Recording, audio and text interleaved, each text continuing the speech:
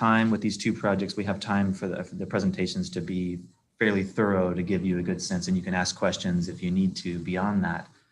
But generally, everything is fair game to discuss today. Everything from the urban massing move to the program selection and that organizational logic for that, down to tectonics as well as graphics.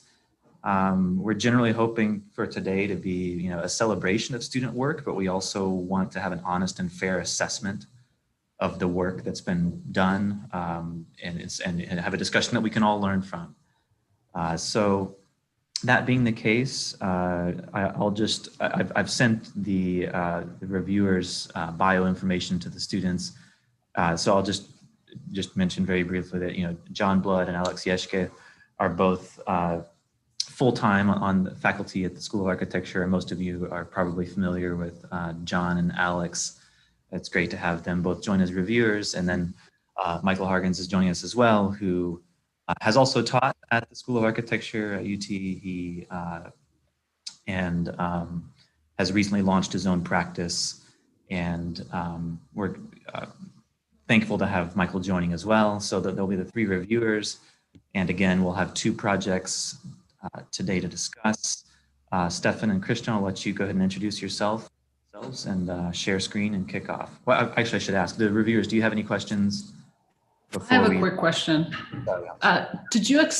Is there any expectation regarding the open space, like a percentage of the site that is supposed to be dedicated to public space? No, there's not. And that's one of the questions that comes into play because we're adjacent to a public park. What the relationship is to that, and how students sort of define their site and the relationship to that, and even the street between the park and their site. I should also, that reminds me, and one other requirement I did not ask them to address is parking.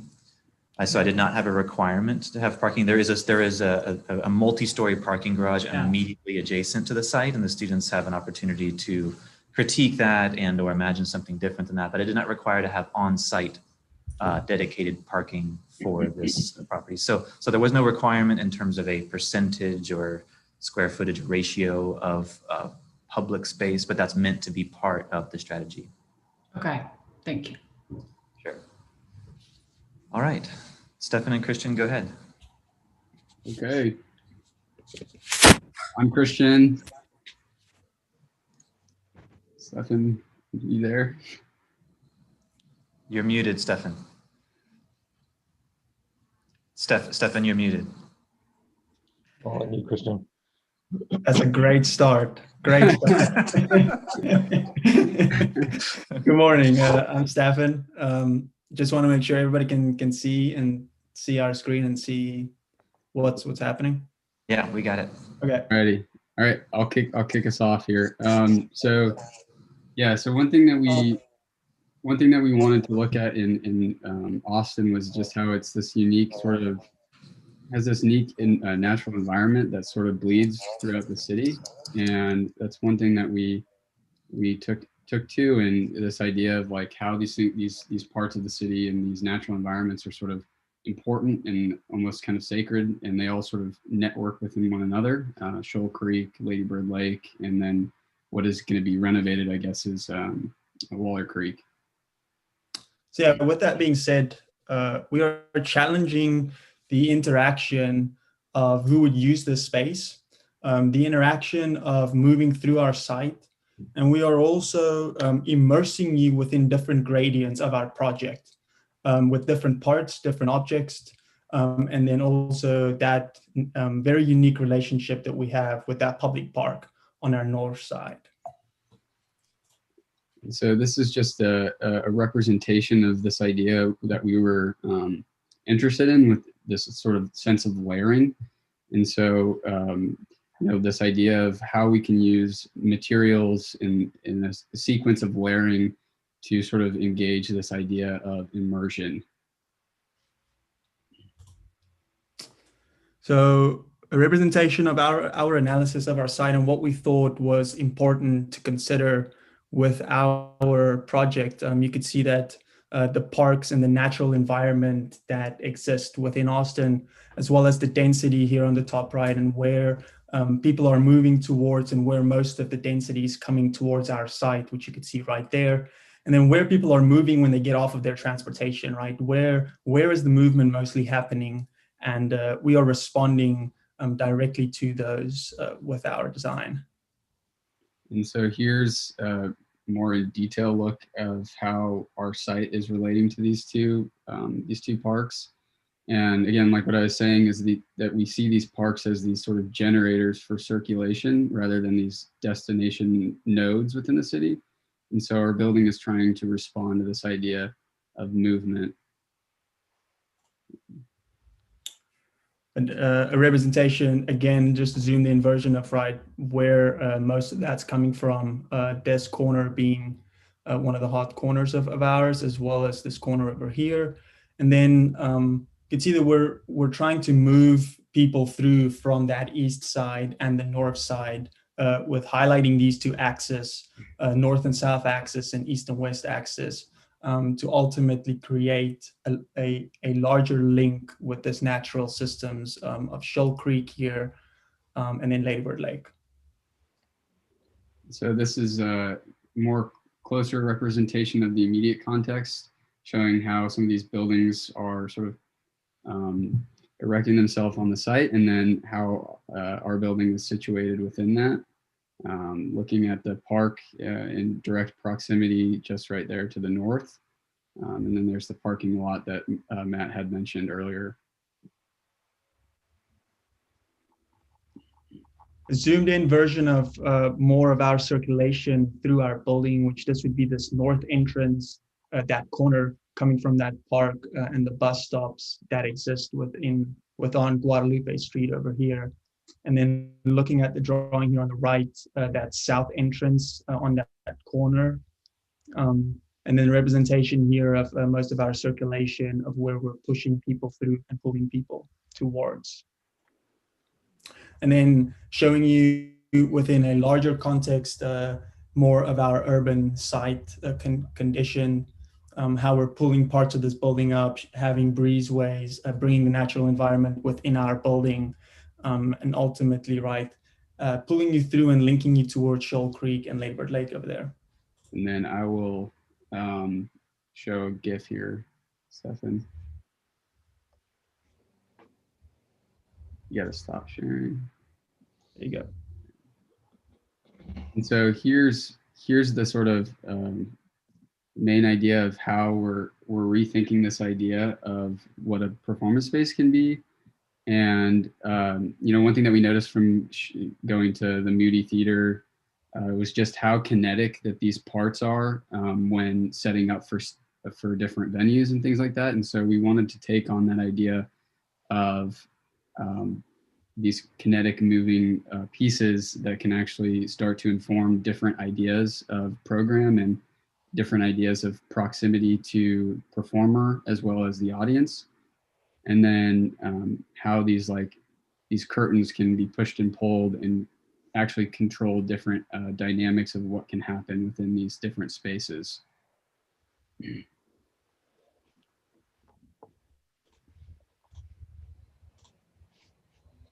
So a drawing here showing within our context and highlighting this external facade that's showing how we're starting to peel back and pull up parts of this facade to respond directly to that user's interaction that you will have within these corners and those two axes, as well as within the building and parts that faces towards the park.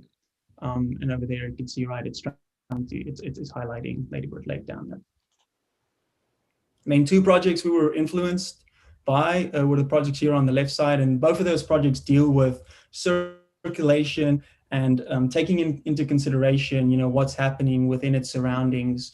And then the project here on the bottom really creates a very dynamic way of how an outdoor amphitheater could be used in different settings. And so for our massing, what's important here to point out is we are also considering private and public, where over here we are facing our interior theater towards the public park, making it more inviting. However, with our educational system, we're doing the inverse of that, and we're actually blocking off from Guadalupe Street that will run over here and directing this part of the building to that interior courtyard. So then here you're seeing how the program clusters are sort of fit within those two different objects. And then we also sort of, you can see how this plinth within the interior courtyard is sort of engaging those two pieces. And this is just a structural representation of how we're dealing with the structure. And so, we're looking at this sort of hybridic scenario where it's this post and beams that are sort of nestled around these two cores that we saw earlier within the massing diagram, and then as well as these exterior cores sort of shifted outside of those and allowing for this sort of tie into the roof, which you can see there, and then we'll get into that later and how that actually functions as a green roof. So on our first floor, the educational system, the educational center, sitting right here with Guadalupe running, and then our interior theater, again facing the park with our courtyard amphitheater here in the middle, and then our residential tower sitting right here, and how you see how we're starting to create a relationship between all three of these parts, as well as considering how our residential tower will play a part within that, starting to spill out onto this plinth. And then we have a retail within that would actually serve our education system. On the second floor, this library of our educational center, just going up another floor. And then on the third floor, you could start to see how we're dissolving some of the programs where this is still our interior theater, but we're starting to have some classrooms, computer classrooms over here that would serve that theater as well. And then on this fourth floor, right, where you're seeing the inverse, and you're seeing how these masses are sitting within this layering system.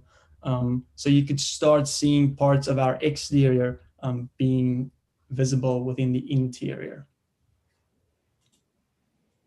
And this is just the general roof plan of how we're dealing with water and capturing water. And so you can see how these sort of impluviums are sit just above our stairwells, and thinking about how these things can actually grab and filter water through our roof vegetation.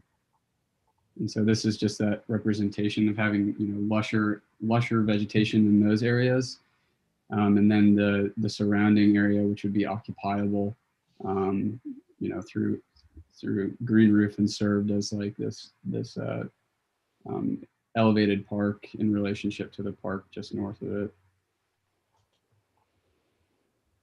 And this is the section that would be facing the park, and so you're looking at the verticality of the performance space within there, and then just how the section can then alleviate and open up into these more porous scenarios in which you're moving in and out of the building, and then also being immersed within those layers. And so there's this idea that you can walk into these different layers of the building. And the educational center, looking more transparent, right? You could see how it's directed again towards that interior, and then again opening up parts of our building to have a larger relationship to the other parts within that building, as well as over here. How our educational system here, right, what I mentioned earlier, spills out and start to create a relationship with this courtyard. And again, you're seeing how this plinth sort of creates a different dimension of verticality within moving up and down through this sort of park, which is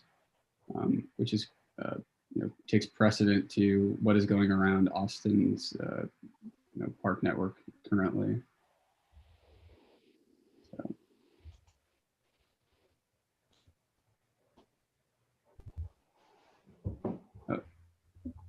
Stefan froze. You can start seeing how that experience would be standing on that plinth.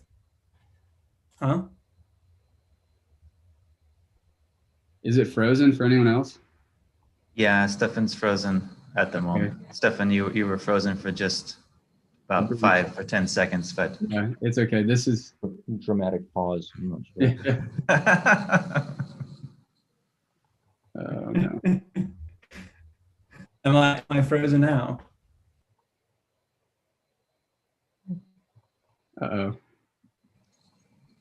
yeah, I think he he's out of the meeting now.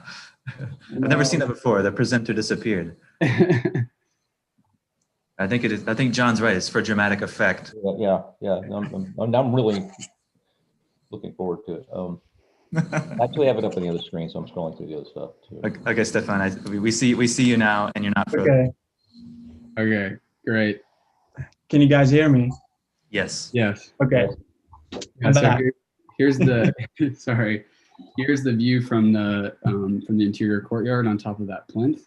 So you're starting to see some of the layering happening from the exterior of the building, and then how some of these pops of nature are coming in through this courtyard.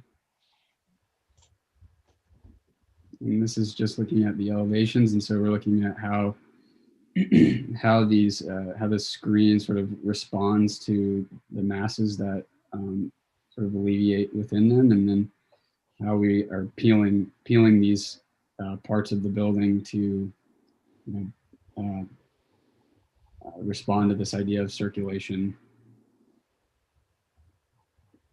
And this is our stab at egress, and how we were gravitating these parts of the building to these exterior, sometimes exterior, sometimes interior egress stairs.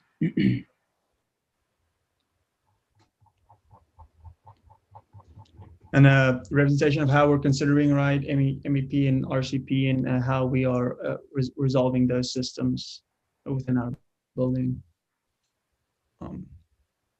This is a wall section looking at the relationship that the screen and the curtain then hold within themselves, and then tucking that screen close to the facade of the building, utilizing it as a railing at the top for the green roof, and then having some sense of agency to the actual curtain itself.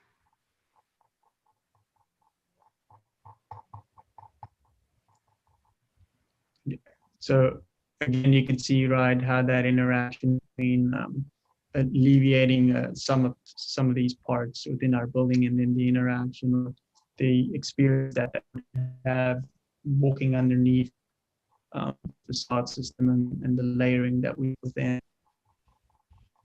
Some of our details that we're thinking of resolving some of these connections in some of these corners with our green roof, our screen system. Yeah, he's. Did he fall off again? Yeah.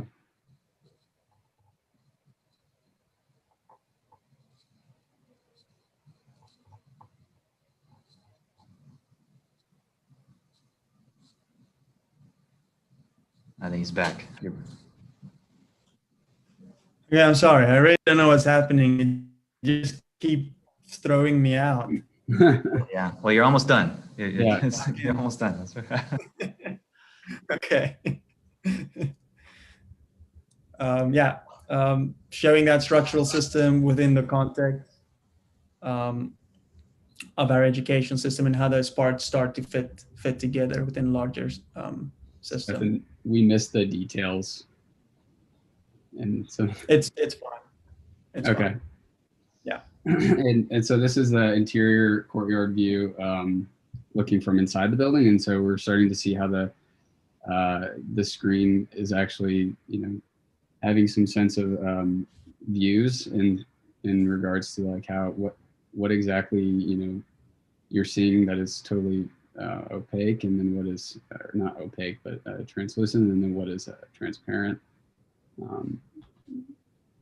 So then this is kind of showing how the building would be viewed from other rooftops, and you're seeing the green roof, and then also this respondence of the form of the building sort of peeling down, and also your proximity to those things, and how those things are sort of engaging these sort of views to the park, to the two parks. And then this is, again, we wanted to reshow.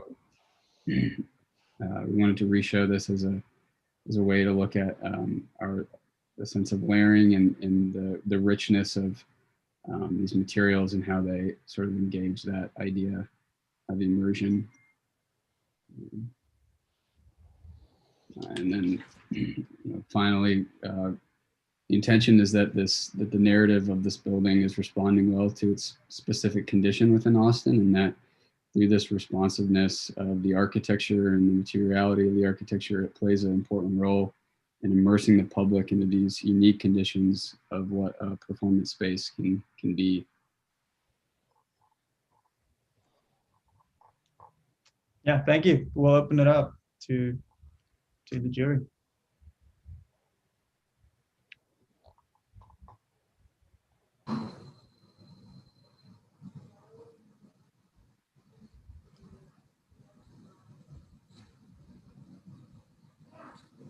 I don't know if everyone's still absorbing it. Go ahead, John. Just dramatic pause is what this is. So we're jockeying for whoever's going to do the first comment here. I'll just do some general overall comments. First off, compliments on the completeness of the presentation and the work. This is absolutely what we want to see in terms of the level of development for these programs. So congratulations on that. It's a very good, very good looking comprehensive package.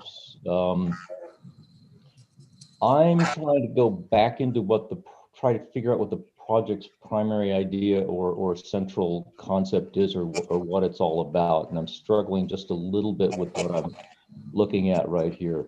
I'm also struck by these very strange renderings that you have, this sort of like monochromatic, desaturated images that you could say you could almost take random statements and place them with them. I don't know exactly what they're supposed to be about. Certainly there aren't any human beings in them whatsoever. And I love the part when you said, and here's the green roof, which is actually the gray roof. I mean, and I'm not saying that it should be colorful. I'm not saying that. I'm just saying that the images themselves have this very, I don't know, it's too, I know it's actually not early, but it seems it's too early at the end of the week for me to find the right words to describe this. I don't know if it's like it's uncanny or something, but it's like, if you just showed me this image and asked me what is this image supposed to be about, or actually some of the other ones with the interiors especially, it's like, I'm not sure I could really tell you what it is. There's a super kind of development. They're very, very, professionally done. And there's a sort of like neutron bomb emptiness to them about. So I don't know, I don't seem to be able to get my teeth sunk into what the most interesting primal idea for the project is. There's something about kinetic elements, I think, that you mentioned early on in the presentation, but I can't find them. So I'm going back through the early parts of the presentation. I'm on page 10 or something like that, where we look at the two precedent projects, the Aranya Art Center and the Cultural Sports Center by Bruther, and I don't know those projects, and I can't tell from the tiny images what those concepts were and how that translates to what the idea in your project is. So it's first off, and I don't know if you guys want a really kind of positive review or if you want kind of like really challenging reviews. I think I know both you guys, so let me know if you want like a good cop or bad cop review. That's the other review. How would you like? What would you like? Good cop, bad cop review. No, John, we definitely don't just want to praise or review. I mean, we would like to be challenged for sure. It's definitely not helpful to just write beat, because there's obviously things that could be improved. So I know you guys too. So it's like, there's a lot of really, really good work here. There's a lot of competence. It's like, I don't think you guys need that. So I can't find your idea. I can't sink my teeth into it based on the description. And you're both very professional, but and a little soft spoken in the presentation too. And it's Friday, so what's if you got off the airplane and none of your presentation boards showed up and you just had the idea to explain and a napkin and a piece of charcoal, what's your idea? What's the project about? Well, I think hopefully I think the GIF was maybe getting to this a little bit, but I think it's this idea of this idea of like the flexibility within these, these stages, being able to, rotate and move, like this idea of those things being sort of kinetic, as well as the circulation through the building as a kinetic feature, and like these intermediate movements between these two things and how they relate. I think that's. How do the kinetic elements work? Should we go back to the GIF? So I would actually jump in here. I would just jump in here and say it's not really about those kinetic elements and how they move.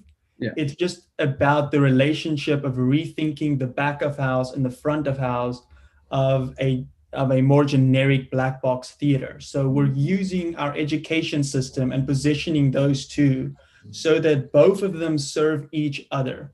So it's really not about the movement of the kinetic parts. It's just about the flexibility of how the programs could overlap within each other, and then how the users would move through the exterior of our building and then through that top part of our building to start to interact with multiple different systems. Something that's reminding me of the Wiley Theater in Dallas. I don't know if you guys looked at that or studied that, and I don't remember the entire idea with it. I don't know if that's a project you're familiar with. Yeah, familiar. Yes. Yeah. But I think there's this kind of similar approach to a black box theater, which then isn't a black box theater, or which somehow it like turns into a completely open, transparent idea. So, and again, I don't remember the particulars of that project, although I've seen performances there. But there's something about the way that was done that I think there's something the project is very, very solid like a curtain, but it opens up completely on the ground floor. So there's some similarity in terms of how you're approaching this in terms of section and trying to activate the ground floor in section. But it's, and again, it's either buried in the immense amount of competent execution that you have, or I'm just slightly dense and need to get the third cup of coffee to. I think, I agree that there's something, so perfect about your presentation, especially these images that are almost, protecting the project. They're so cool and so almost modernist. Well, they kind of are like something from the international style in some moments, right? And I also struggle a little bit to peel off these layers that you're talking about and get to the core. But I think it's there. It's just maybe because you got so overwhelmed and so, so into the technicalities of the project, and this project is presented and developed in a wonderful way. I mean, I there's nothing one can criticize about the way you presented the drawings. But I think maybe it would be great if you made yourself a little bit more vulnerable and exposed more through some other types of drawings, some diagrams, maybe specific views, those key moments that you really think that are, making your project unique, which is what you started talking about. And so just a couple of points that come to my mind immediately is, in an integrative studio, we know that the main goal is to design a really well thought through, developed project. So it's not a place to go and question, for example, whether this is a place to build another building. So I won't even go there. But we can talk about your attitude towards the city as it is now and how you actually position yourself in relationship to the existing architecture and existing attitude towards public space. So I think that there's something interesting about, your opening of the ground floor and trying to somehow blend it together with the public space. But I feel like it's still a little bit shy and not, you could be doing more. So for example, your circulation, the way it takes you up to the higher levels, now it's very concentrated in those few staircases that are very elegant, but I don't think that there is a sense of, in your design, a sense of kind of desire of to take people up to other levels in a very integrated way that would be kind of almost like shifting the, you know, the public ground up and up. And maybe that wasn't your intention, but when I look at the roof and the, you know, the green roof of your, with some vegetation that I read on the roof, I ask myself who would ever go there? Like, it's even hard to understand where the access it is, if it's an accessible roof. Maybe it's just accessible to the people who would be living in the tower. But maybe rethinking a little bit the circulation and using the circulation more as a driver to kind of take the life up to some of those higher levels, and use the layering to kind of, you know, question what's private, public on higher levels could be interesting. And the other thing I wanted to say is that it would be also interesting to ask how the ground floor would be accessible at different times of the day. So for example, would it be always open? Like, what's your attitude towards you know, the protection of this kind of buildings at night? Like, could I just wander through it? How would that feel? Would that really be part of the city? Or would it be something that would have to be protected at night because it would start being, you know, a place where people sleep at night, and how you think about it? So maybe those are some of the issues on the level, let's say, of tectonics, and your choices of structure and, you know, surface treatments.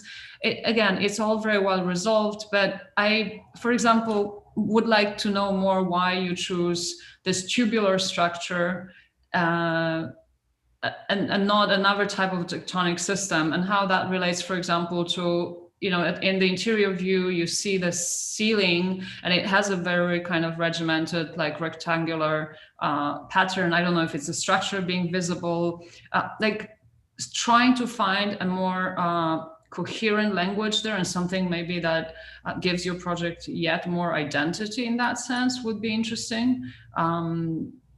So yeah, those are some of my immediate thoughts, but it takes time to kind of dig into it because it's so well presented and so perfect.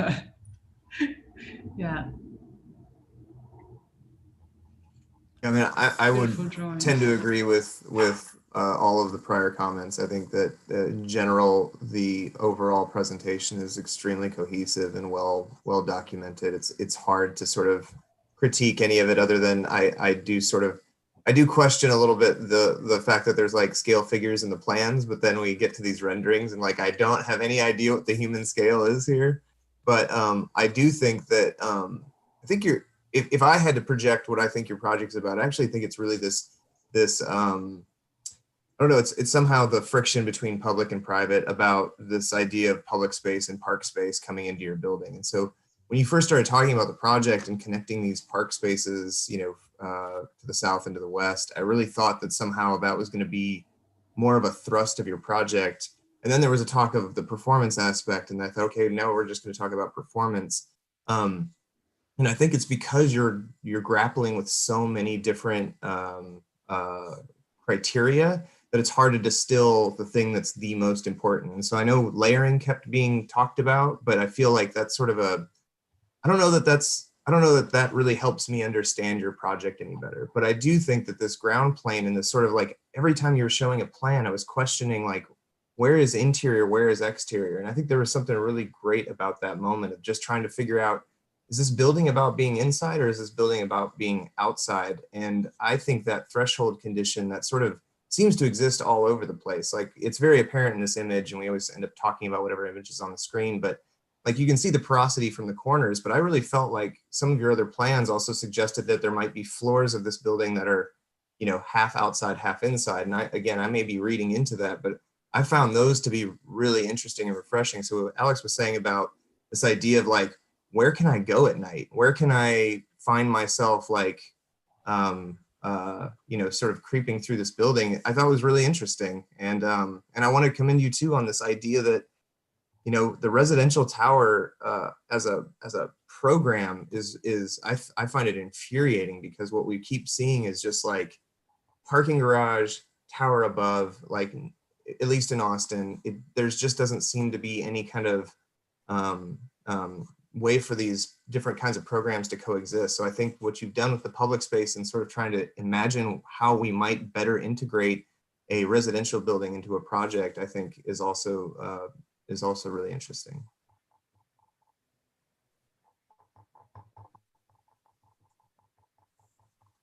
Yeah, I think those are some great points. I wonder if you go to the site plan to maybe pull together some of these comments. Yeah, by the way, I don't think you have enough core to support the residential tower, at least on the ground floor. There's only one stair and there's not enough elevator for that thing that's up above. Just FYI, there we go. I was just thinking as Michael was saying that, and I think this touches on some of the comments across the board. You know, the intent of this site plan, and we in the studio, I emphasized site plans quite a lot and talked about sorry, I have some noise around me, but the idea that maybe there's a lot of limitation in terms of how far you can actually go with one single building or block being a catalyst. And I think so. I think it works in the site plan quite well. Here we can connect those dots and see that. And then, as Michael's saying, when you get down to it, maybe this is more of just an inherent limitation of how far we can go with any one given building. Since some of the different views try to show an idea where you could begin to connect those dots to a certain extent, but I'm not sure how apparent it would be to someone who is down here to understand, oh, well, clearly there's this continuation. This is my destination, or vice versa. Someone who's here to then understand that, which then requires a whole master plan overlay and something else potentially. So maybe this is to a certain extent, some of Michael's comments just sort of show some of the limitations that come with that. But the idea, to come back to John's question, I would say that the pitch would be something along the lines of, if you are going to use that topic immersion, to say that you're trying to attenuate and stretch these bits of park and landscape and connect them all, and then stitch your program between them to create a very active ground floor plane that the screen mediates between and blurs the line between indoor and outdoor space. That's all very intriguing and promising. And I think you achieve that to a certain extent, but at the same time, it also does, it does reach that limit or challenge in terms of how much it actually can change this entire, if you want to call it quadrant or district precinct of the city. I don't know if the other reviewers have thoughts on that. I was just trying to synthesize some of these comments that have come together that I think this drawing speaks to in terms of the promise that we see here. Sorry. In the design of a single building. I think it would be also interesting to kind of, now that you have this project, to compare how it's different from other performance spaces that are nearby, and how those spaces interact with the public space, and see what's the novelty that you're bringing in, and how you position yourself in that system, because you have many different performance spaces here around. Yeah, that's a good point, and I'll speak on that. Is that we visited the Mooney Theater, and it's very blocked off to me once you move in. Like, actually, I've never been in there until we visited it, and it's really separated from the public. So we saw that, and we are hoping that our design does the complete opposite of what that does, and that's why we're trying to physically integrate all three of those programs, being the residential tower, the educational system, or the educational center, and then that theater. And if there could be more of an overlap and interaction between those parts, rather than just having a blocked off building, you go inside, you watch it, you're completely separated from your surroundings, and then you come back out, and then you're part of Austin's larger city. So I should mention that we also had a field trip to Bass Concert Hall, which is even more so, I would say, Stefan, Yep. to your point, is the chamber is even more removed and from the public, that the building in the round is quite opaque. So I think there was necessarily a critique in most of the students' projects in terms of what a performance space can be, how it can be, how that can be nested differently. And to John's point, the Wiley Theater is an example we didn't visit, but we did discuss as an example of challenging that typology, of trying to think through the relationship of the performance space to the public realm. And I think that is a fair analogy here to some of the attempt of what's going on. But the Wiley doesn't also, of course, have an academic component in a residential tower and trying to roll those in as well. Any other comments before we move on to the second project? Yeah, John? yeah. I just want to talk a little bit about your formal strategy. So it's like you have a 20-foot structural grid, which is actually a very dense grid. It looks as though you're articulating this in this rectilinear donut. It defines this kind of like area around the outside of the site. You have certain clear rectangular elements which are occupied theatrically in the inside.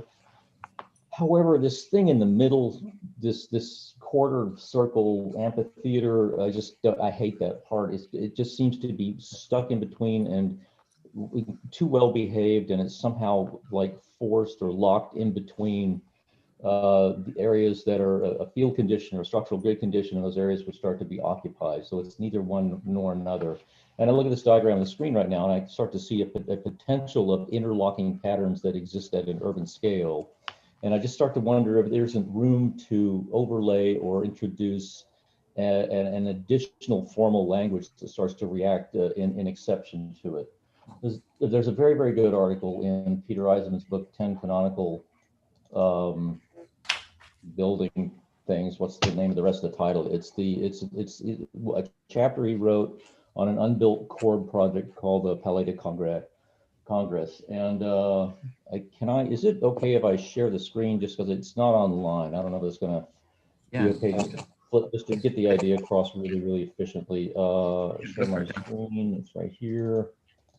This is the tail end of the article. Zoom in just a little bit, and he's basically looking at it's this building which is unbuilt by Corb. There's some very strong similarities with what you're doing. There's a very dense, tight structural grid that's within the building, which is then subdivided into this kind of donut of occupation that exists around the outside. Very beautiful diagrams as well, within which then there begin to be figural elements introduced. So that you start to get a really strong resistance between the figural element and the grid as two different like colliding systems that react with each other, as well as this overarching ramp, which, you know, you guys have a tiny little ramp on the inside, and I'm starting to think that the amphitheater might be something that's of the scale of the city, whereas the building starts to be of the scale of the block, and there's an opportunity to introduce those two things colliding or interfering with them in some way.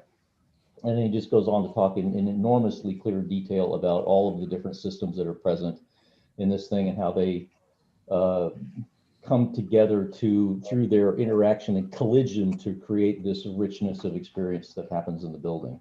So if you're interested, this is something you might look at, because I do see that there's some strong similarities to your project in the way that it starts to go, but I think there's room to loosen up or overlay even more information into it. John, thanks for sharing that. That's great. Yeah. I could imagine that even the park itself, you could just imagine taking some of the slope of the park and maybe not the exact radial geometry of the park, but that's splicing it, and, you know, to ripple or change that, as you say, be a little less well behaved with all of the geometry in and of itself, the platonic geometry that's carefully crafted. I think that's a good point. To have a foil, what they've done with that dense grid and everything else could be a foil for some other move. That's a good point. One of the things I will say to their credit is they thought about that a lot in elevation. They were at different points, we're thinking about different geometries so actually I would say at one point, Christian, Stefan, I'd say your elevation was more similar to what we saw in what John just shared in terms of dealing with some different geometries and trying to disrupt an otherwise very regular grid to have something to contrast against that. But the plan was always quite tight and well behaved throughout, I would say. Cool. Yeah. Very beautiful project, though. Very, very nice. Like, thanks for showing us something so well developed. And there's something about those images that I think I like what Alexandra said about you're actually protecting the architect, protecting the project in some way. They're like Julius Schulman photographs, those kind of beautiful black and white photographs of the building that the photographs so beautifully you can't even argue with it. And they're, you know, maybe they're people or not, there probably aren't people in it, but they're a little bit like that. So it's just, I'm wondering if it's just if that wants to be And so we're curated just a little bit more tightly towards what your idea is. Yeah, thank you. Yep. All right, great Good comments. Great project. Thanks, Christian, Stefan. And so we have, again, one more project. Can I fill coffee up and be back in about 60 seconds? Yes, we'll 80 let, seconds? in the meantime, Henry, get fired up, get and share. And Henry, right? All right. Yes.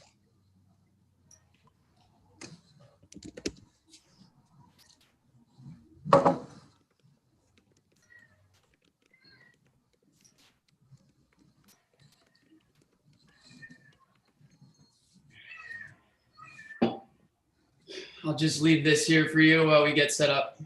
Yeah.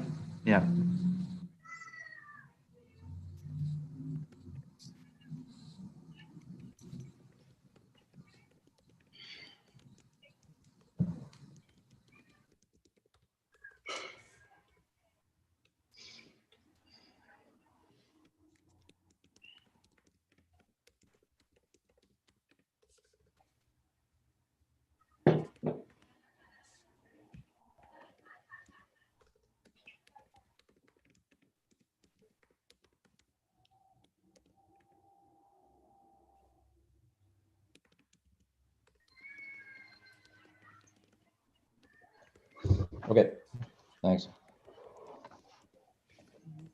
All right. Can everyone hear me? Yep. Awesome. Good morning. My name is Henry Rose, and I know John, but the other two reviewers, it's nice to meet you virtually. Nice to meet you. This is my final. When I'm done with this presentation, I won't have to do anything else. So, for better or for worse, you get to say the last thing to me. So I'll just jump right in. This is a proposal for the Austin Music Hall, and a couple things to note in this image, just about the context. What you're viewing immediately on the left, the building is not what's there. What's there right now is that horrendous, wow, the name's just, it's so bad I'm forgetting the name. Anyway. So the hobby building.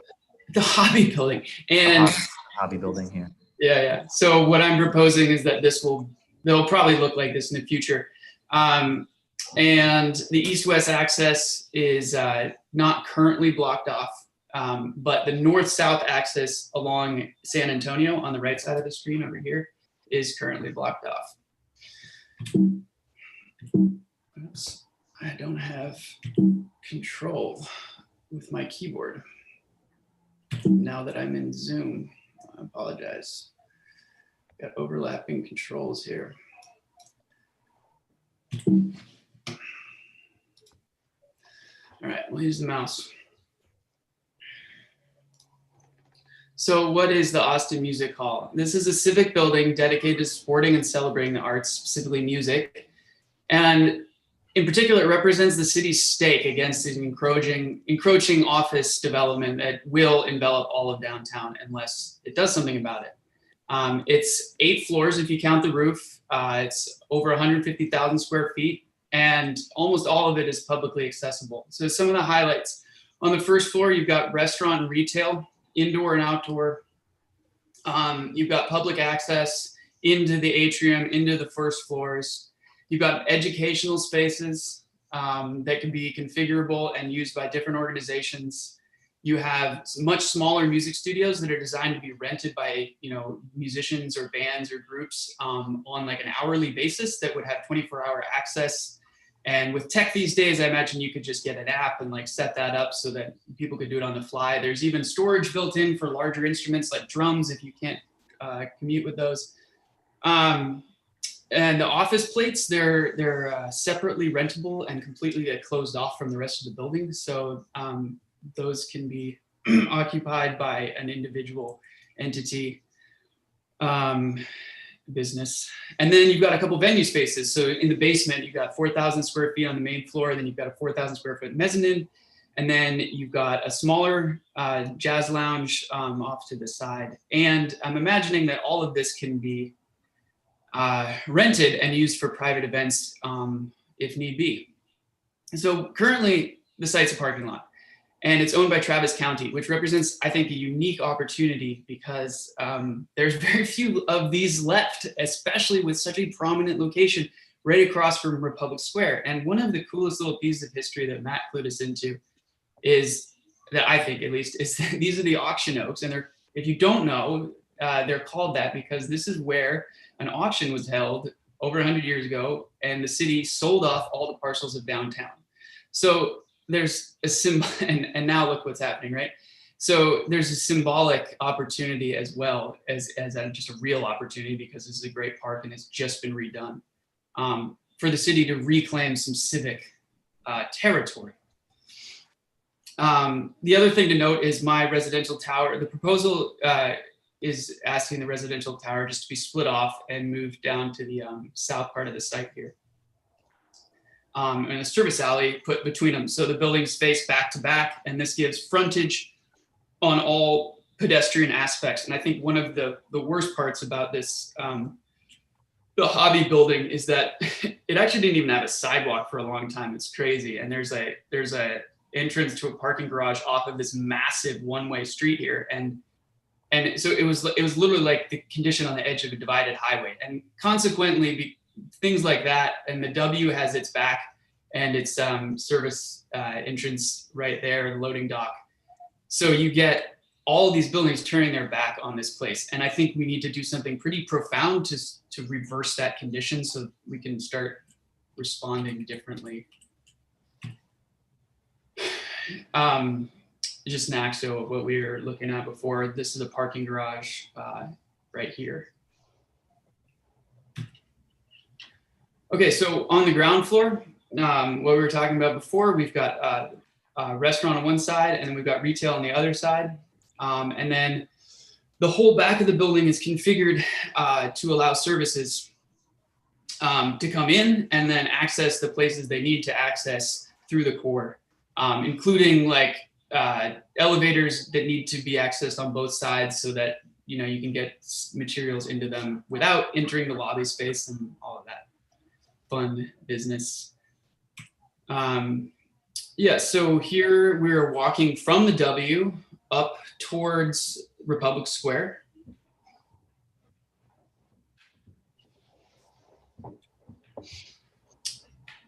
And now jumping up to one of the upper floor plates.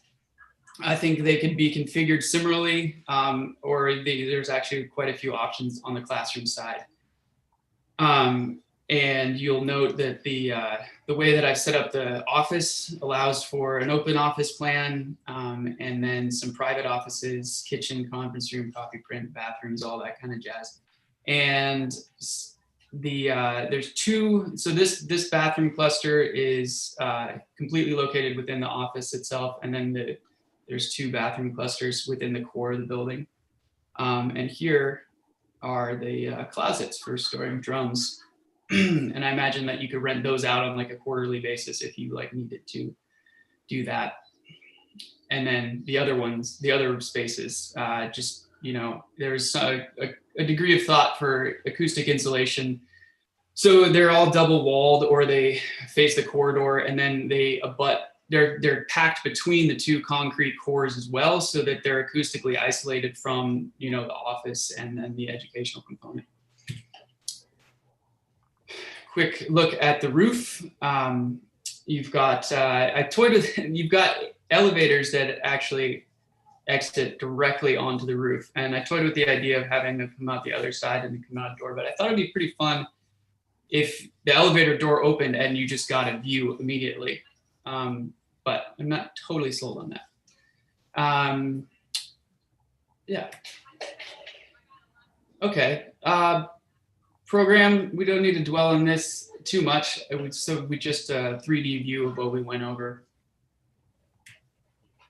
There's some early massing, sort of pictographic massings, putting it in the site itself. I guess the one thing to note over here is that there's about 10 feet of drop from Republic Square down to the park. And that's one of the reasons why I think it was important to bring this building up on a plinth, and as well as provide a backdrop for this park, which is like, it's subtle, but it's actually significantly like providing a type of amphitheater experience. All right, elevations, we can get the back out of the way first. Just something to note here, the window conditions, those will be repeated on the other sides of the building as well. Here we are looking west elevation. So this faces Guadalupe. And no, I'm sorry, that's the east elevation. I can't see my, and again, this is the primary window condition. You've got slightly larger windows on the bottom and then smaller windows on the top, and you have operable lower portions, awnings with fixed glass on top of that. Right, I can't click. Oh, that's the zoom.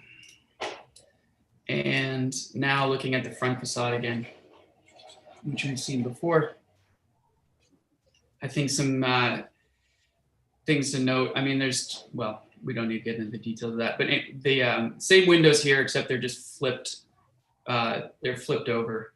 One of the, it's important to me to take advantage of economies of scale within a building. And so I'm always working from regular geometries, repeatable conditions, orthogonal everything pretty much. There's almost no curves in this whole building or anything that is irregular. And I think that gives you opportunity to spend the money elsewhere. And for me, that's on finishes, it's on materials, it's on showing the construction.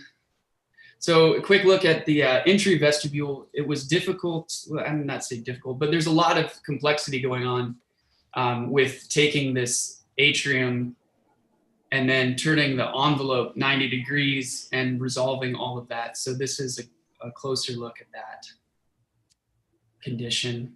And now a wall section detail of that atrium condition, showing how the curtain wall system is suspended from the primary structure, and also the construction of the curtain wall system. And what I'm imagining is that you can use an off-the-shelf, more or less off-the-shelf aluminum channel, and then affix the back portion of that to like an LVL.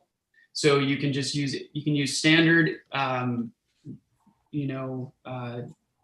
am I trying to say? Off-the-shelf engineered wood, and begin to showcase some of the aesthetic qualities of that without doing something totally custom.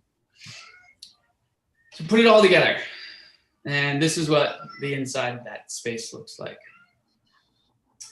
on one of the many occupiable sort of seating nooks on that interior stair core. The railing is something that was very interesting. Hand railings are always interesting to me.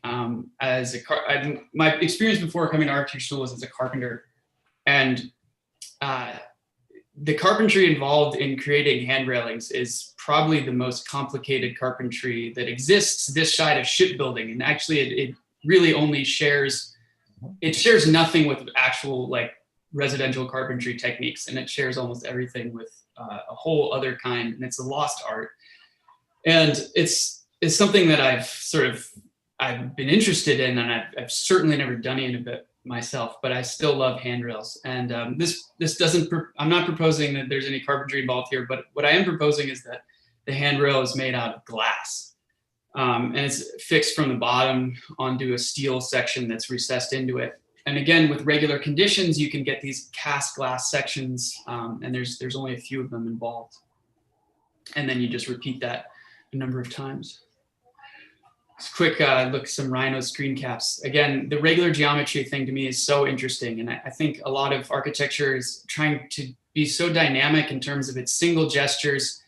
And what's lost to me, at least, is the fact that when you take something that's regular and repeated and then move through space in perspective, it creates, are we good? Okay. It creates, a lot of dynamic opportunities from something that's quite simple. section through the main building, you begin to see what's in the basement and how the stairs move down into the basement there. Okay, so this is just a quick look at where the next. What is that illustrating to us, please?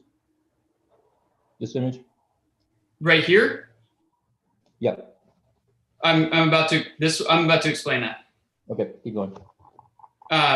So the section we looked at just now is cut through there. And now we're gonna look at two short sections through the building here. The first one is this one and the second one is that one. So this one's gonna cut through the atrium and the stair core, and then the second one's gonna look through the offices. Is that your question, John? No, it looked like it was like there. It looked like it was looking down the stairwell at neon handrails.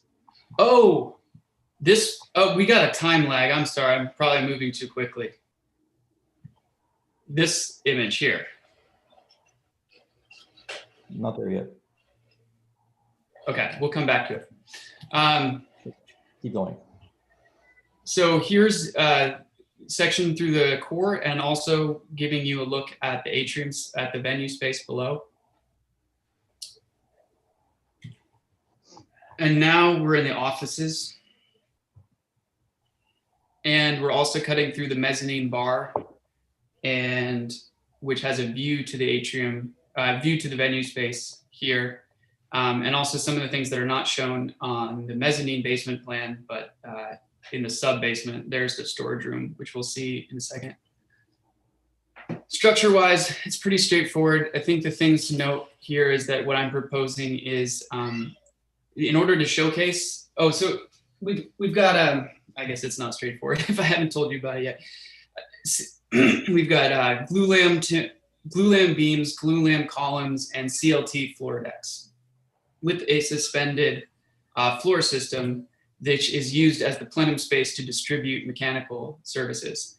And it's interesting to me to try to accomplish that. It's obviously a little more difficult, I think, than suspending a ceiling, but it gives you the opportunity to showcase the CLT. And the upper part of this building is really about showcasing all the materials as they are: steel, glass, stone, and wood.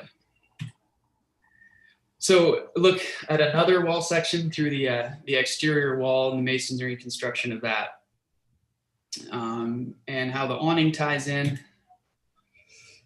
Okay, so the last elevation, the west elevation, just real quickly, it's brutally attacked by the sun. This is 6:22 p.m. on July 15th. The sun just comes almost perpendicular. I mean, it is perpendicular in one axis. It's not perpendicular in both axes to the west face of that building. So exploring some different like louver conditions, and you have to get really occluded in order to accomplish like total solar control, unfortunately. But Matt suggested that if you go with a vertical slat system, you can at least not block out all of the views, instead of directing people's view to the ground. So I didn't get much further in developing that than realizing that it does need to be developed. Quick look at exit, egress through the building. We can come back to this if you want. And finally, just on the upper part of the building, I just want to end on this point that it's really about materiality and what is happening when the sunlight hits those materials, and exploring that. So at night, it's a different story. And at night, it becomes more about it's not so much about the materials, but about the light itself. And this is especially true as you move into the basement and venue space. And so the building really has two sort of opposing characters, and that's juxtaposition is something that is personally interesting to me. I'm not sure if it's interesting to everyone else. Some people might tell you that two people designed this project, and to me that's sort of it's a good thing, but not to everyone. So a couple of things that are different.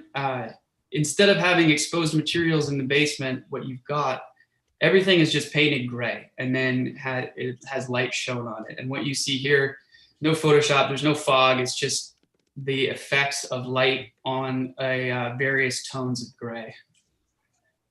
So now we're looking directly back at where that last picture was taken. You can see the venue and you can see the billiards hall on the upper mezzanine, or on the side mezzanine. And we're basically in the bar right now.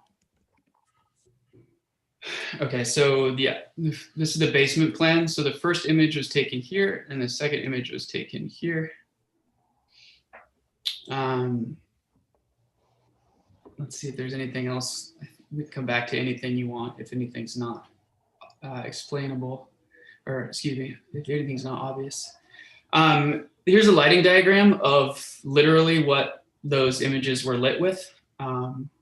And the idea again is to not only to hide the light sources as well. And so they're embedded within the wall elements, they're embedded underneath frosted ceiling panels.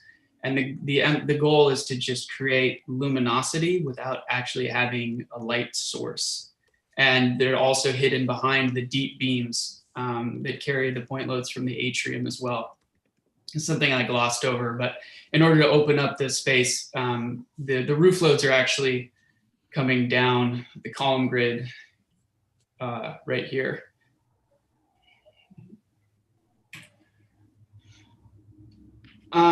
Yeah, so I think one of the things I'm interested in is how much use we can get out of this building. And as I mentioned before, it's available for private events. And I think with modern technology, it's not that difficult to create light sources that you can change the color of. And this showcases what those simple gray walls have, the different like qualities that can be evoked. And depending on the type of performance, depending on the type of event, you could change that.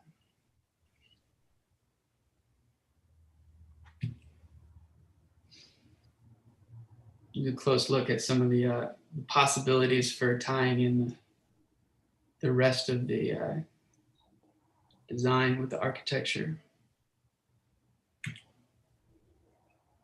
Okay, so real quick, we don't need to dwell on this, but these are two of the most prominent examples of civic architecture in Austin, and clearly there's a design aesthetic here that clearly I am less interested in. I think that the public library is amazing. It's really fun and exciting, but it's ultimately very chaotic. And I'm wondering if it's possible instead to develop more reposed civic architecture in today's world that's still architecturally relevant. And I feel like a lot of architects would tell you, no, you can't. Like, it's like you have to be pushing the form envelope. And I'm not riding that train.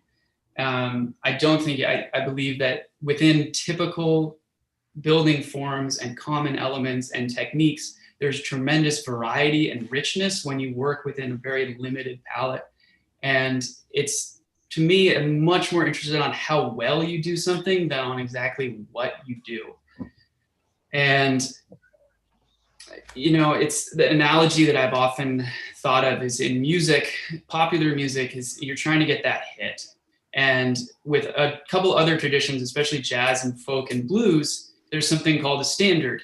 And the song has been played forever. And it's really not about what the song is, but it's just about whose version and how well they're doing it. And it's about virtuosity of technique instead of like creative new content. And that's the side that I fall on with buildings as well. So again, my question, is it possible to make buildings that feel familiar to us still today? Or do we have to constantly be pushing the envelope in order to make real, you know, valuable architecture? And that's the question I want to end. What do you mean by valuable architecture? And familiar. I'm really interested in how buildings affect us and what level they affect us. And I almost have next to no interest in a building having an intellectual effect on people. And in fact, to me, it's often a problem when it does have an intellectual effect. And I think academic architects often are interested in analyzing and curating buildings as art objects, especially art objects in the Western tradition. And my belief is that art in the Western tradition is about the expression of an idea. And I think that has been grafted onto architecture. I think it wasn't always that way. I think it probably happened like 150 years ago or something. And now it's like really heavy. And it reached probably a fever pitch in the late 80s when, you know, people were like Bernard Schuby were doing their stuff. And it was really about like, if it didn't have intellectual content, it wasn't valuable to academics and to like sort of the canon. And people who are, you know, I don't know. Is that sort of get at what you're saying, what you were asking? Kind of.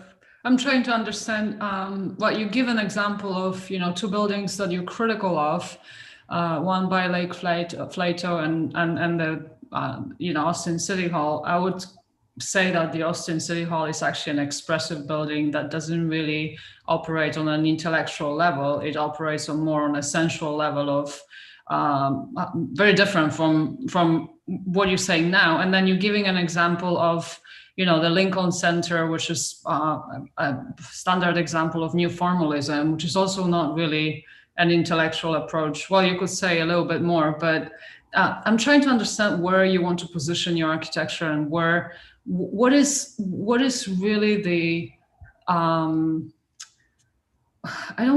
special is the word that comes to my mind, because you keep on saying what you don't want your building to be, but I'm struggling to understand what you really want it to be. Like, what aspect of this building do you want to mobilize so that it affects us, or it affects the users, affects the city? You mentioned materials a couple of times, but I don't see you actually exploring the material aspect of the building to a degree where it becomes something that, you know, makes a person stop and think, wow, this just changed my life, my day, at least, right?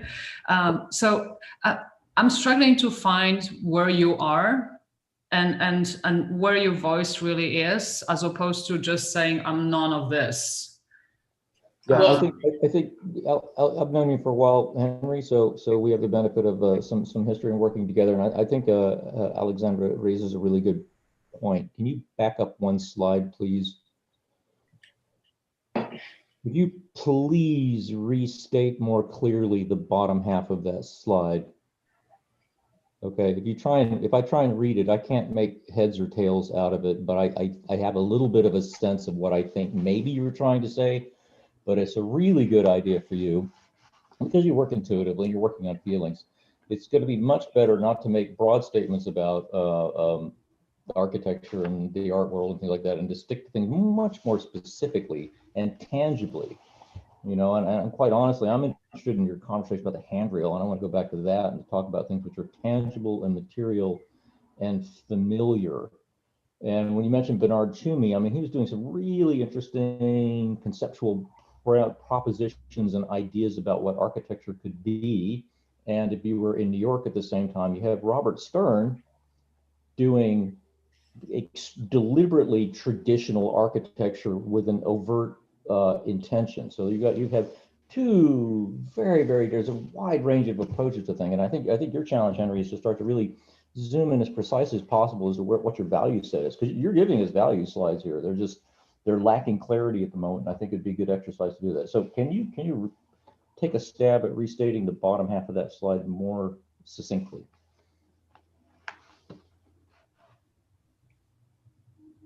I mean, you see what I mean? There's some double negatives and some lack of clarity there. So it's like on the dumbest kind of way. It's like, you want traditional buildings that evoke the past. You want buildings which the word familiar, I think, needs to be examined more precisely. So you said the word, there's a valuable and familiar. Let's start with familiar. All right. Yeah, familiarity is something that's very important to me for a number of reasons. And the quality of something being familiar immediately lets it blend into your life so that it doesn't stand out. And it's like when something is unfamiliar, you notice it immediately and it begins to occupy. That's what I'm calling intellectual. It hits you intellectually because you immediately have to address it and you have to try to understand it. And I think this is just how our brains work. When we get new information, it triggers a different kind of physiological response. And so I'm really interested in working with old information, like elements of buildings and tectonic strategies that are like, you've seen it 100 times. There's nothing novel about it. And I just don't care about the novelty. But there are myriads of old tectonic languages that you could be tapping into, and you're tapping into a certain specific kind of generic mode of architecture, right? So who's familiar is it? And because, what's familiar to me might be very different than what's familiar to you. And you're also targeting a artists, right? Theater musicians, I don't remember. So there's also that issue that is really important. So what you don't want to do is end up in the middle, sort of halfway in between things, and your project's a little bit like that. So if we think, let's just compare Goldsmith Hall to your project right now. So there's certain elements of symmetry, there's certain elements of a ratio of opening to wall section, there's certain associations with massing that might be traditional or architecturally familiar or traditional. I'll mix those two things together. It's really easy. I'm gonna restate that. It's almost impossible not to do it badly these days. Like, I'm trying to think of buildings that do it well since Goldsmith Hall was built in 1932 or whatever.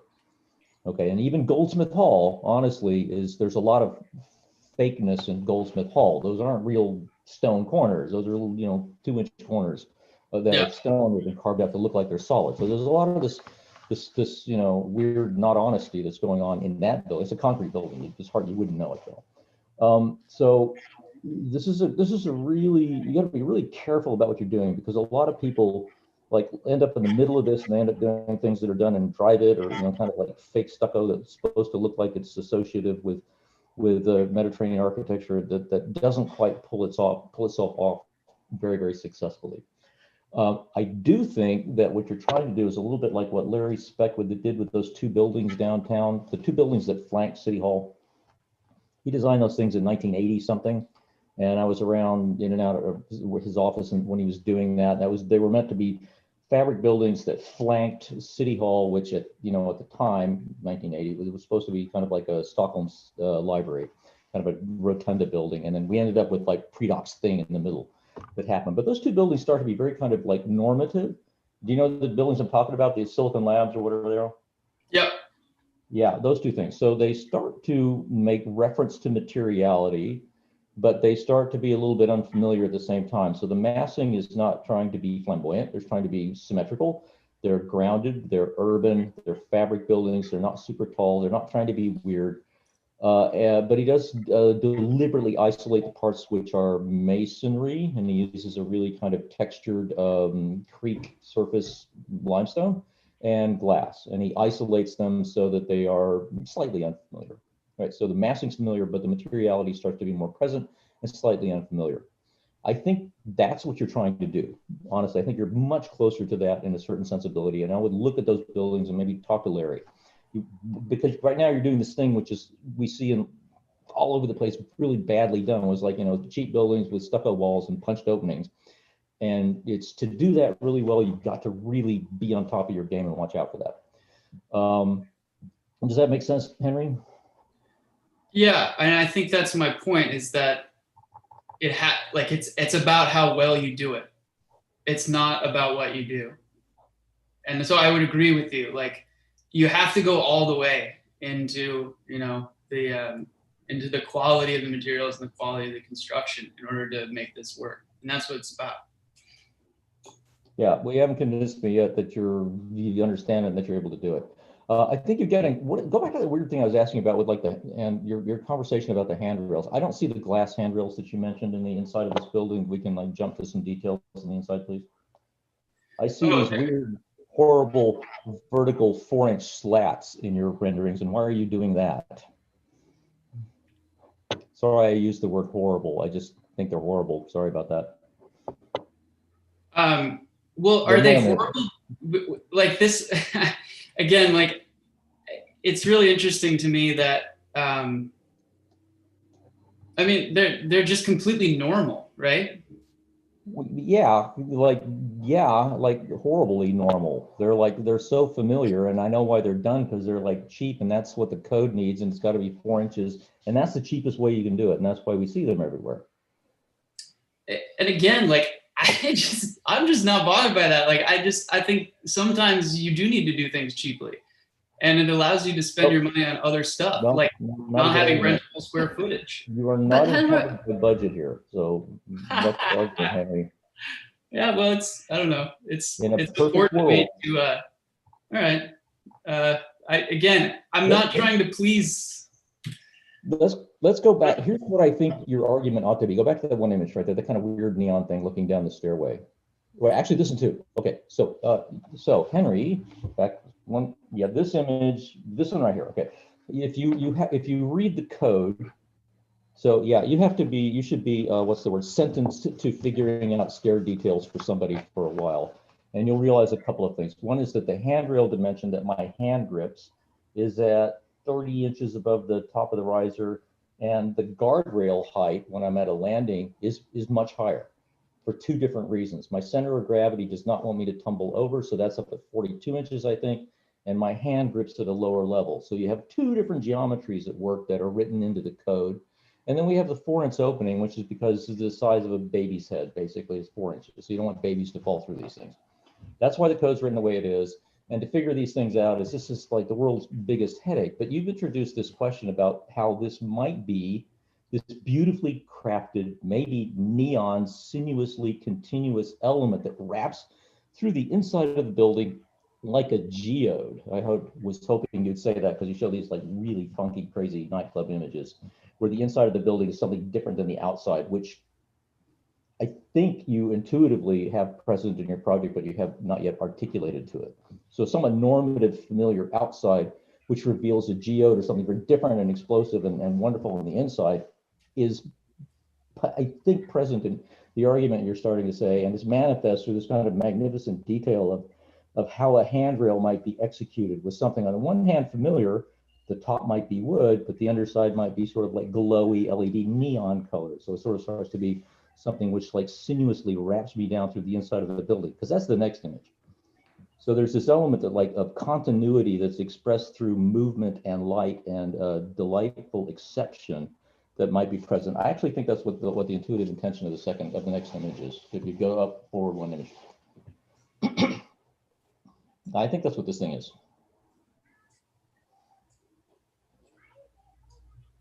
Okay, I'll let other people talk for a while. Does that make sense, Henry? Yeah, and I was just going to say that I don't want to speak much here. I want to give Michael a chance to talk and Alex to speak more as well. But I wanted to point out that, you know, to reframe a bit of what John is saying, or at least I'll extend upon what John is saying, just for the sake of Henry. You know, I think this arrived fairly late in this type of logic, or certainly this imagery, but it's something that, you know, the point John's making is to truly go all the way with this, if that's the case, to design this not only in terms of the way that it would be detailed and crafted, but also how this could become an extension and become part of your overall plinth and landscape move, an extension of the park. And this could just become something that it perhaps could just operate on many different dimensions, or become a bit of a diagram in terms of how you see the how you're describing and managing the flows between the public and private realms, and so on and so forth, that it starts to demonstrate that in a way, rather than just showing this as the artifice or as the component is itself. So I think that it's a good way to describe, or it's a good thing to point out, or you know, one thing to extract from what you've shown us that has the potential to carry other parts of the project and reinforce a bit of what you're saying, or what you're interested in, Henry. So I wanted to add that, but I wanted to give Michael a chance to chime in, and then let's to loop around. Yeah, so I mean, I I think that the question that was asked about familiarity to me is the one that's the most sort of interesting, because I think John's description of kind of how those Silicon Labs buildings came to fruition, I didn't know that story, and I find it as a really interesting one. And I think that that's the level of rigor you need to be able to produce a project like this and it be not only like sellable, but compelling, and so I think that really researching the history of the site further than just, like I liked the story about the auction trees, those are interesting as well to me, but like then just completely disregarding the hobby building as like a piece of crap that's going to get thrown away, I think is like not really going into depth and trying to understand like what was there before, what is familiar now versus what was familiar 30 years ago versus what was familiar 100 years ago. And I think to me that would have made this a really interesting like way for me to understand how you see familiar, because the way that you see familiar, the way that Alex sees familiar, the way that I see familiar are all very different things. And so I think it's on you to describe that to us, to like why it is that this building should present itself in the way that you've done it. And I think that's drawing on, like I said, the past context, the types of buildings that we've been building in Texas for the last couple of centuries. Like, I feel like if there was a lot of rigor in that, it would help me to be able to talk and articulate sort of the way that I see what you've done, versus what I feel like you're doing is saying like it's familiar to you and therefore it's comfortable, but that doesn't necessarily translate easily into something that I can sit here and respond to, because that's very personal to you and not so much something that I can necessarily relate to. So I would encourage you going forward that should be like, it should be more of a book project. Like I know that you're expected to do a lot in this studio, right? You're supposed to also give us a functioning building. But I think that articulating the concept is also important. It certainly is once you get into this profession. I will say that I really liked some of the initial presentation. I think that this connection to the park could be really interesting. I found like as a general site strategy, shutting down that or turning that into a pedestrian area would be kind of amazing. I think the traffic circulation in this area is terrible in the city in general. I think I agree with you in the hobby building as well. I find like all of this looping through here to be pretty terrible. So there's some good like urban strategies here. I just think that there's this, what's missing a little bit is my understanding of your narrative.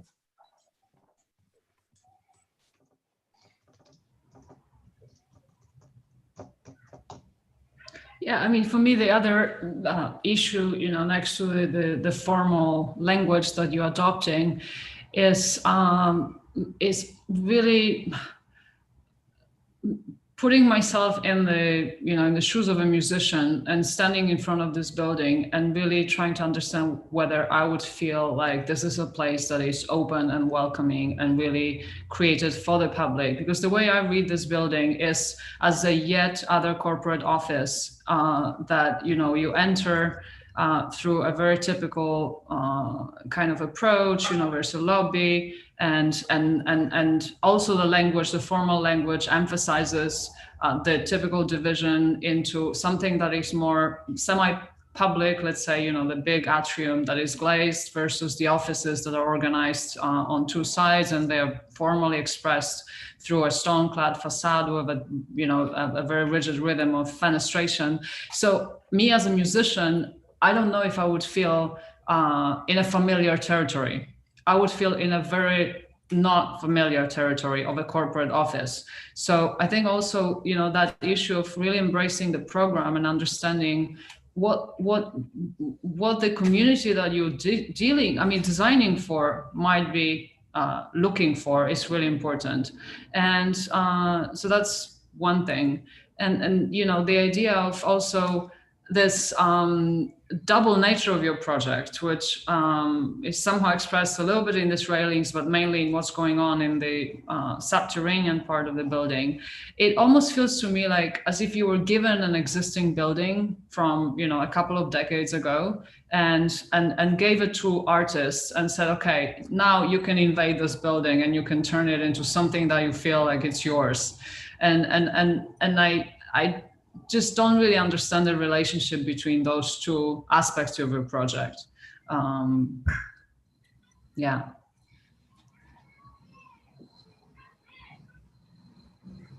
Yeah, I would,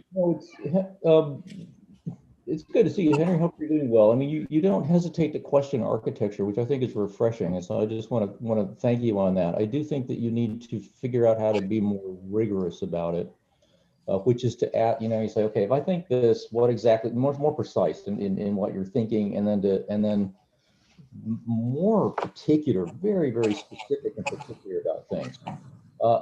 It's so interesting that you mentioned Chumi, because when I look at your project, it reminds me of Lerner Hall. Do you know Lerner Hall? No. So you should look up Lerner Hall, because it's a really interesting project that's oh, darn it, I'm going to share the screen real quick and I'll give it right back to you. So sorry about that. It's or not. Maybe I won't.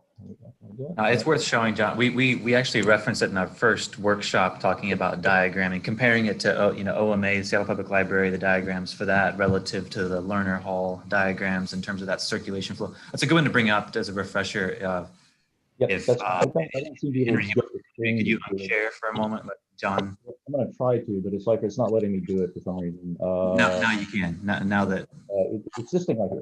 So what's interesting about Lerner Hall is that it's two relatively normal anchored buildings. Like there's not much interesting going on. There's nothing special about the two bookends on this thing. And you see that, Henry? Are you still on the screen? Yeah, I'm looking at a different monitor. Okay, fine, great, perfect. Yeah, fine. So it's like the two, most of the budget spent on the middle. So all the circulation's in the middle, and it's deliberately theatricalized. It's like the movement is diagonal. 90% of the budget spent in the front, 10% of the building. Everything else is just kind of solid and anchored, relatively normal. It's part of the campus of Columbia. And this other thing in the middle is meant to be exceptional and a celebration of movement through the building. I think in a lot of ways, that's like the diagram that you're employing in your project in some ways, except amped up. So the buildings on the side get to be more solid, and maybe they're normative, like they might have really kind of like rectangular open, like, even more solid and familiar and maybe even traditional in a way to what you have. And then the stuff on the inside is very, very different. It's got this kind of neon lighting aspect going on to it. And there's, it's all about movement and theater, and this is some sort of performance where there's dance going on. So that's kind of, perfect world version of what Chumi's image for this thing is. But, he's also just an architect like everybody else. He's just trying to do something, that's the outside of the building. It's, I guess, I'm not sure, but it fits into the rest of Columbia's campus. And then the inside gets to be like this. And I think there's aspects of the geode with your weird nightclub downstairs that I think is pretty funky and interesting. So but it's like, watch out for everything starting to be made more normal by everything else. Like I would literally let something start to be more colliding with each other in the way that they begin to work. But congratulations on getting a whole building put together and continuing to ask these challenging questions about what architecture is and what it might be. So I want to say, like, I know these ideas are not popular and among this community, and that's where I'm at, and that's where I've been at for a long time. And I sense there's such a strong tension between what architects want and what users often want. And so things like economics and like the building not breaking, to me, are so high on the list. And like, when I say that, you're like, no, you don't have a budget. I'm like, no, every building has a budget. Like, you have to work on a budget. Be careful, because you might just be letting yourself off the hook with that argument. So I would watch out for that. I think it's more interesting to go look at, we don't have the benefit here of a really plural approach. And when I was in grad school up at Yale, we had classicists and we had postmodern, people really, really colliding with each other in terms of sensibility. But the only way to make sense of that is very, very precise and rigorous with your with your argument. It's like, yeah, I know people like this, but like, why do people like this? And what's interesting about something which is familiar versus something which is uncanny, which might make reference to the familiar but be unfamiliar. That's a really interesting, subtle distinction. And that has to do with the precision with how you might define the things that you think is valuable in architecture. And I think that there's a lot to work with there. But what you don't want to do is end up with things that are kind of compromised in the middle, because we have to compromise all day long just to make things work and not leak. And so it's really, really easy to lose the clarity of what your idea is. And I think it's, especially in school, you know, don't worry about budget, be really clear about what the idea is, and then let things work on two different spectrum. And I think of a building that wants to be two ends of the spectrum right here. And I would just say, like, don't forget that in some future iteration. I mean, assuming you pass the class and graduate, I guess, and then, you know, if you don't do it again, continue thinking about this in the future as you go forward. Like, how could I push, you know, one part of the building to be more normative and the other part to be more not normative? And what's that tension and interaction possibility like? That makes sense? I'm just joking. I think you might pass the class. I actually don't know, but I assume you might. So you're an interesting guy and you're asking interesting questions. I think also, you know, I'm sorry, Matt. Go ahead. Well, no, I was gonna point out that I want Alex. But go ahead, Henry. Oh, I said maybe you can weigh in. Are you going to tell me whether? No, I'm not giving that. I'm not giving. But let's not worry about that. That's the point of this, is not to worry about.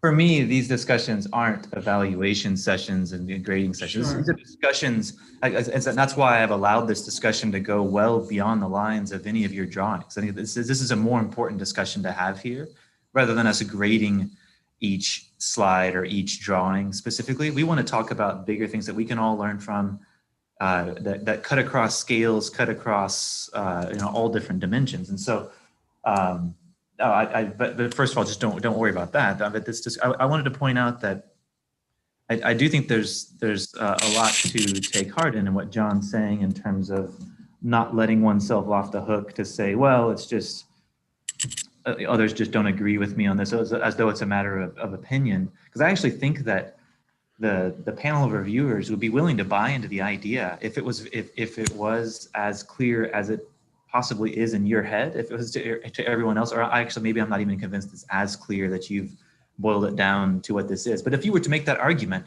that you're going to work with the topic of familiarity and work with notions of recalling tradition or challenging, or let's just say some sort of classical revival, and then with a very clear rigor, to use John's word, that marches that all the way through. And when you talk about the importance of being able to go into the detailing, to be able for that to register across all of the drawings, I actually think there's an audience that's willing to listen to that. I think we would all be willing. Absolutely, yeah. Let's discuss that. It's really fascinating. But what's not clear is it doesn't appear that's consistently rigorous, as though you're using that as a bit more of scaffolding or a crutch to lean on to argue why you haven't pushed certain things, if that makes sense. And I want to emphasize one thing that I think is really important, that I do appreciate that you're saying, that you would try to consider, you're using the term budget, but let's just talk about the time of energy, just time that goes into designing, developing certain things. I think it is important to try to have a hierarchy. That's very important, because you can't have a purely democratic approach where every square foot is created equal. You have to think about, like, very much like Lerner Hall, decide, well, what is going to be more normative, and then what are you actually going to push. That's a big takeaway to have in this project. It's something I would encourage you to do. But I think part of the challenge was, and it wasn't clear until the very end of your presentation, that you started to talk about a little bit of what you might be pushing, and then it wasn't clear exactly how you were pushing it or how it served some of the larger ideas. And so I wanted to just interject that to reframe a bit of what John was saying. And Alex, go ahead. What were you going to say? No, I kind of wanted to continue on the same line, that, you know, it's not to say that you cannot take on a project like that. I think it's really a very difficult project to take on. It just takes way more critical research and analysis of the existing even city in which you are operating to distill what the familiar means, And that to me would be a project, right? So the way you you frame your presentation, probably it would help to do it slightly differently to prepare us for this argument, right? Because it kind of just came at the very end as like, oh, okay, so the important thing is the materials, but then we didn't even talk about the materials that much. You know, you could go all the way into craftsmanship of joints and do a whole, you know, study of joinery in traditional, I don't know, Austin architecture. I don't know what it could be about rhythms of fenestration. And there we could have this type of a conversation. So I think what Matt is saying is really important, that if you want to take that position and somehow align yourself with architects who are critical of over intellectualized or, I don't know, over formally driven architecture, then you need to build up your tools. But be careful, because that conversation is a formal conversation. So we're talking purely about form here and not about program. You know, I started asking you questions about program, but program very often actually asks for very different formal solutions. And those solutions might not be exactly familiar with to you, because maybe in your city there is not a program like that yet. So why put a new program, let's say a first performance center, into something that looks like an office building? To me, those are other problems, right? That are really strictly architectural. And yes, maybe they're not related to registration, regulations or finance, but a program is one of the main tasks that we're supposed to deal with. So I think it's, it's a really, really tough challenge that you are taking on. But you also need to understand how you position yourself, for example, next to new urbanists, right? There are trends like that in architecture where people do exactly what you're talking about. So it's a big conversation, fascinating. But yeah, you get into new urbanism and you're like, oh, new urbanism, it's so bad, right? Well, you know what's hard? That's what you didn't say, right? You know what's hard for me with new urbanism is that coming from Europe and seeing snippets of European architecture or tradition of European architecture being used as a tool to make something that is supposed to look familiar, but it doesn't, because I know that architecture in a way that I grew up in it, and it's, that's a whole different conversation. But I actually have nothing against rigorous simple architecture. Those are two different things. That's what I'm saying when I say it's really easy not to do it well. So you have to be rigorous if you're going to pursue this direction and argument. Bob Stern employs 200 people. There's a lot of people interested in what he does, and he's very, very rigorous. He knows his orders. He knows exactly how things were done traditionally, and he's not afraid to play with the heavyweights in terms of this argument. But there's a real intellectual rigor to it, that you have to respect. So one last, I just want to add, the word familiar, to me, I'm much more, I'm talking about it from a perspective of a non-educated, non-architecturally educated person. Mm-hmm. And it's much more about the quality of buildingness. And than it is with like recognizing architectural traditional forms. Yes. So to me, the tension is between buildings and architecture, and like people are like, oh, that's just a building. And to me, just a building is so amazing. And you're like, what is that qualities that make it just a building? Remember your roots as a carpenter. I mean, that's where the clarity of the answer comes from. Yeah, I would go there. I would totally go into the material aspect of it if you don't want to get caught in the formalisms. Well, yeah, I'm glad I don't have to make any more presentations to architects. Say that. It's good to see. I think there are several conversations we could spin off that. We need to wind down now, but I wanted to just make the point when John, when you were referring to Bob Stern's office, and that there clearly is a world of architecture that is, I wouldn't say is lockstep with what Henry is professing to want to do, but there clearly is a market for that, let's say, for architecture that deals with recalling, either forms from the past or just defies a formal driven architecture. I do want to mention that I appreciate that, Henry, you didn't fall back on the excuse of saying that, well, I was just one person, I didn't have a partner to be able to rigorously explore this. I do think that's a factor here, by having that 1 horsepower instead of having the tandem, to be able to have that pursuit. And so I think that it's worth acknowledging that that's one of the challenges, but I think this is something that you're interested in, or I hope it is, and I believe it is something you're interested in enough to where I could imagine you continuing to explore this a bit, either specifically for this project, or then just igniting something for you to begin to explore as you go into your career, to continue to build upon, knowing that taking this conversation to heart in terms of, there's some interesting ideas that you brought up, but the very definitions of terms, first of all, need to be rigorously defined, and then the exploration and the resolution down to in a rigorous way in terms of how it all specifically comes together. There's still plenty of meat in the bones, so to speak, you go into that perhaps could have been explored further, in a tandem partnership. And so I wanted to acknowledge that. But again, I don't want you to use that as an excuse or a crutch to say, well, I didn't have that. So I think, again, you as was pointed out in this discussion, you did a lot of work, and you put together a building that does work this semester and does function and does, I think, some of the things that you set out to do.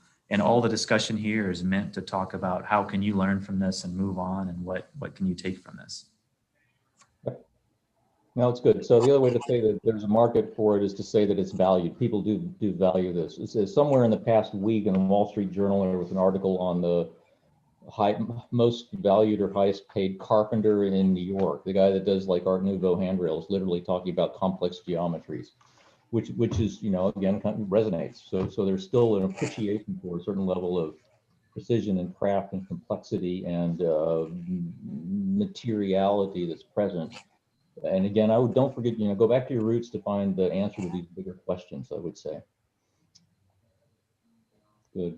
Yeah, I guess my goal is to do that without fetishizing it, like what's wrong with fetishizing it? Maybe you do want to fetishize it. It makes it inaccessible. It's already inaccessible. I mean, those handmade, it's all inaccessible. It's very expensive. Yeah. So I'm trying to explore how to make it not expensive. Like that's a huge part to me. Like that's massive. Okay. And Good. I would say my last thought on this, Henry, is just occurring to me at the moment that part of the tension that you're up against is you somewhat are interested in non-pedigree architecture to a certain extent, right? But at the same time, you as an architect trying to design non-pedigree, it's, what I mean, trying to design architecture with a lowercase a. That's hard. Yeah. I don't even call it architecture. I just call it buildings. Like I know. I don't even want to go there because it's so loaded, and I don't like how it's loaded. But you realize the dilemma, right, of an architect trying to design something to make it seem like it's not designed by an architect.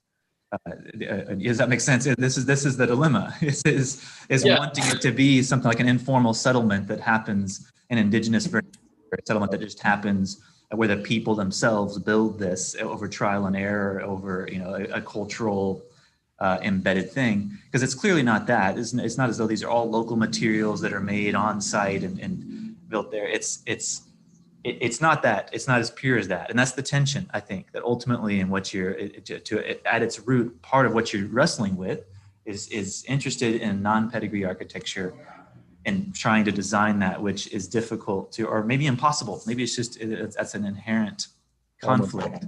Contradiction. Not completely impossible. I mean, if it were up to me, I would just remodel things. Oh, do that. Okay. There's a lot of space for that. Yeah. Probably will go back to. Or maybe another thing you could do is, look at those buildings that you're attracted to that look familiar to you, but are not designed by architects, and see what could be better in them? Like I often look at those buildings and think, my God, there's something weird about the scale, like the complete lack of sense of scale between the proportions of details and in spaces and things. So maybe take some of those buildings and like analyze them extensively, do a a critical project and see where you can interject yourself. I don't know, I'm just thinking loud because it is a very difficult task, as Matt is saying, it's you already have those glasses of an architect, so you're not a builder, a generic builder. And that's why it's so awkward to see it coming from an architect, right? Well, any last comment from the reviewers? And I don't know if Christian and Stefan are still. It's Great been nice work. to see you again, and good to have you around. Good to have you around the school, and thanks, Matt, for an excellent, interesting discussion. Good. Stefan, I don't know if you're going to graduate or not, or what your plan. Are you still around a little bit? Yeah, I'm still around. I still have 3 more semesters. Two more. Stefan's very, very good to see the project so thoroughly developed.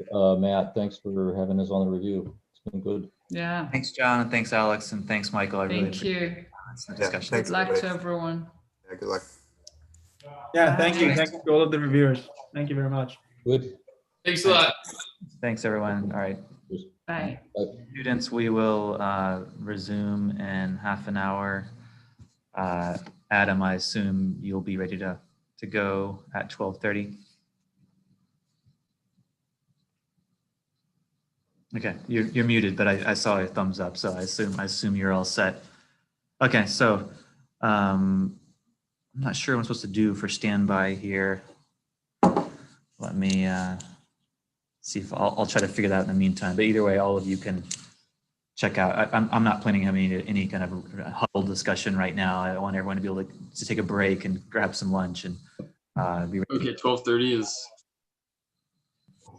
Start time. And so we'll do a similar thing where all the viewers will come on board. They've all seen the information before in terms of the studio brief, but I'll do a similar thing where I'll introduce the project really briefly, but then there's also an opportunity for you, Adam, to dial in to show the specific site and everything else. So, so yeah, we can all go on standby for a half hour, but definitely Adam, be ready certainly by 12:30 sharp to share screen and we'll go from there.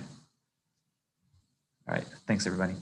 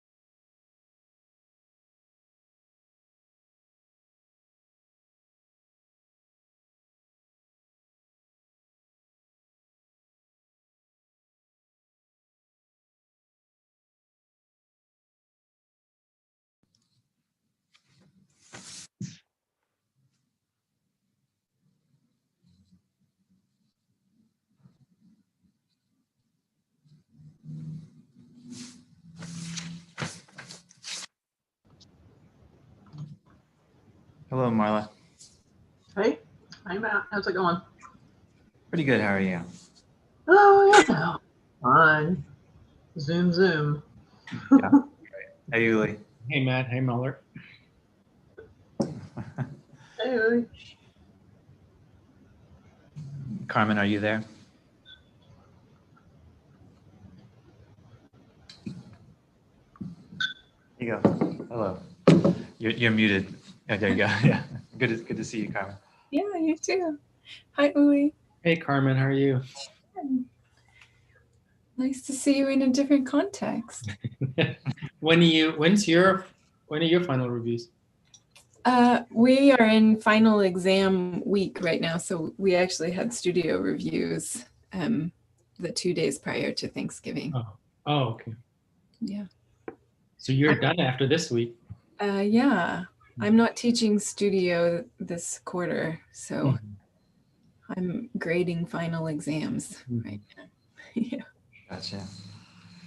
Well, I can go ahead and brief you all a little bit. I did send the material, and I know that Uli's been on, actually was on our mid-review, and so Uli's perhaps most familiar, and then Marla might be a little bit indirectly familiar with some of the projects from the TechCom course that she teaches. So I'll be fairly brief in my brief description, but there are a couple things I'd like to highlight.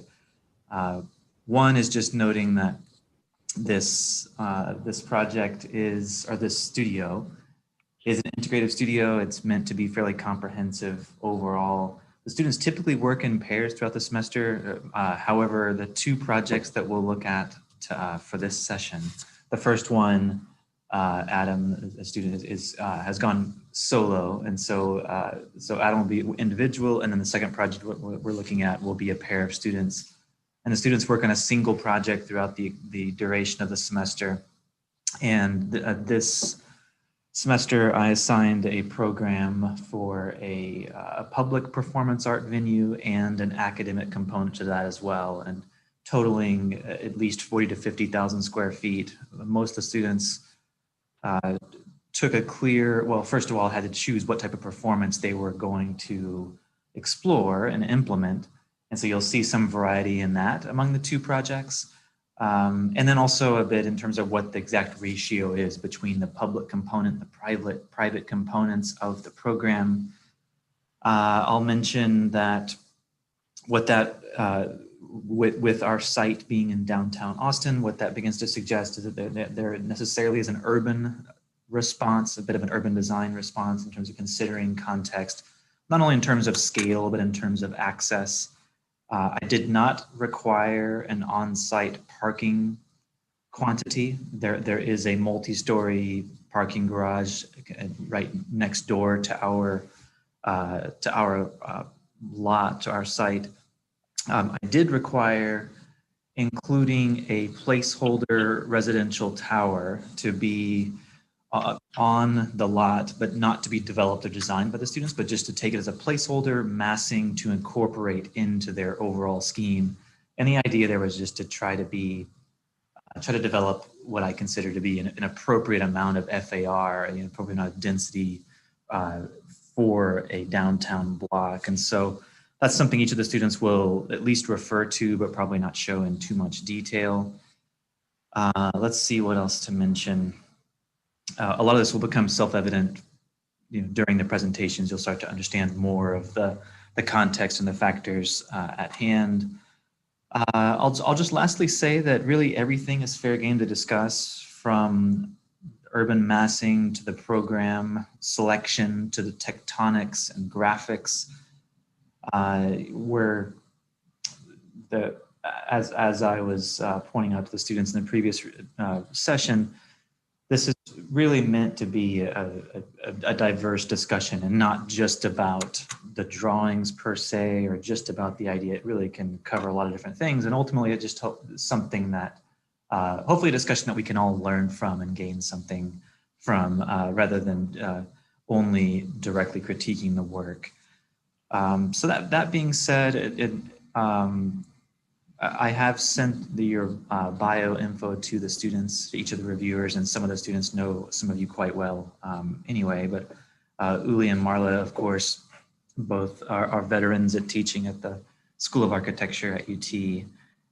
And Carmen is joining us virtually from Cal Poly, from California.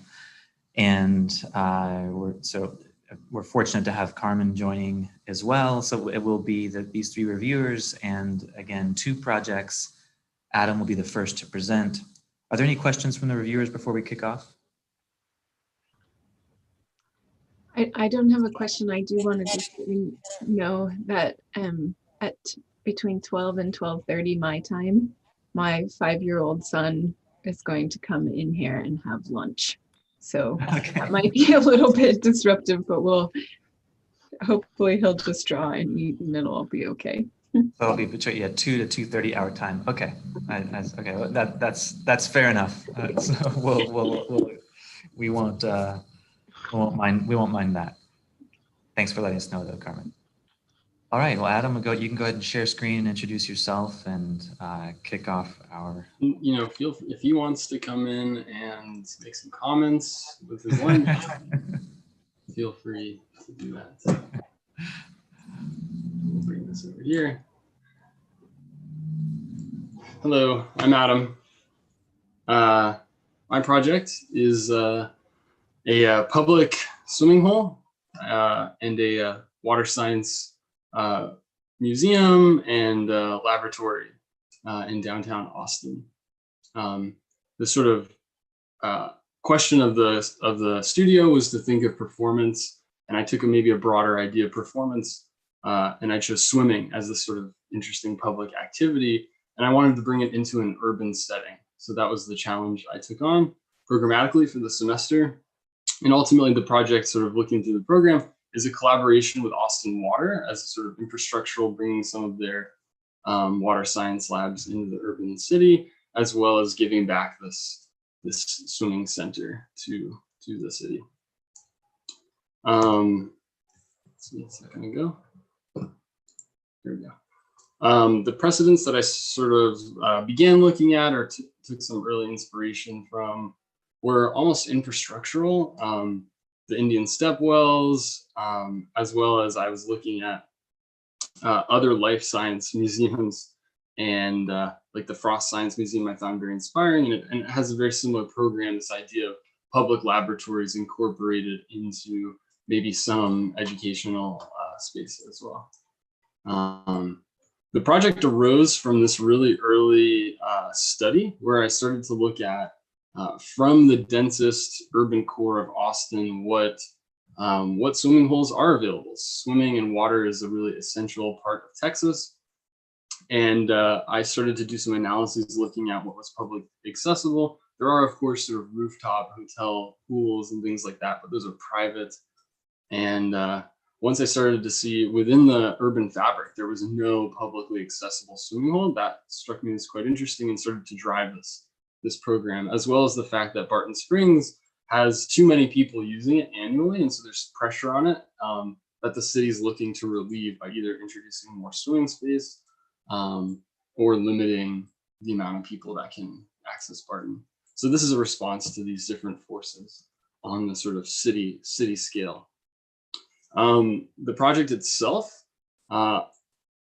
zooming in from the city to the block, urbanistically, I made a few decisions, which, the idea is basically to reinforce the city grid, keep the building relatively rectilinear, and reinforce that sort of negative space, the void of the city. It does step in slightly to provide wider sidewalks. And then I also begin to close the road here, 4th Street, between the park and the Water Science Center.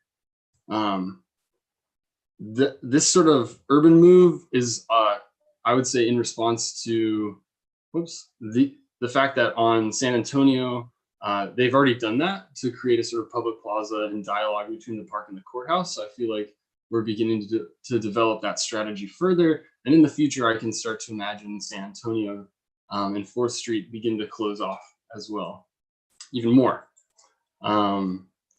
So that's sort of on the block level. These are the different forces I was looking at, sort of these pedestrian axes in the park. And one of the key things was a lot of sun studies to understand how to get sun into or on a swimming pool in an urban setting, and to make sure that was viable. I'm on the south side of the park, so I had to check throughout the year what was the availability of sun and what heights that starts to make sense. Oops, sorry. Oh, alarm going off. So the building, the sort of partie I had for the structural system, because I was interested in working with water, and a lot of it has to be quite sturdy. So I chose a repetitive structural system with a 20-foot span using cast concrete. So it's quite a heavy and intense system, but ultimately I think it reflects first the sort of forces that are bearing down on this building, but also the kind of things that take place, the sort of repetitive rational quality to the grid. Had this nice symmetry with the laboratories. The second idea that the project begins to work with is a passive water filtration system. So instead of maintaining the swimming pool using a tremendous amount of energy and fossil fuels, this instead collects gray water from the building itself, rainwater, and then also pool overflow on the perimeter using linear drains. It collects that, and then that is just pumped to passively filtered gravel beds, where it basically is sprayed through a nozzle and uses gravity at that point to go through different sizes of aggregates to filter out the gray water, to clean it to the extent that it then goes into a hydrobotanic regeneration pond, where it goes through that last cycle. Part of that is tested, sent to the mechanical room, where the water is tested for cleanliness and purity. This is a relatively, in a way, ancient technology. The Egyptians use this, and also very contemporary. We're just starting to see a lot of projects start to use this. And this would probably be the absolute first one in an urban setting. So that's maybe the second partie for the project, which was an interest in this sort of environmental stewardship and trying to use a passive system to responsibly manage the water. The third element at play that I was really interested in was making the pool accessible. So, I played with, in the sun studies, many different heights, and lifting it up on the sort of plinth allowed you to maximize the sun exposure while still allowing you on this sort of park facing elevation to walk to the top of the building without having to be totally dependent on elevators. So that sort of pedestrian scale, human scale, is something I was very interested in. So it's a sort of play of two different forces: the urban scale wanting it to be a mega super dense tower, and the human scale wanting that pool to be not covered, not shaded, and be available to the public. These elevations also express another element of this water system that I was really interested in, which is I have these precast planters that hold different sort of native vegetations, which are fed using the water filtration system. And so the building facade starts to express first the sectional quality of the pool, but then quite literally the technical ability of the building to collect water and to distribute it and to maintain healthy vegetation. So you can start to see the scale and how that sits. I think this drawing to me really captures this feeling of these really tall buildings in this urban setting, and how it was a really the building was a careful play of how tall can you make this and how much density can you get in here without surrendering to a tower. I really think of it as a very public building, and it offers back protected sun to the park by staying low. It has this sort of additional benefit to the park as well. Adam, can I ask a really quick question? In that image, the part of the sky that's rendered kind of in the tan color, is that the proposed residential tower in the background, or is that just a graphic? That is a building behind this building. That is not the residential tower. You'll see the residential tower in some axons. Okay, so this is like potentially a couple blocks away or something. Yeah, that's a block away. Okay. Yeah, two blocks away. Sorry. So the way the building works internally is basically the first floor, I imagine, as a kind of office hours almost. It operates open to the public, accessible, and there are these sort of public laboratories that are available to come in, interact with, and to see. Some of them are entirely open and contiguous with the space. Some of them are semi-private that have glazing from the sort of street side that allow you to look in, and glazing on the interior that allow you to look in, but offer some protection for the lab workers to do what they're doing. They're almost more technicians than doing laboratory science. And then there's also some, office spaces on this floor as well. The building, as it goes up, each floor becomes successively more private, and they're just really interested in office space there and trying to get people sort of densely into this building. But they do have this sort of central laboratory that's also where the pool is deepest. It's sort of expressing itself. Was my intention on that sort of public laboratory below, and increasingly becomes more private as you move up, till you get to the roof, where it becomes a sort of entirely public space with some changing rooms and a sauna, and ultimately the pool itself. In terms of the MEP strategy and sort of getting the mechanical through, I used wood baffling to not disguise the mechanical systems, but it drops down to sort of modulate the mechanical being expressed. I'm more interested in the structure being expressed. So that helps me sort of begin to disguise some of these mechanical systems that run throughout the building while expressing as much of the structure on the interior as possible. Also, the choice of wood was very intentional to play against the concrete heaviness and the monolithicness of the building to give it some warmth on the interior. So in this axon, you can see I have this very diagrammatic residential tower back here. I just took the 3 tallest buildings within a 5-block radius and averaged the height. And I said, okay, this is the tower, and roughly this is the core, and that's the density. I sort of seeded that very early on, like just giving that half, so I could focus my energies on this, on the building, and really what was compelling to me. Sectionally, I think this starts to demonstrate how on that corner, I begin to open up and remove some of the structure as another sort of urban gesture that I'm interested in activating that corner. And that's where I place sort of cafe to help bring the public more into the building and have it be a sort of more open and engaging space.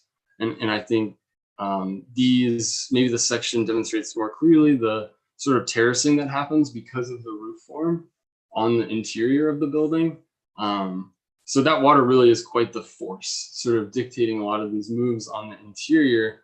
And ultimately, I sort of place the circulation around that. So you have this sort of space you look down into as you walk around some of those private offices up there. In terms of the structural system, I was really, once I had this idea of, all right, we're going to lift this pool up, I had to really think, okay, we need a bulky, heavy sort of structure to do this. So of course, cast concrete. It's not wood frame or anything. It's a very heavy building. And then even on like the detail of the railings, I wanted them to sort of fit onto the edge of the slab and have brackets that expressed themselves. So it's like just trying to use even the details to reinforce that structure and to show that sort of slipping moment of the concrete, and not trying to really disguise it.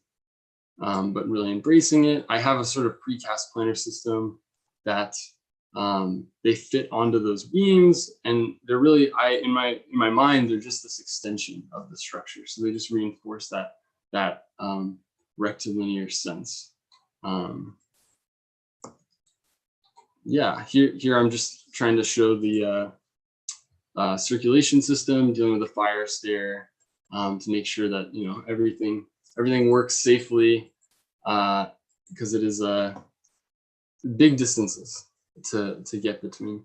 And here are some interior renders starting to show that double height space, and trying to understand that lobby at the beginning, and see that on the interior, these spaces become really quite dynamic in my mind because of this structure being expressed, and bringing in that light from the park or these views out into this building. So here's some of the laboratories and that planter box at the end, giving this sort of semi private feeling. I don't want to, they are supposed to be seen in there, but I want to give the workers some dignity, some sense of separation. So using the planters as a way to modulate some of the more public laboratory spaces. And then here's that rooftop experience, where I imagine you might have lessons come up there, walk around the filtration system and learn how they work. And yeah, that's sort of where my project has taken me. So I'll open it up to comments.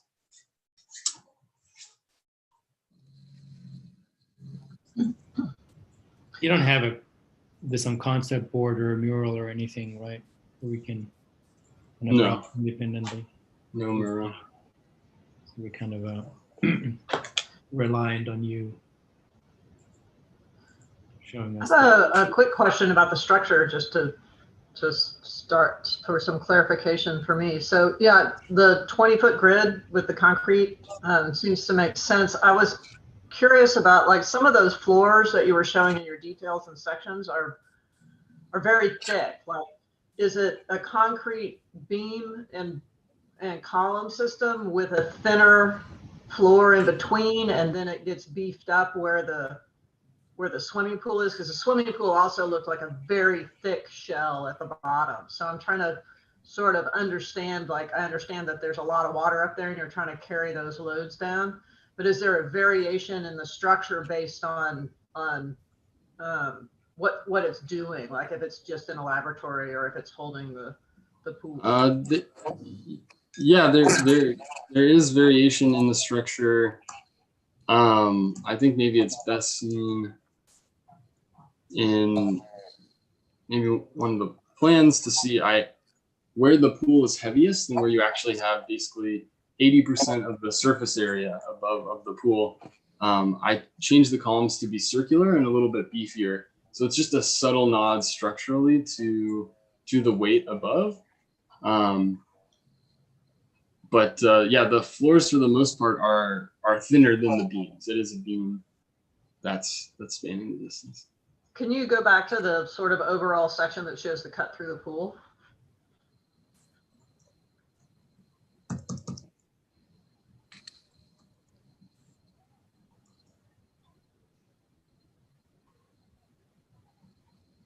Yeah, that one. So is the pool, is that a solid piece of concrete that's running across there that's that thick? Yeah. Okay. And then where the floors are thicker on this, I guess that's the third floor. There's a thicker floor there. And then on the first floor, I can see what I would consider a typical variation in a structural system, where you would have. Right. So why are the floors the pool does get thicker. Oh, sorry. No, that's okay. I was just asking why the floors were thicker on the third floor. I'm just trying to figure out the structural sort of systematic approach. Yeah, I think what's happening is it's actually cutting through A beam. I'm not sure. I think it might be cutting through a different element in the model. Okay. All right. It should be this trabeated system here, where it gets slightly. And can you describe how you would walk up to the pool? Like in terms of, because you were talking about pedestrian access to the pool. Can you describe that process for one more time? Because yeah, let me flip to here. I think oh, okay, you are all frozen, sorry.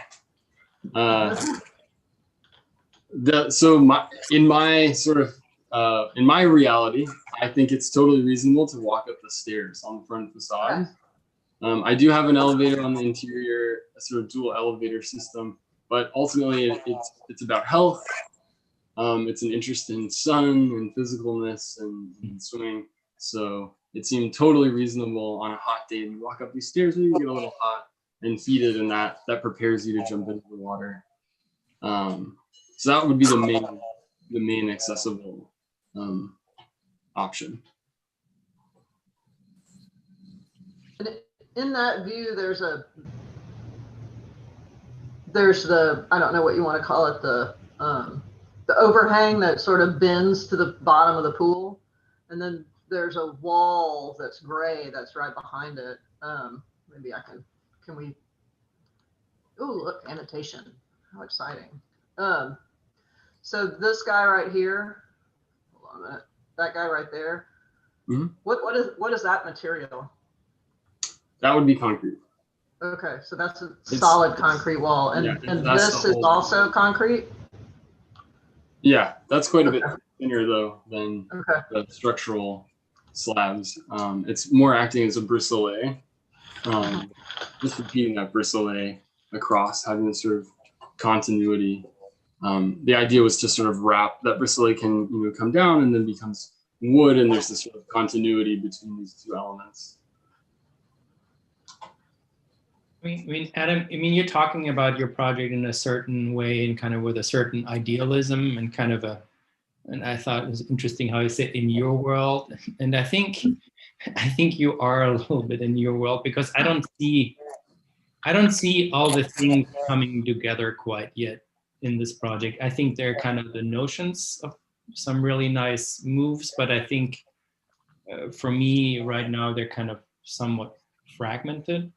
I mean, I can buy into the idea of having this pool up at the top and then this, this really massive lid or roof that kind of folds down and shapes the pool. But then I think you need to kind of the design decisions and then follow need to be a little bit more deliberate. I think this drawing here is actually a good example. I feel like it's, it appears very fragmented and not a coherent whole yet.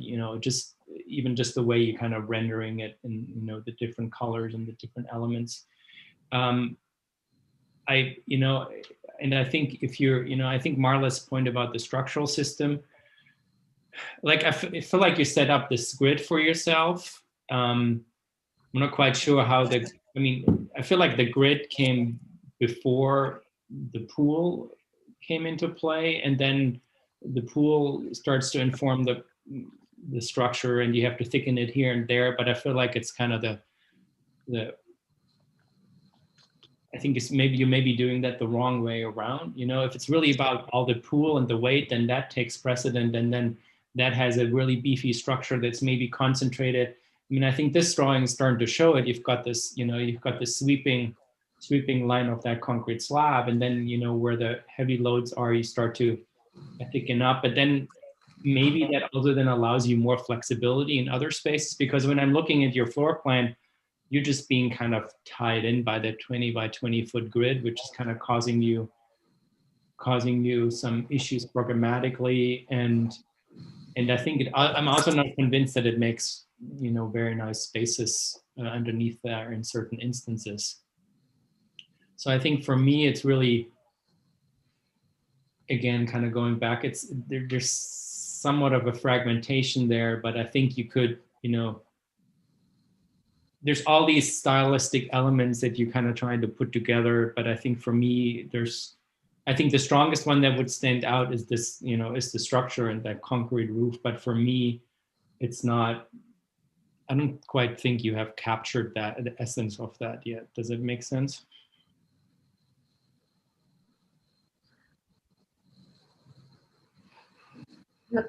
I feel like for me, along those same lines, like the initial premise of like putting a swimming pool, a swimming hole in the middle of the city, I think is great. I think that I was like, all right, I'm in, let's do it. And it made a total sense to me. And then the idea of the proximity of Barton Springs and the proximity of the lake, of Lady Bird Lake, and just that massive amount of water, that's like, I would have liked to have known like what's the percentage of water that you have versus Barton Springs, like that kind of thing, like how you're raising that up, and the poetics of that and just the power of it is really interesting to me. And I think it just had a potential to, really be a presence. And I think you kind of missed the poetic.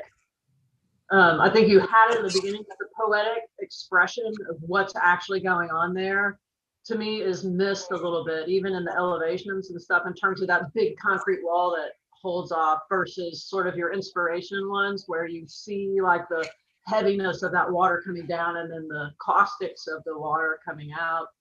And the difference between having water in the ground coming up from a spring versus having water that's being gathered, off of the building and then reconstituted. And those kind of comparisons are very exciting. I think that the potential for it is there, but it just a little bit about what Uli is saying is that it hasn't gelled yet into the potential that it has for me, and some of that has to do with the system, the way the water's being held a little bit, and that when I'm underneath it, I don't really feel like the fact that there's this massive amount of water over the top of me. The other thing I think about too is Austin's just a weird place, like that we have the inland surf. Have you ever been out there to the inland surf pool? Because you have the same system in a mini version. Like they have this big grate that goes around the pool, and they gather all their water from the surface, and then they put it in there, and then they just create a wave with a snowplow, and so they have all of this, a lot of water reclamation, so everybody doesn't yell at them and tell them how horrible they are for doing, that massive amount of water. So I think that like this has a real potential to sort of bridge those, and what it's used for, like, is it used like Barton Springs or is it different than Barton Springs? So I feel like your premise and your initial approach is solid, but it just hasn't resolved itself into the potential, that it had in terms of coordinating the structure and the expression of the water itself. Yeah, but inline, they've been closed since March. Yeah, they have. I know. Yeah, that is a really good example.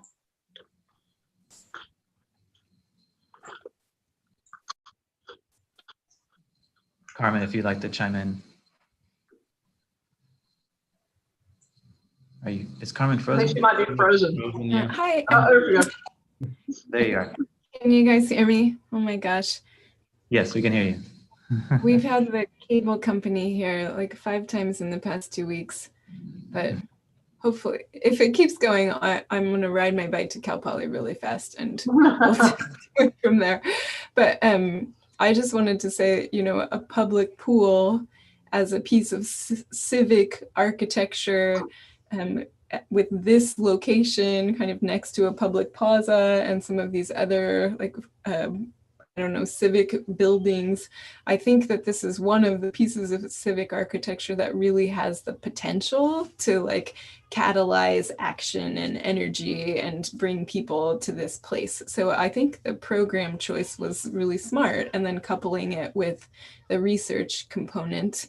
It has the potential of kind of being didactic and engaging, and you could imagine people exploring it over a long span of time, right? First coming here as little toddlers and just to splash in the water, and then coming with their school field trip to like learn about reclamation, and then later to do internships or something. So I think it kind of has this interesting like span of time element.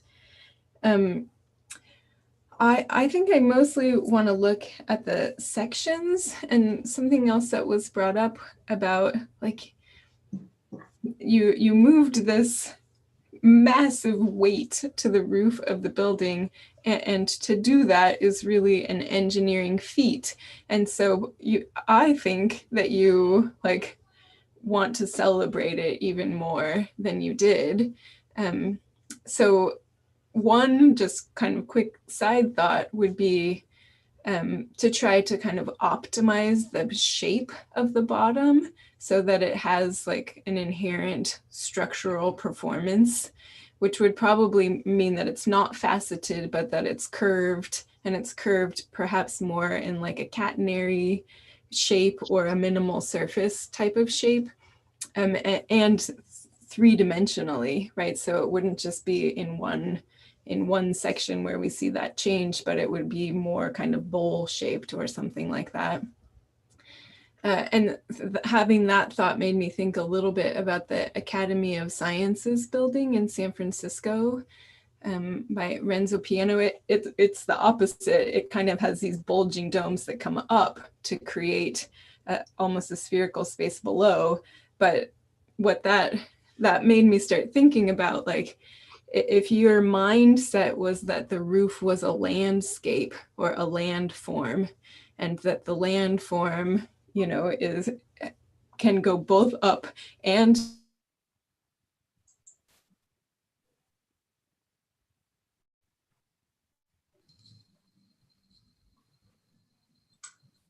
This is a very dramatic pause. Yeah. And down. We were able to follow you all the way. If you can hear us, Carmen, I think it might be frozen on her end as well. But it's interesting hearing the Academy of Sciences reference, which we've heard, I think, on at least one or two of your reviews, Adam. Is that right? Yeah, on my very first one, that was an idea. But to kind of pick up on where Carmen, you know, until she can rejoin us, and you know, Marla talked about the poetic and down. And I think that was the last of it. I think she dropped out, and she dropped out of the. She's rejoined. I'm back. Okay. I see that she's popped back in. Yeah. Meeting again. Go ahead, Uli, though. Well, you know, yeah, I was. Can you reset our table?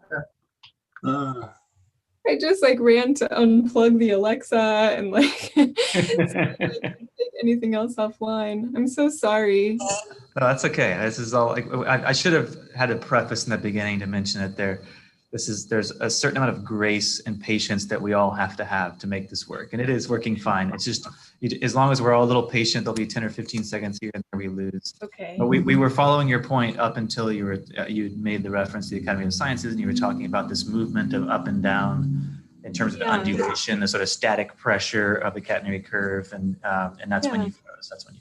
Right. Okay. Well, I think maybe that point has been belabored enough.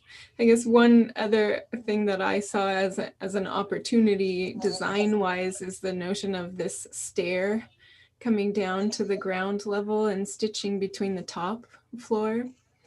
For one thing, I can't help think of when I go to the pool, I have two kids in tow and like bags of floaties and like all this stuff, and for a long time a stroller, and so part of the stair doesn't feel that accommodating to part of the population. But I also just feel like this vertical element could have really been a stitching element between the laboratory programs, the plaza and outdoor space, and the pool in a much more kind of dramatic way, like really thinking of it as a space in itself, as opposed to just kind of the circulation element, which probably means it wants to take up a lot more space, that the landings want to be a lot more integrated kind of programmatically, or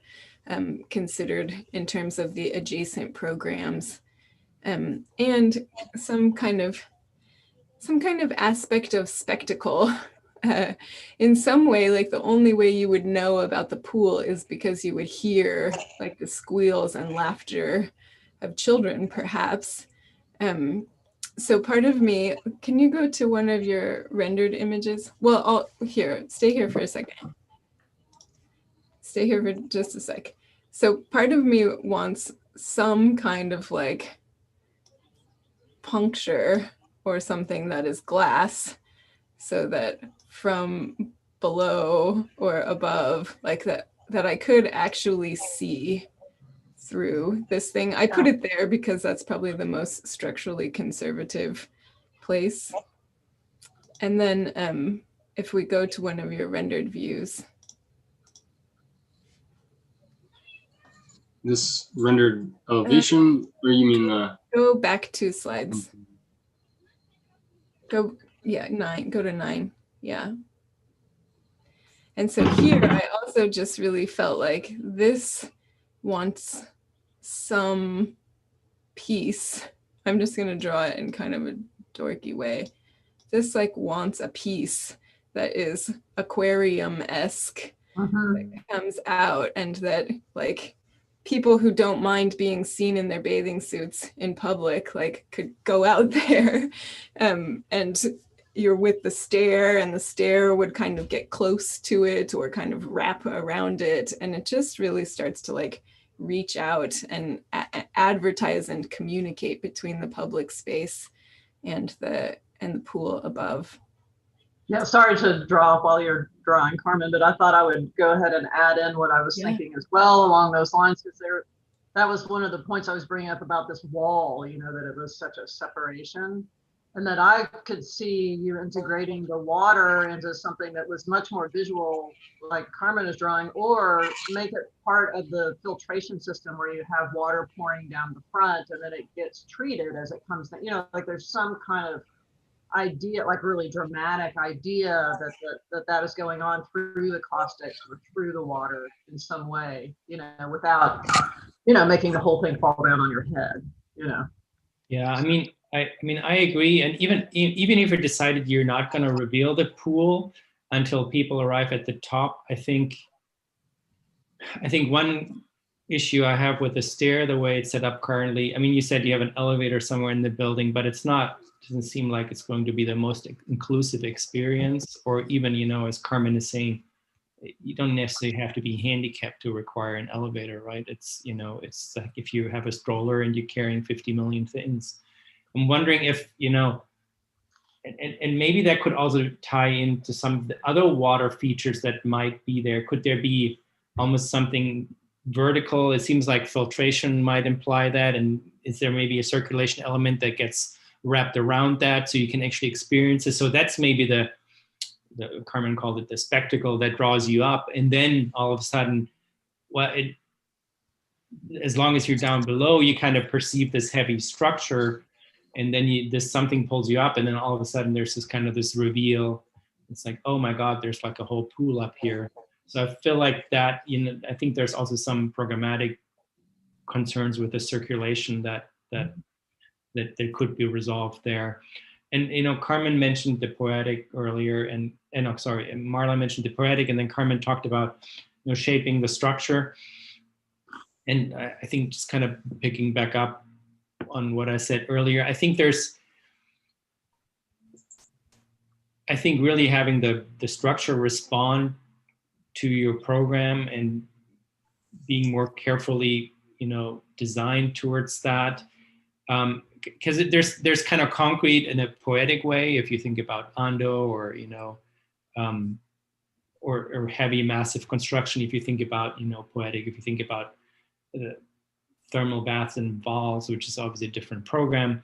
So can be something very poetic about heavy and massive construction and concrete, but then there can also be, you know, concrete can also be very, you know, banal, and you think parking structure. So I think right now I feel like your design hasn't quite made that jump from the parking structure world into kind of the poetic realm.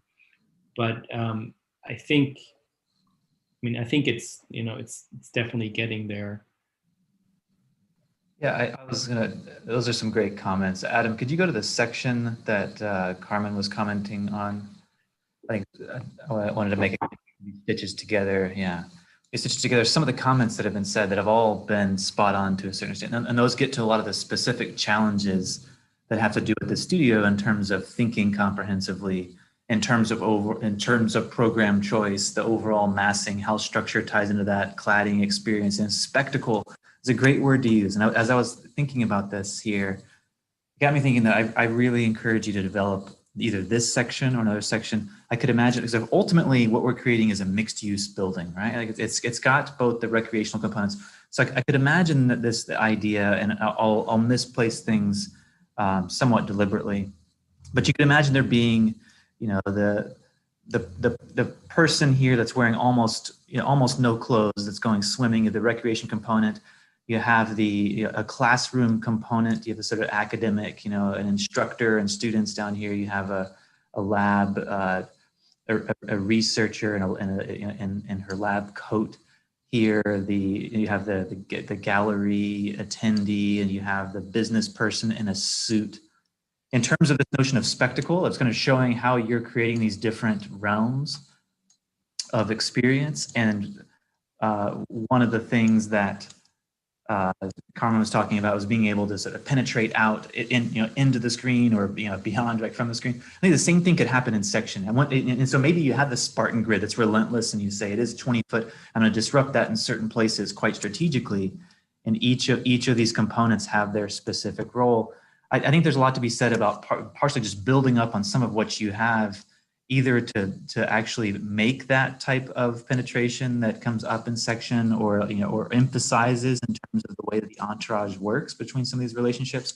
That's a lot of the promise of this that isn't as convincing in the final imagery, to show the promise of that, again, just to use that term spectacle, or the dramatic effect of this juxtaposition of all these different components in a relatively normative grid. So I just wanted to use this section to make a bit of that point. That I think there's opportunity for you, partially in what you've done already, to flesh that out, but also to take away from this in terms of thinking about how could this be pushed further, as you go forward in your future studios. But this being your first advanced studio, in terms of taking these ideas seriously, and using that type of comprehensive approach to push things further in every dimension.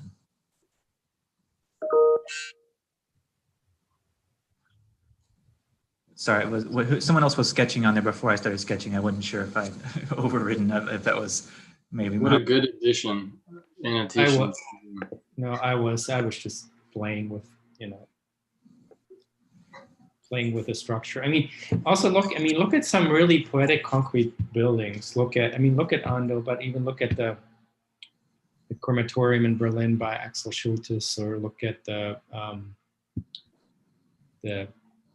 Pinakothek der Moderne in Munich, the Modern Art Museum there. Just look at, obviously some of these don't deal with the forces that you're dealing with, but they can serve as, as inspiration for your structural proposal.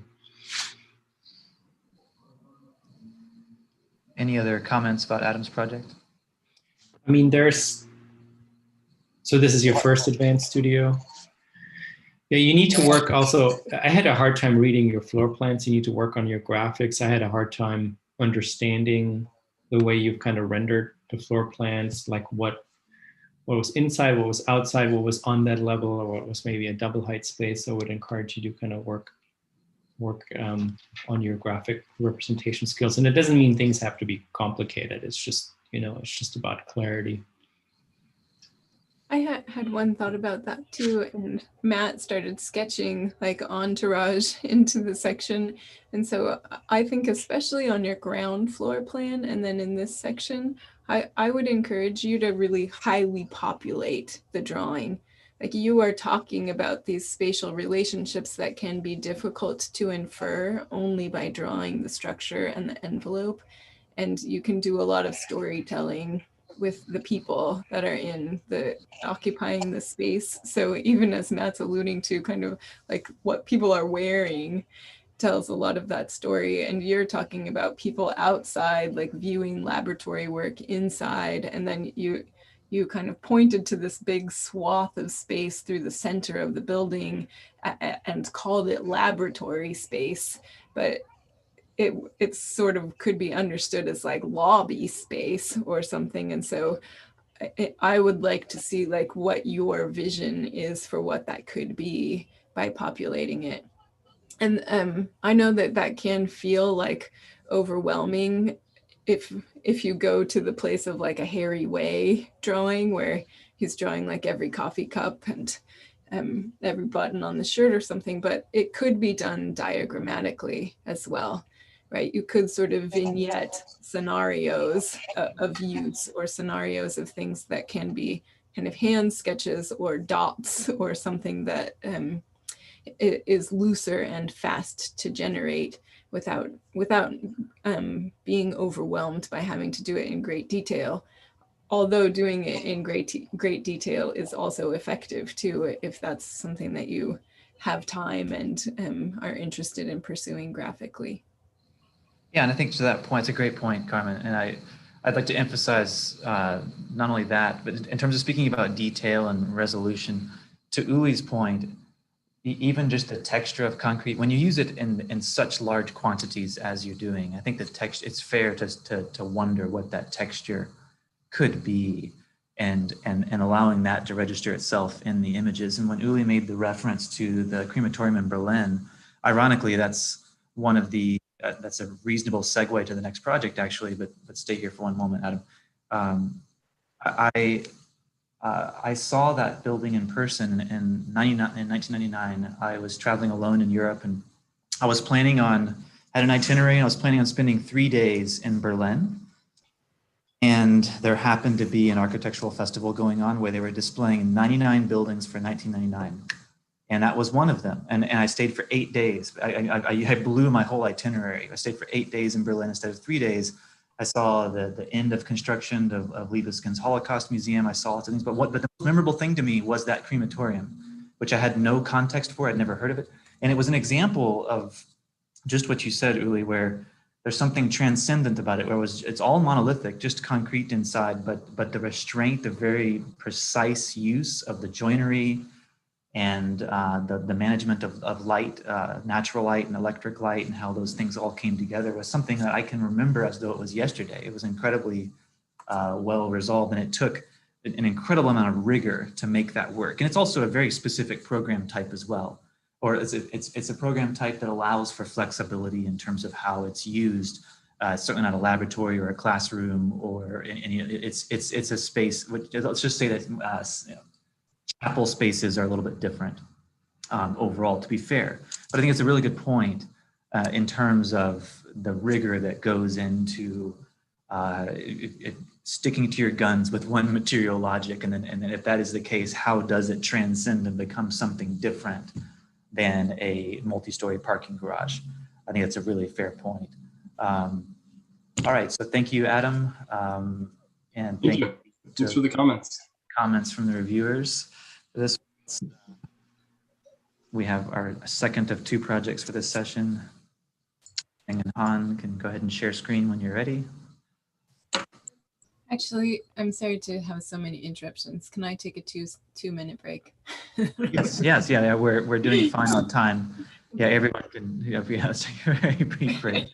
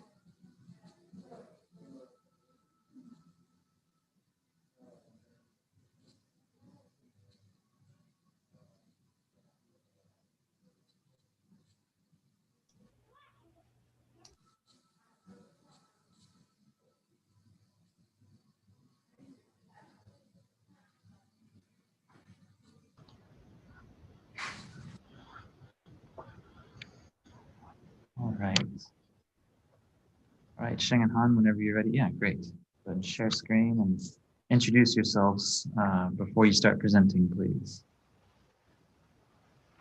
I assume Uli is not far away. It's within earshot, I believe. Yeah. Maybe, oh, we could wait for maybe 1 minute. 1 minute. Yeah. Okay.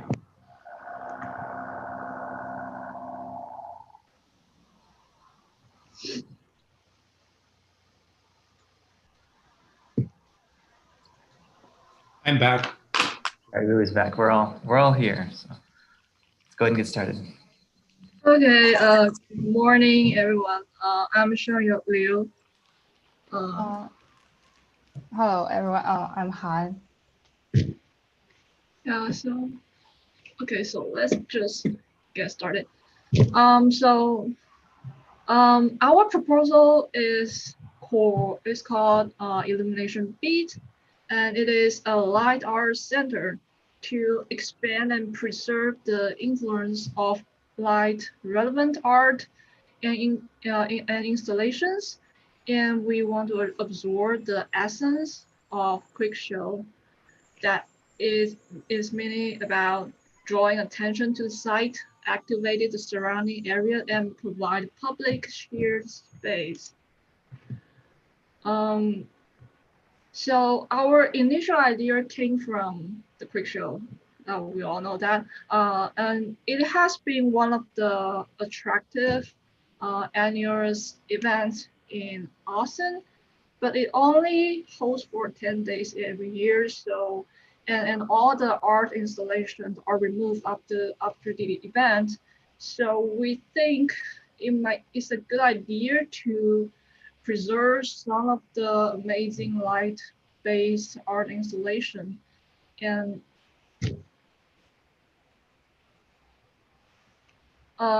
jumping to the urban scope, our site is located between 3rd and 4th Street in downtown Austin. It is the dense public transportation area. It is a bicycle and pedestrian friendly zone. And it's also, you can see this diagram, it's also between the Shoulder Creek and Waller Creek. But right now, these two creeks are independent and disconnected in our opinion. So we propose 3 light show corridors. You can see some of this like some precedence photos that what we are imagining.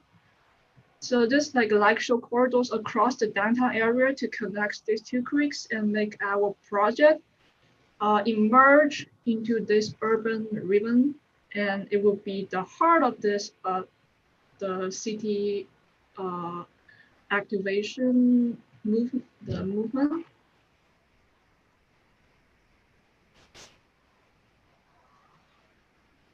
And right now we goes back to the design concept. We think of the relationship between light and human, and light and the building. So the building, we think it could be a container that contains all the light installation, all the light fixtures, and it could also be part of the performing device. So, and also the spatial capacity is a platform and gave us an opportunity to explore different materials and their visual performance. So the interior precedents are mirror garden, more than human exhibition, and drinking lab. So the mirror garden, the floating roof reflects the surrounding environment and exhibits the infinite space indoors.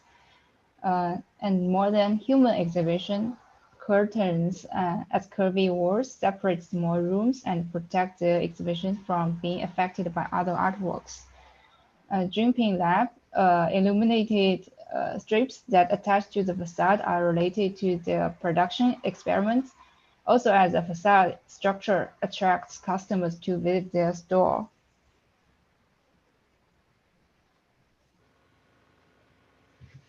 So the site is dedicated to 2 programs, the residential tower and the performing center.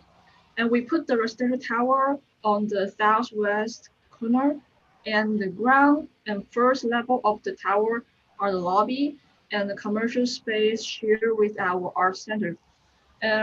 Related to our urban scale proposal, we value the idea of interacting with the adjacent areas and encouraging people to go through and experience our building, whether they will visit our exhibition space or not. So the press and also the presence of Republic squares on the north is essential and is a unique condition.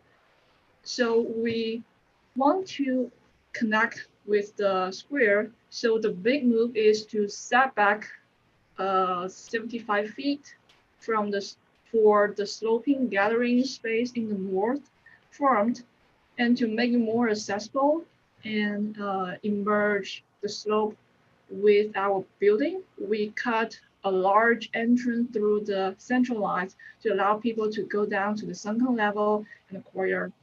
And then we introduced the rooftop terrace. You can see this one above. The rooftop terrace to offer more open space within the building. And then we went further to bring in the concept of ramp. We initially lowered the entire east wing to create a gradually ascending terrace, and then the north part is suspended. And then and later we realized that we kind of have to balance the structure, and we kind of have to conceal the basic Guadalupe street. So we lowered the east part down, but at the end, we subtract the middle volume of the east wing to kind of like make it all suspended. The upper structure are all suspended. So this we try to unify the language for the upper form.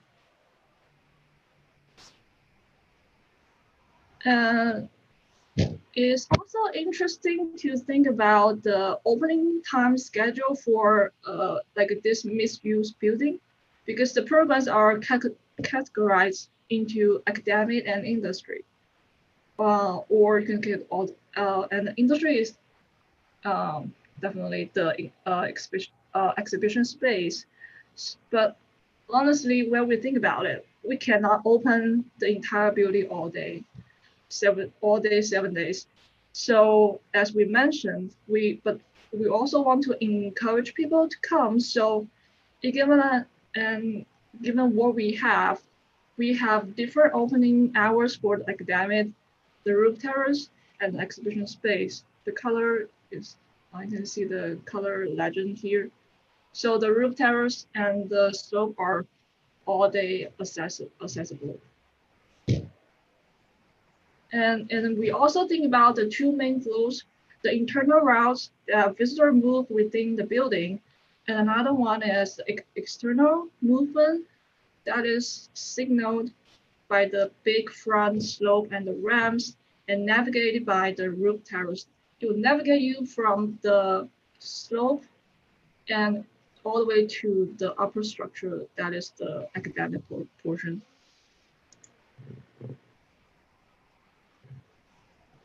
This is a site plan. Our site faces Republic Square Park on 1st Street. The main flow comes from the northeastern and northwestern corners on Guadalupe Street and San Antonio Street. So we intend to attract visitors to our building by slopes. The sunken slope guides people into the exhibitions, and the upslopes and stairs from the eastern and the western wings lead people to the rooftop. In vertical circulation, the rooftop divides the up art school and down exhibitions. On plan, the courtyard unifies the exhibition parts and the service rooms. Now we jump into this drawings. You can see this is the concrete foundation and the basement plan. You can see those are the grade beams. And this one is the exhibition floor plan. There are 3 main zones the quick show exhibition on the left top here, and illumination exhibition and digital exhibition. All the exhibition are on the sunken level. So you can see this is going down a little bit from the entrance, and you're going down for about 7.5 feet. And then and it's going to the courtyard. And one thing we need to mention here is that the quick show exhibition is dedicated to preserving the installation from the quick show. And we try to kind of like bringing an abstract scenario of walking along the water quick. So we use this curvature defines the display dome. And this and also we will have those curvature curtain along this curvature path to kind of to separate different display zones. And the illumination. Can I interrupt you real quick? It's because it's really hard to read the numbers on this. So is the hatched area, is this all on grade? I guess there's 0, 0 up here, right? Yeah. But then this area slopes down. Yeah, that's so down, and it's a little bit. And this one too, right? Yeah, it's a little bit heavier than this part. So I know it's kind of hard to tell. Is this area stepped here? It's stepped up. So these two part on the left and the right part are going up to the roof terrace, and this one is going into the courtyard. They are going down. So there's like a going up, going down situation. Okay. Okay. Yeah. Thank you. Sorry for interrupting. Or sunken. This is a sunken level floor plan. Yeah. Yeah. So the illumination exhibition, it will be separated into a row of small spaces. So, or other installation. They are not from quick show. They could be put here, and it could hold different gallery exhibition. And the digital exhibition on the right bottom is also separated, and it will be all wrapped by the wall will be the digital screen, and we will have a different themes to play and create different experience. This is based on different top themes, and it's flexible for the yeah. And you can see this one is, I think this one is more purely, so it's the plan of the rooftop. So you can see this.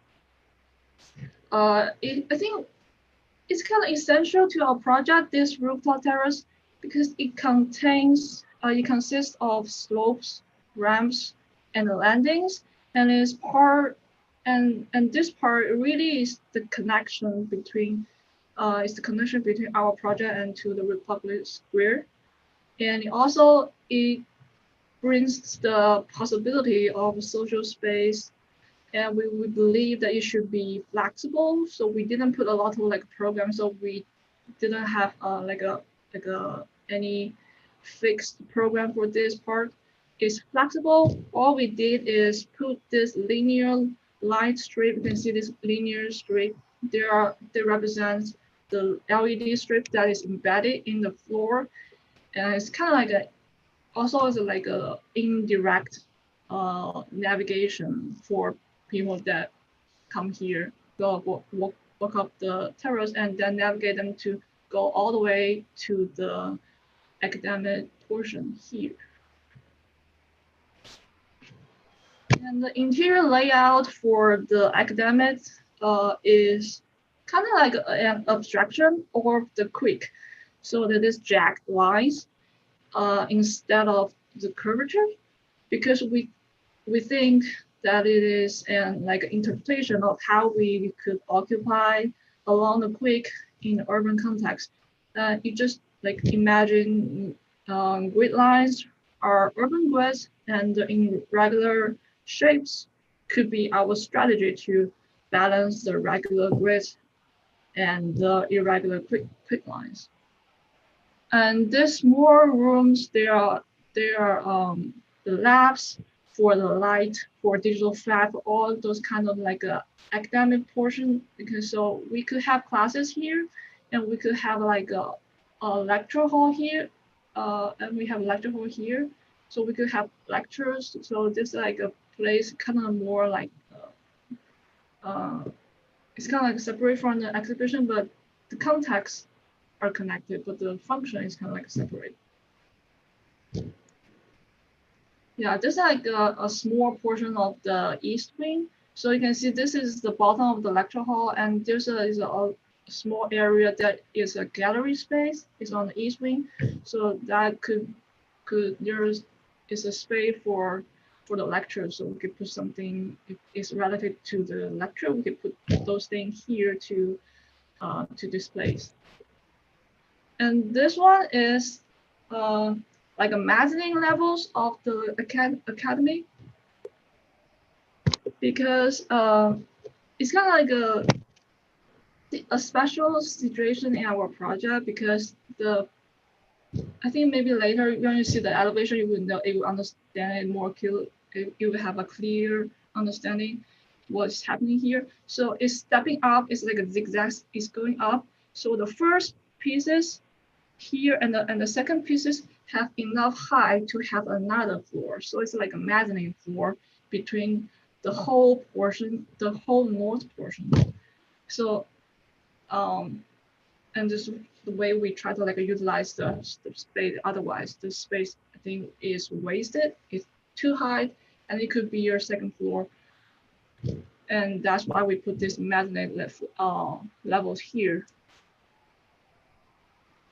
And the roof lines just show you a simple strategy of rainwater drainage using the sloping roof we have to kind of collect water here and here. And then on this side, just let the rainwater goes down to the rooftop terrace. Yeah, this is the MEP plan. Just I think only one thing I need to mention here is that the AC ducts are above the ceiling in the academic portion, is the suspension portion, and the AC ducts are below the floor for the second level, the exhibition space. Yeah, this is the egress plan.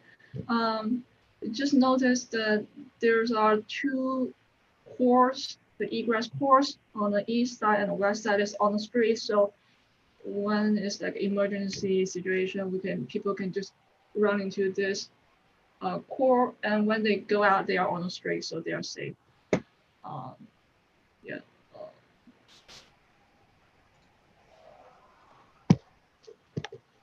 And for the section now, I think you can have a more clear understanding of how the ramps and the slope works.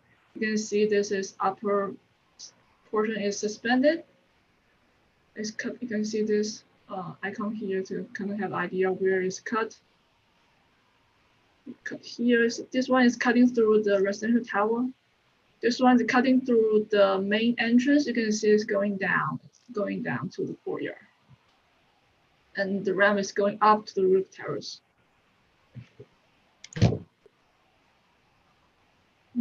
And this is a longitudinal section. See this icon here. So you can see the courtyard is warped by the glass curtain wall, and there are colorful lights behind it. So it will light up in at night.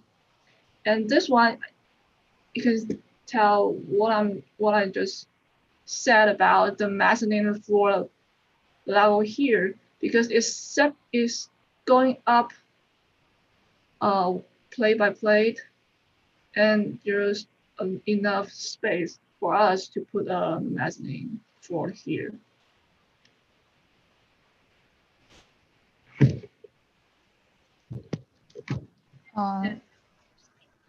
Though this section is cut through the west wing. There are 4 layers on the facade. 3 branches follow the columns' positions, and 3 masses with the mullions form the dim silhouette of Waterloo trees and sit in the city context. Behind the aluminum strips are artificial lights. At night, the facade will be illuminated and also respond to our project proposal.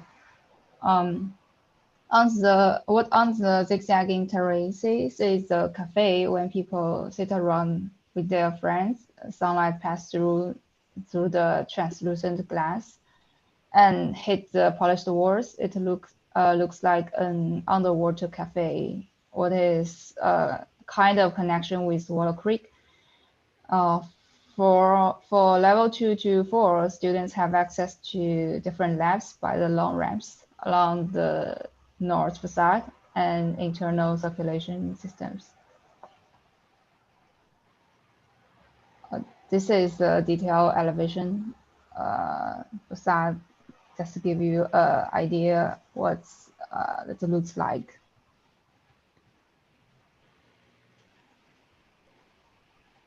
And this one is cutting through the courtyard wall, so it just shows you the light curtain wall that I just talked about. There will be the light that's a mount on the wall and it's also at the bottom of the floor, and is attached to this wall, and everything is kind of, and it also could function as a railing for the rooftop terrace. You can see this. And this is some of the detail of the structure. So this one is the parapet wall for the facade. Now you can see this, the aluminum pattern panels and the LED panels are attached together. They are kind of like this sandwich structure. And then they are attached to the C channel and the C stop. And also there's like a double glazed curtain wall behind it. So it kind of like there's 2 layers of facade in our project.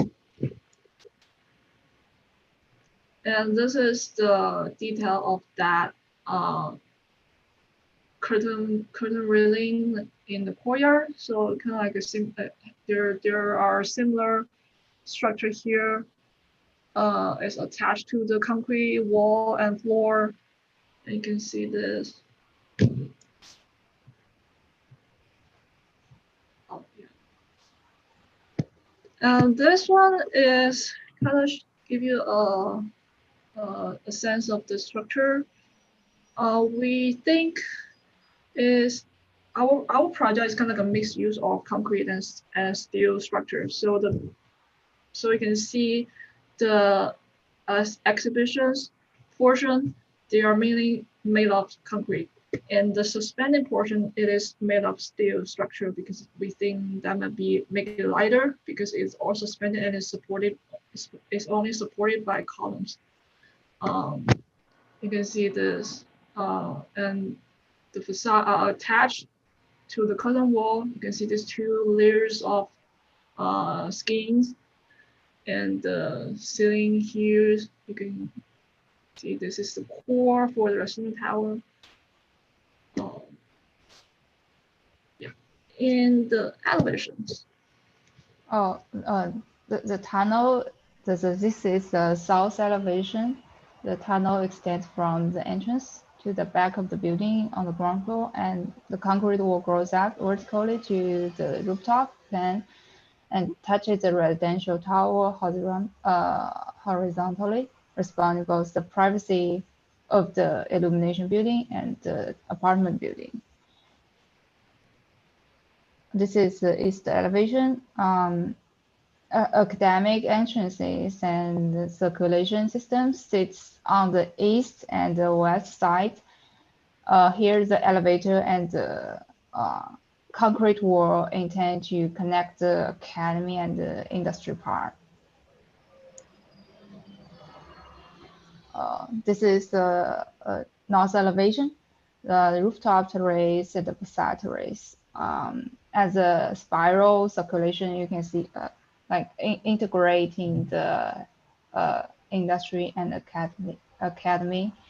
Underneath the ground is the exhibition illuminated by the artificial light full of mystery, and the upper up the open roof is the academy wrapped by the skinny aluminum strips. So the dim light passes through the facade and gives students the exploration of the natural light and the urban context in Austin. This is a west elevation. The west part is occupied by the lobby zone on the ground floor, and the labs above the first floor. Can you go back? Did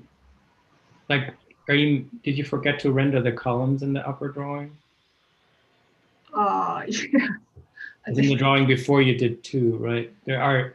Yeah. You're showing us the line drawing and you're showing us the rendered elevation. So there are yeah. columns supporting that, right? Yeah, you get us. Yeah. The bird view, so in the specific way, it gives people the main idea of our proposal about how the building responds to the Republic Square Park, Texas Board of Nursing on the east, and the garage on the west side. In a general way, it tries to connect Shoal Creek and Wallow Creek and activates the communal space in Shoal Creek. It also attempts to bring the successful communal space from the 2nd Street northward to the 4th Street. This is daylight perspective. It not only tells people the building takes advantage of the park occupiable by slopes, but also shows diverse materials applied to the building, such as concrete, aluminum, stones, translucent glasses. It frames like a wide image in daylight. So at night, it converts to wide envelope into a colorful silhouette. The front facade keeps wide gesture, but the courtyard is illuminated by colorful lights. So the colorful courtyard facade grows up to be the railings of the rooftop. Can you talk about can you go back while we're on this? Like, what is the pattern on the facade? What is that? This is the it's like so the initial idea is we try to capture some like abstract like an image of creek, and then we think about the trees, and then we make this abstract pattern of trees and then put them into the facade. Okay. It's good. Yeah. Is it illuminated or is it? So there's a LED line that's behind the aluminum strips. So it's like a sandwich that we just talked about. It's like a sandwich pattern. So okay. The aluminum on the very front, and then the LED is behind the aluminum. Okay. They are sandwiched together. So, but it's all white light. It's not colorful, but the courtyard is colorful.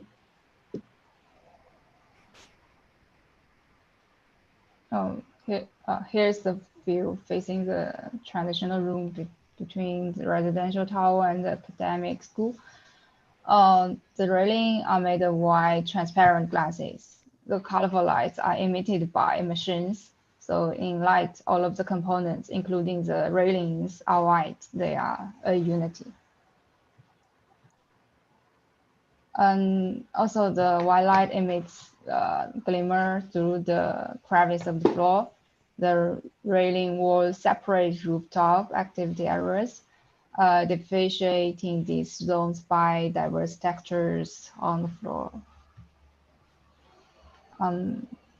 The slope in the academy becomes a changeable roof in this perspective, containing both natural light and the artificial light. This is a temporary exhibition.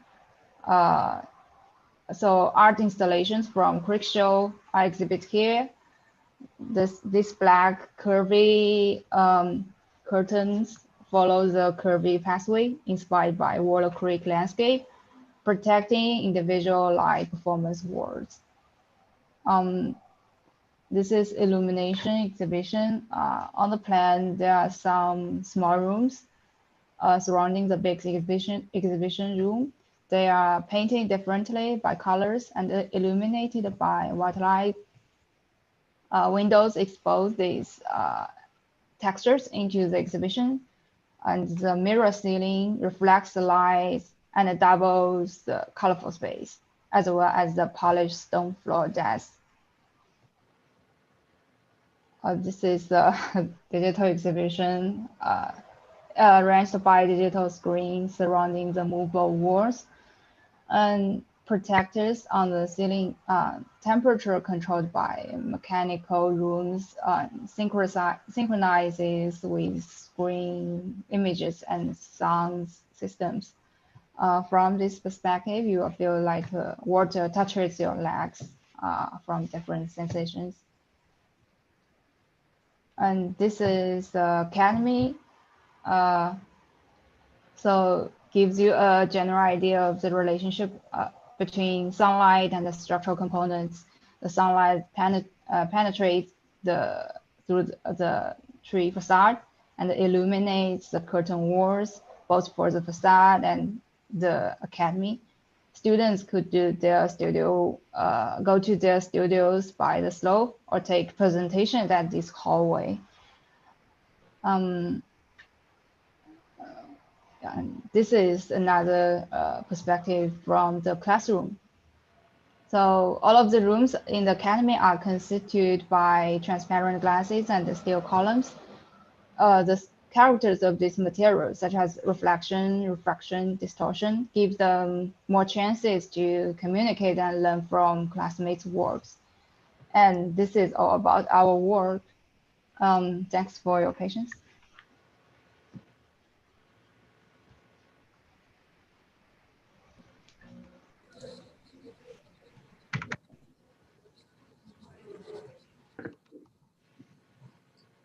Maybe while the reviewers are gathering their thoughts, I wanted to, I was going to mention just briefly to Uli's point that I think is a critical one, because there's so much work here, a lot that you've done, and through a lot of the semester we worked on trying to edit things back and trying to, and that's a good place to be in, I would say, as a student project, where you've got 12 interesting ideas and we're trying to boil it down to, let's say, 2 or 3.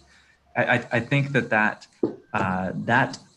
let's just say applied pattern of that abstracted tree is such a prominent part of the appearance of this scheme that ultimately it could be a whole separate project, but maybe isn't as critical for what you're ultimately doing. And that becomes much clearer to me when seeing all of this together, but rather potentially allowing your building to simply just be the canvas that's activated by the different light installations, rather than having this permanent fixture that's tied into it. So I think it's an interesting idea to try to recollect or recall, or this notion of aligned trees that pick up on the columns. But again, since you have so many other interesting components to what you're doing, it somewhat becomes a distraction, in my opinion, based on what the building is meant to do ultimately. And so, not to lead the witness too much, but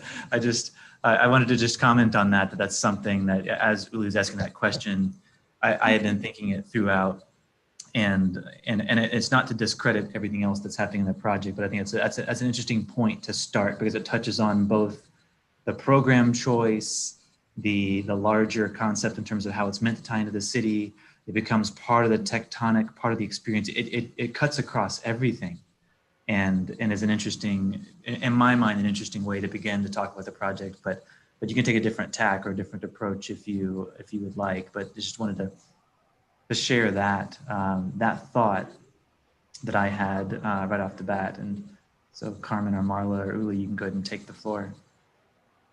I might just jump in with a quick comment while we're looking at this image.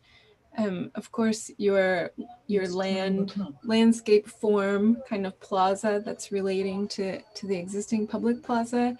It is reminding me of kind of Snøhetta's opera house. And part of me was thinking, you know, that in that context, a bright white stone, like unshaded plaza space works fine because it's such a northern mild climate. But I do think I'm not opposed to the kind of tree-like ornamentation of the building, but I'm feeling this longing for like real trees too.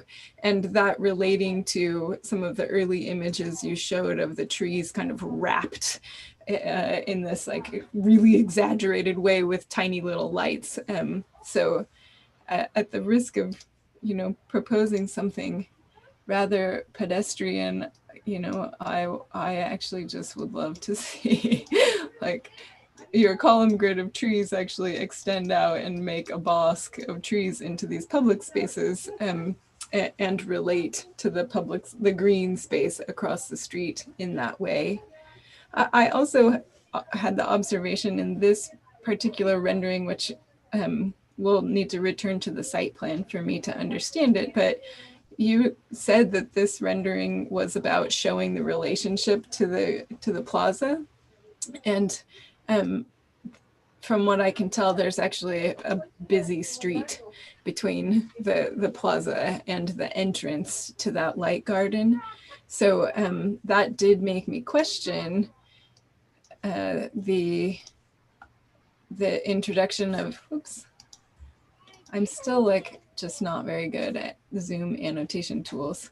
It did make me question like these railings, because actually your connection to the plaza is from the street corners, like coming across the street and from the corners. So people will be moving in this direction. And so it did make me think, like, again, kind of taking more of a land form approach here, and for as far as it was reasonable, remove the railing and let this ground start to kind of slope down from the sides too, just so that the plazas, the kind of ramp that goes down to the center and the adjacent plaza spaces could feel a bit more continuous and connected. And I could be off base if you have enough space to do that, but from this particular rendering, understanding like those circulation flows coming from the corner of the block and really kind of wanting that funneling effect, I would suggest letting the ground do more of that and letting like the trees, at the Kimball Art brought in on that because I felt the same. Lot of work, a lot of drawings, very well documented, but I really didn't understand the relationship of the building to its surrounding area until I saw the overall view, you know, that three-dimensional view where you could see it in context.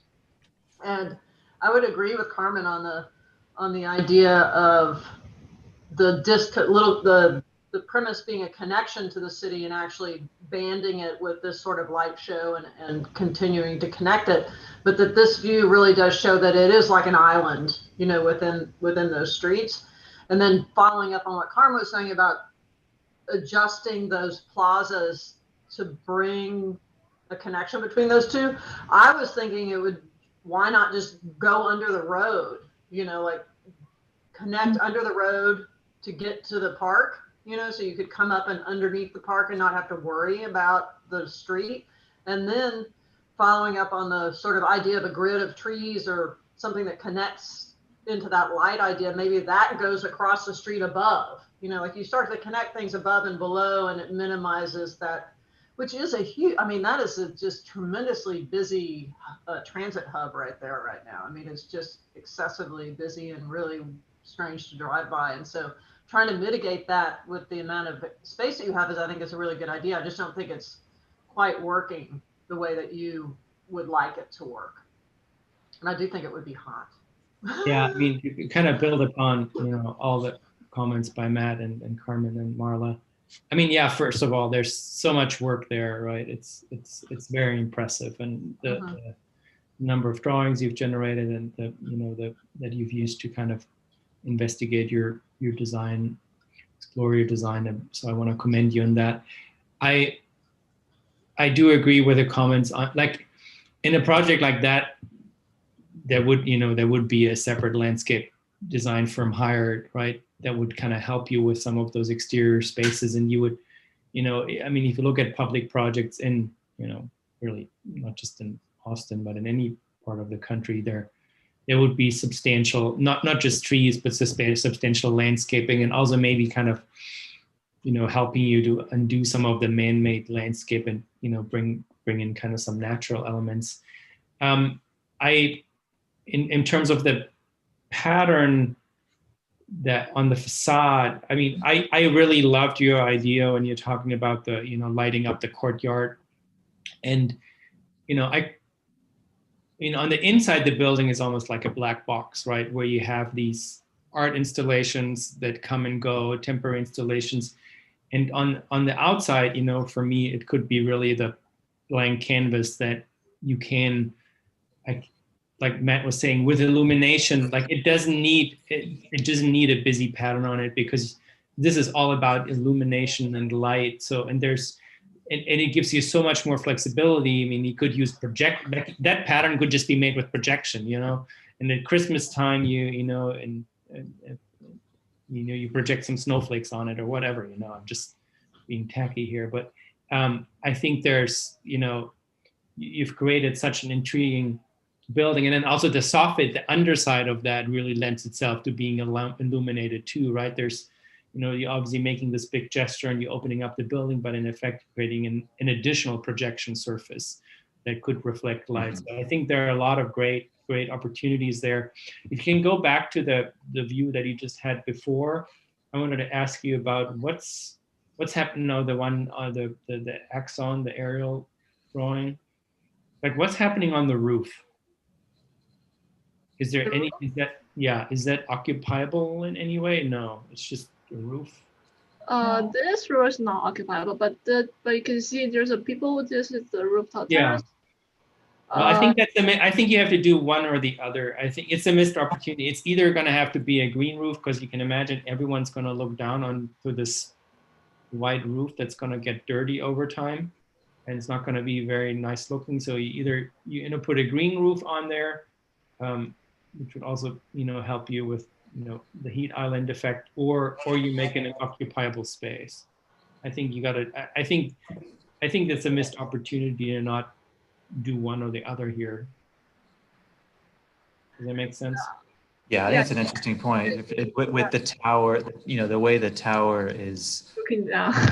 Positioned. No, it's a good point. I think it's a really good point, that thinking about this view is an artificial view that we're looking at the moment, more or less, but it's not too far of a view than what you would get from many of the towers in and around, including on your own property. I think it's a fair point, and I think it fits in with what Marla was also saying in terms of thinking about potentially the subterranean connection. There are so many different variables. It never ends, right? Because you start thinking about it, and then next we're saying, all right, well, what if we do something with the top of this parking garage?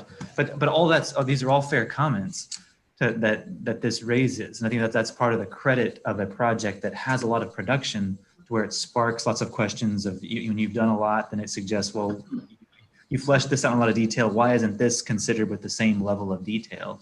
And so I think it's a fair point to talk about that roof terrace, and really just thinking about this surface altogether. That surface, all these questions are coming into play because you've dialed in so many other things so much.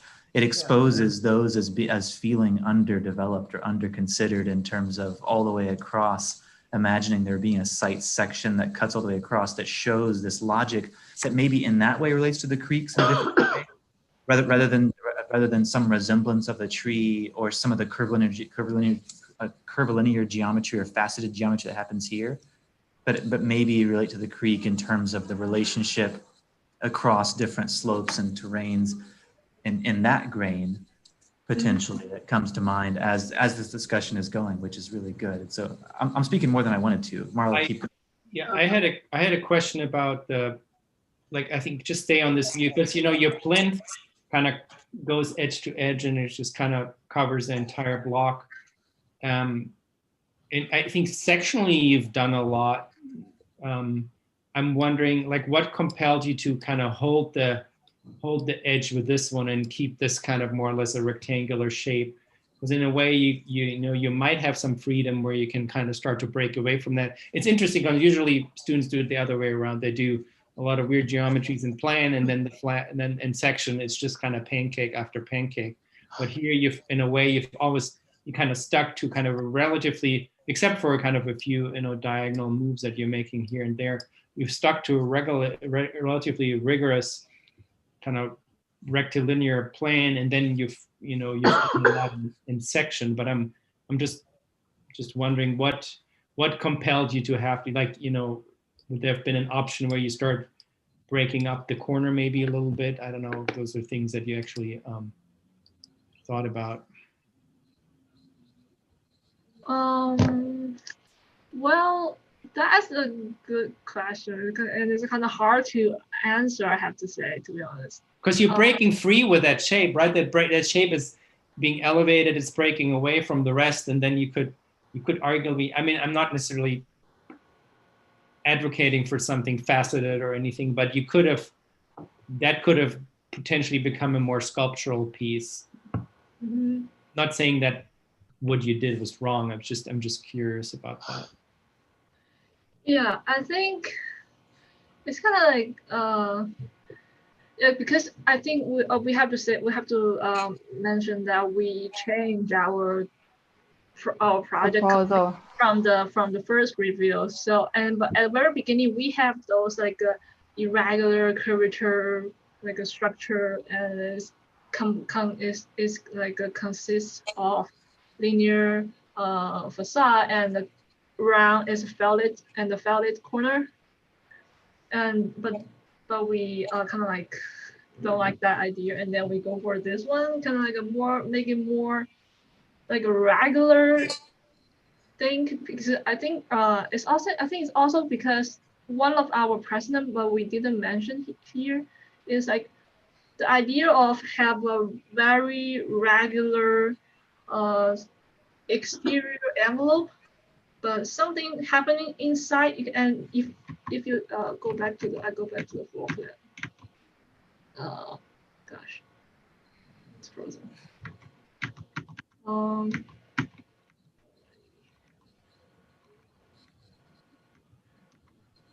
So you can see this one. So it's kind of like the idea of I keep all the exterior envelope very rigorous to the grid, and then something is irregular happening inside this envelope.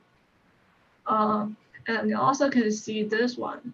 Yeah, I mean, there's an argument to be made for that, because arguably it's more experiential on the inside than just being shaped on the outside. So that's.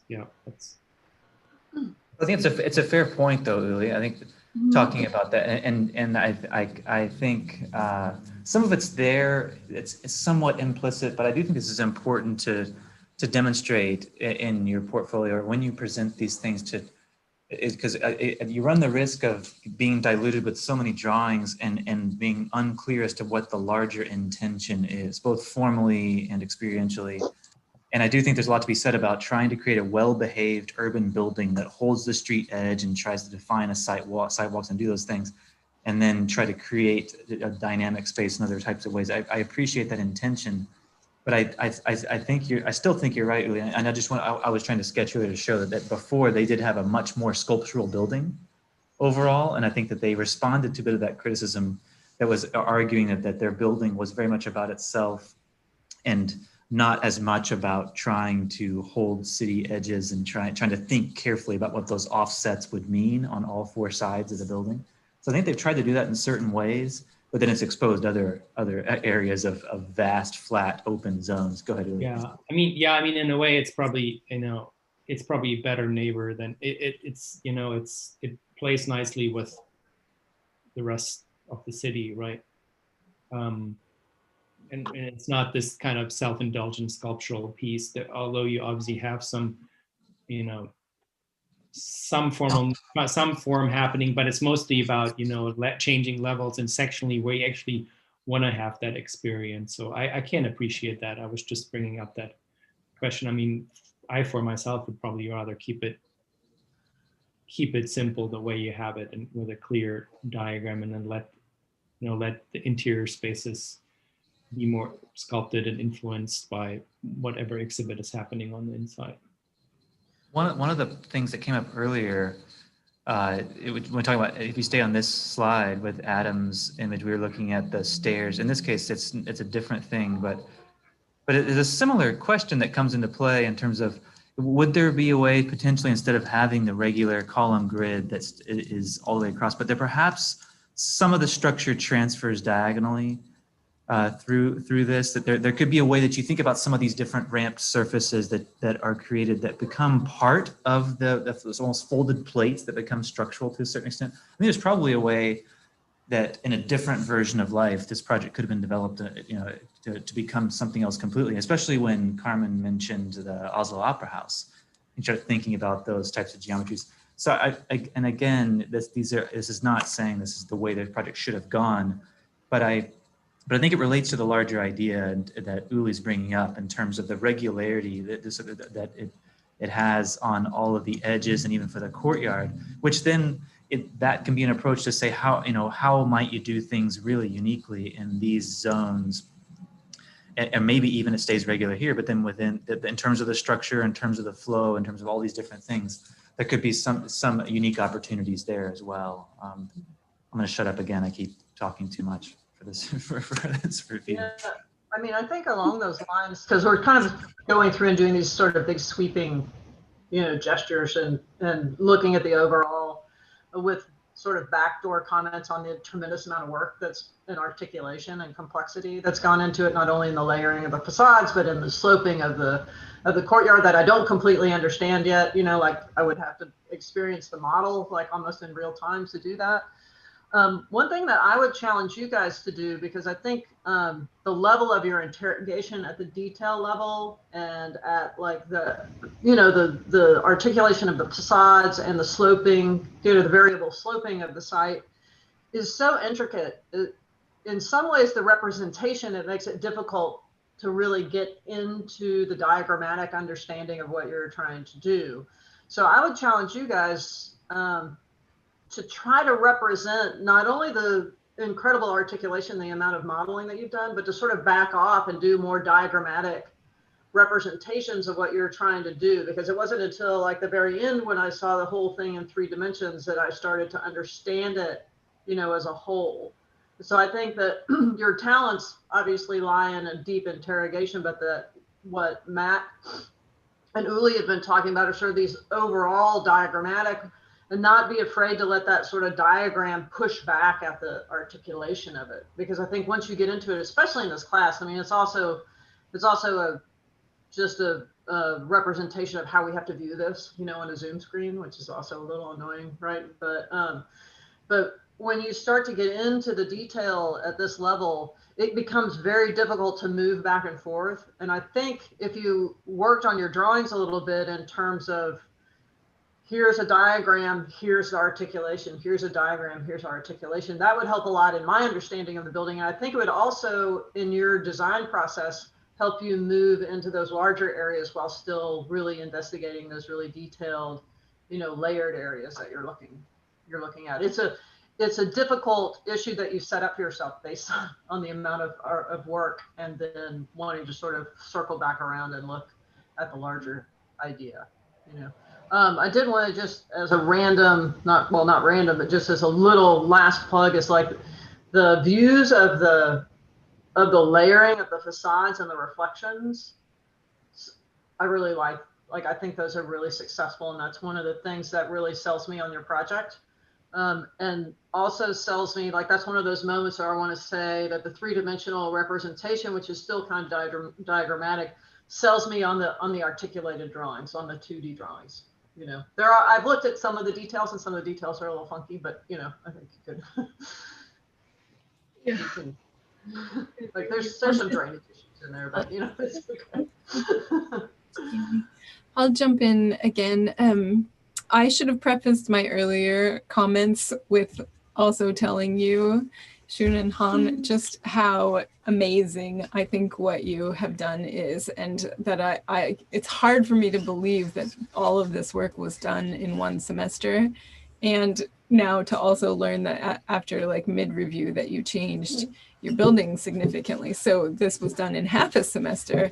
So I just really want to give you my compliments that I think this is a very ambitious building and that you thought of so many things at so many scales, and that there is a lot of really successful representation that you've shared with us today. So I hope that you feel proud about what you've put forth, because I really think that it's quite good work.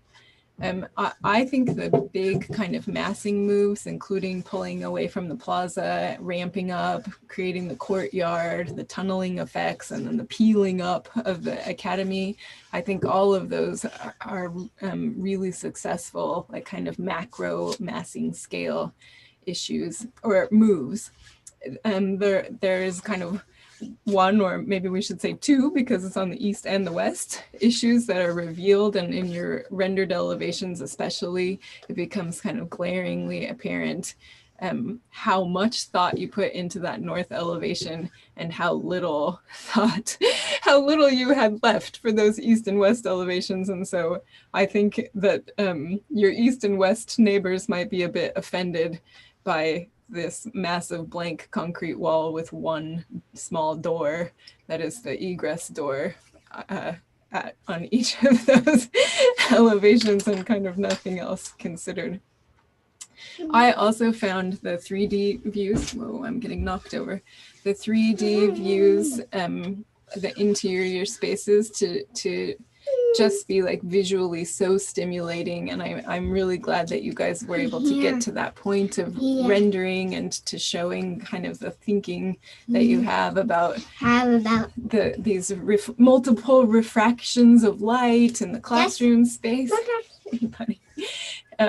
All the use of color and things like that. So I really appreciate those views. As Uli pointed out earlier, then we start to see like other opportunities, such as the ceiling that you can see here, the ceiling space of the academy, or the floor of the academy, the ceiling of the outdoor space. So I think that the one thing that I would say that seems underdeveloped. Yeah. Do you want to make one comment before you go?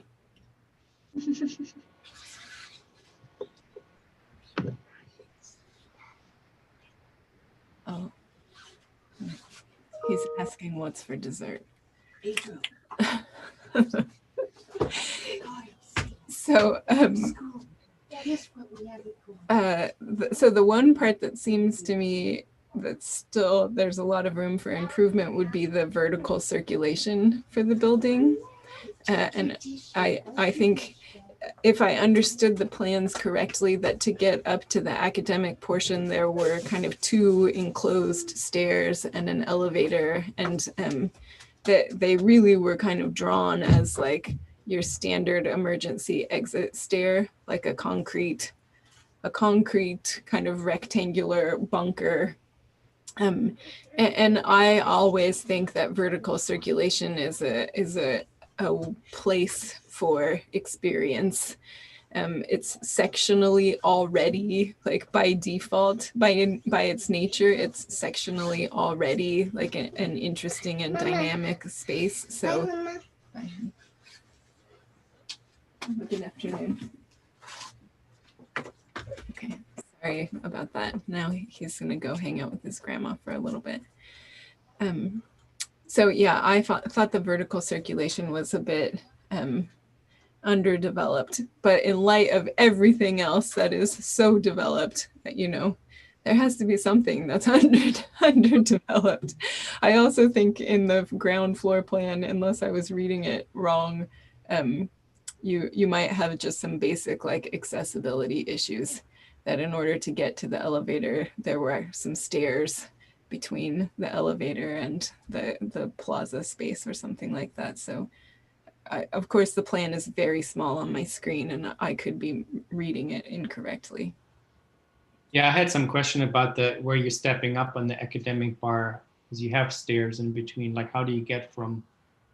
Do you have a plan? I think there's a ramp along this edge, right? This is a ramp all the way along. There's a ramp here along the north edge. And Yeah. Let me see if I can draw. I think it was here where I was noticing that I was trying to figure out if I wanted to arrive and go upstairs. Like, I think, are these stairs right here?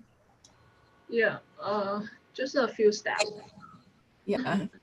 Just a few steps are rather difficult in a wheelchair or a stroller. Oh, it's not. It's just like 2 or 3 steps. You'll be fine. So I think, yeah, the spot, yeah, this is a egress plan, but the road of a small room here is sloping down, so the slope is here. So you can, so if it's like a disabled people, they can walk this way, and then in that way they experience those small room, and then maybe they have to go backward if they want to leave this portion. But there are slope on this side, so it's going down to the main portion here. Because so if you want to use the elevator, you would circulate around this way, and those are not actually walls. Is that correct? This is not a wall. There are like a small wall, like an interior, like a partitions, or yeah, there seems there openings. Yeah. Yeah. With the opening. So I mean, not to point out like a weird code anomaly or something, but I don't think I don't think that you could do that. Like, have to circulate through a whole bunch of small rooms to get between your primary egress areas. So just a couple of those things, but I really feel like even if you kept these cores kind of intact, but that the vertical circulation it is certainly an area for further probing. And I do wonder if you actually want it so that, I know you talked about kind of which parts of the building were open all the time versus which were closed and what's kind of the more public and the private, but you've certainly made it so that if you want to go to the academic space, like you have to kind of find one of these little corner spaces that are these like dark stair towers in order to get to those spaces. Whereas you probably would prefer to sorry, go ahead. That thing is, yeah, so not so dark. One thing is, as long as you're on the ramp, it's like a loop, so it's like a spiral, it's like a huge ramp pathway for you to going up to the academic portion. So it's like a spiral route. So when you're walking on this middle space, walking up, and you just walk on this terrace, and then the end is the academic portion. So I have to say that I agree with you. Like, the vertical circulation is so hard to handle it, and just we try to figure it out, but at the end, because like we have to move on to do other stuff. So yeah, this part, we have to put those two egress core structure on the two sides, and it's at the edge of the building. So when people can get out to the street immediately when there's like emergency situation. Yeah, I think that makes. I think that Carmen appreciates and understands what you're saying in terms of trying to check the boxes as best you could overall, and still, there being some points that aren't as clear. I will even mention that even in the last week, the vertical circulation strategy changed. Is that right? Yeah, there were even a whole different staircase strategy in the last week, actually. So some of these things we were aware of and trying to think of different ways to create vertical circulation They had, I think, 3 other staircases that disappeared and reincarnated in a different form. All that's just to point out that everything Carmen's saying is fair to point up. And these are things that to be thinking about as you go forward, trying to trying to learn how to prioritize certain components. Since as Marla points out, there's a lot of sophistication in different other portions, and it's always hard to juggle these different things, especially in the studio. So as we finish, Marla or Uli or Carmen, do you have any last comment? No, I mean, again, just to reiterate, a lot of accomplishment here. I think I would ask you to do 2 things for post-processing. I would get rid of the stipple concrete hatch in your columns in elevation and section, right? It's just not something that you do. And then also when you start out with your sections, if you want to go back to your section drawings, also what Carmen mentioned in the other project, put some entourage in there, right? Show us how the building is occupied. Those are really nice drawings. And just, just show us how people occupy your building. Yeah, great job, good work. It's a tremendous amount of work, you guys. I mean, I saw some of it in TechCom, bits and pieces, questions, ramping, sloping things, going various different ways. And I watched how hard you worked on it and how dedicated you were to getting, something that you were, happy with and that made, that really expressed your building. So really good persistence, a lot of work. I think I would maybe be the only one, but I would enjoy looking at your model because this entire thing is 3D modeled. And so, but a really vertical learning curve during my course. And then, to see the work now is really nice. So congratulations on that. And it's one of the things I always say about integrative and comprehensive is like, you're exhausted by the time you get through and you feel like you have more work to do than you actually did during the semester. But if you look and see where you started at the beginning of the semester and the production and the things that you've done at the end of the semester, it's quite staggering, for everybody in the class. And so appreciate the work that you've done. Thank you. Thank you. Thank you. I have Great comments. Yeah. I don't want to end on kind of a technical thing, but I will just remind you in the early slides when you're showing precedent images, make sure to put citations on all of those slides. And this is just like one of the 5,000 things that I worry about in general, but your light corridors were a little bit worrisome for me because I worry about like night pollution, night light pollution, right? I worry about like unnecessary consumption of fossil fuels. So some of these things where I'm just in a mentality of like less consumption right now. And so in some ways, like that proposal was proposing at an infrastructural scale to like create public art and further like maybe be detrimental to an ecology. So to me, like what you've done at the building scale is wonderful, and I would encourage you to maybe just think of those things as happening within your courtyards and within your gap spaces where you've pulled the floors apart, or in the tunnel space or something like that. And yeah, they just. Oh, she's frozen. Carmen frozen the last phrase.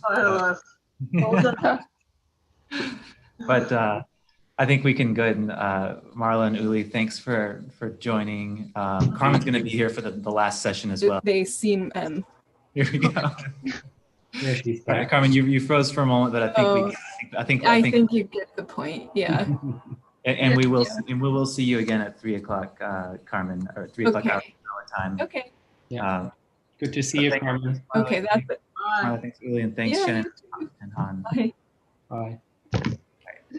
Thank you. So I'm going to put it on standby. Everybody, you can unshare screen if you like. All right.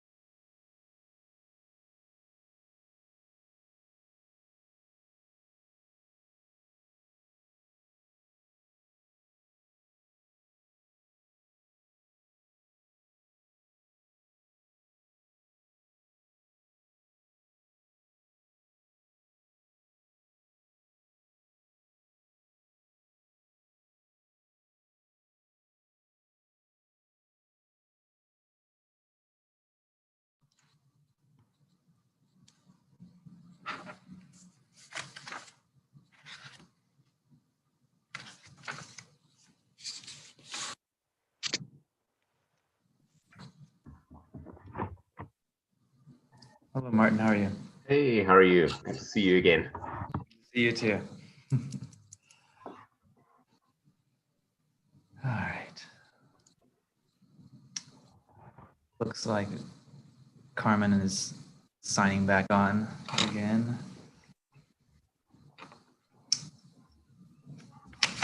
All right. Hi, Carmen. Welcome back. Hi, thank you.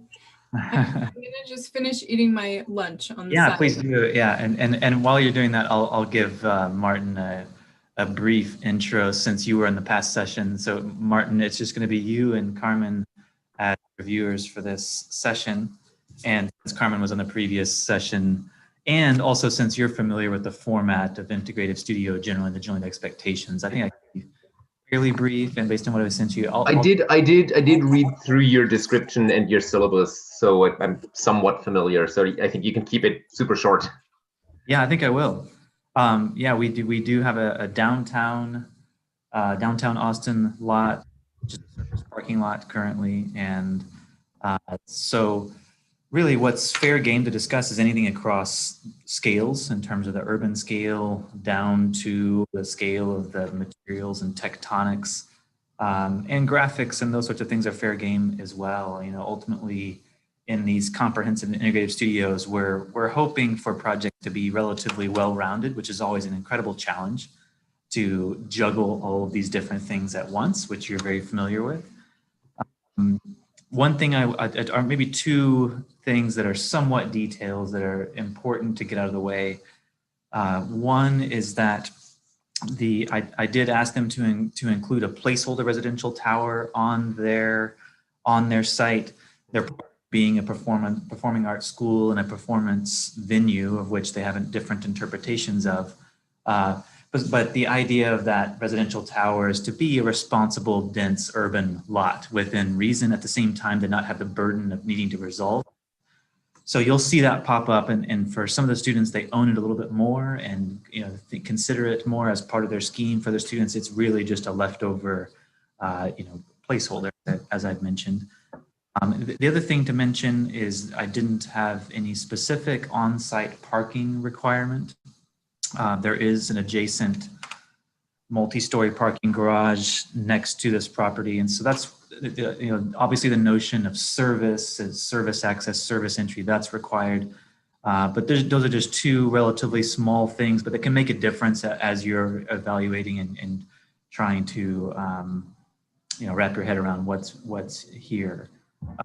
I do have annotation turned on, so you can annotate as we go through. Maybe the only other thing to mention in terms of logistics is that we'll be going through 3 projects in this session, which should be sufficient time. The students worked on trying to keep their presentations relatively concise and allowing the reviewers to drive further clarification where needed.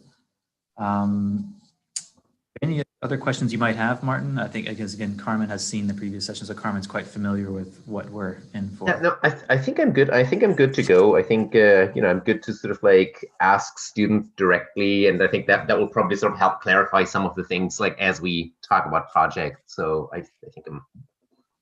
Okay, and so the students, again, you all have virtually met Carmen in the previous session, visiting us from Cal Poly. In California, 2 hours behind us, and Martin is joining us as well. Many of you are probably familiar with Martin. He does teach. He has taught different studios here at the School of Architecture at UT, and he's currently teaching the Comprehensive Design Studio, which is the undergrad section of this type of studio. So we're fortunate to have Martin join as well. But I think that's maybe just enough to get us going. Valentina, Sarah, if you want to go ahead and kick us off. Sure, thanks, Matt. Good afternoon. Thanks for reviewing our project. My name is Sarah. And my name is Valentina. And this afternoon, we're proposing a performance venue in downtown Austin, and we're interested in focusing on dance and aerial movement as our method of performance. Our site is adjacent to Republic Square. It's easily accessible and closely located to a number of popular downtown attractions. However, we've noticed a problem of disconnection with Austin on a larger scale, as well as a lack of immediate connection to these nearby attractions. So our strategy for this is to encourage community engagement through further development of Republic Square Park, the introduction of outdoor performances, and the inclusion of a public education program in the arts.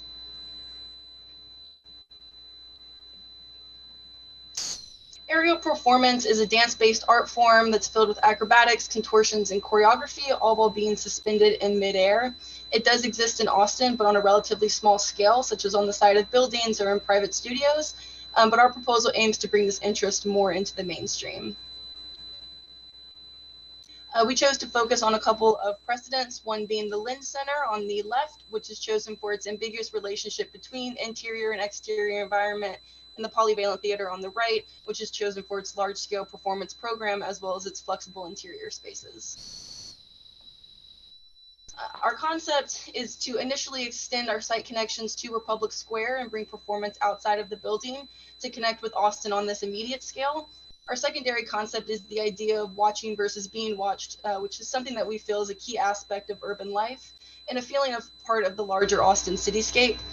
We also have an idea of suspension and tracing movement, which is related to aerial performance. Overall, our building is divided into two different design strategies, with the theater side on the east side of the site focusing on performance, and the education side on the west focusing on public engagement. A more specific breakdown in program shows that we're proposing 2 auditoriums, an outdoor amphitheater, a rooftop bar, park-adjacent restaurant, studios, and also accounting for a 25-story residential tower. We started our site analysis with exploring the site on 2 levels. The broad, where we're looking at the site as a part of downtown Austin, thinking of a larger connectivity of it to main attractions of downtown, pedestrian bike flow to and around the site. And the immediate, where we're thinking about surrounding programs, perspective relationships, and views. Our response to site analysis is in connecting our site to the Republic Square by extending the park across 4th Street and making the northeast corner of Republic Square Park the natural main entrance to the project. By doing that, we intentionally allowed it to break out of the city grid, creating a new way of movement through and around the site. The intention was to give the project a clear programmatic identity while creating a nature public flow and encouraging engagement with the building. To do that, we divided the building into 2 programmatic blocks, theater and school, signifying the movement through the geometry of the building. We also wanted to create outdoor spaces within the building that will become a place of public interaction. Therefore, we opened up a central courtyard, pulling the park inside the building, as well as pulling it up and unfolding on the roof, allowing for a publicly accessible green roof and additional outdoor programs. As part of the creation of programmatic identity, we decided to reveal the unique type of the performance happening inside the building to the outside. First, by exposing the form of the main auditorium to the east facade, and second, by literally bringing performance outside on the north side of the building. Some of what Valentina was just talking about, is my microphone okay? Yeah, something with your microphone sounding a little strange, Sarah. Is it still? Now it's clearer. Okay, so some of what Valentina was saying can be seen in our ground level floor plan here. On the north side of the building is our amphitheater and our courtyard, which, there's a high pitched noise. Is that still happening? Yeah, it is still happening. We can hear you, but there is just a squeaking, high pitched white noise in the background. But it's still possible to hear you. It's just a slightly distracting. So I can log in with a different mic. Yeah, it's definitely you, Sarah, when you muted. So that's what try. Is this a little bit better? Yes. Yeah, thank you for doing that. I've Yeah, let's do called that. into my phone. Great, good thinking. Go ahead. All right, so back to our ground level floor plan. Here's where you can see our amphitheater, courtyard, and our main entrances are located at these points. And this is the signifier for the general public about how to enter our building. It continues on through the park and green space. On the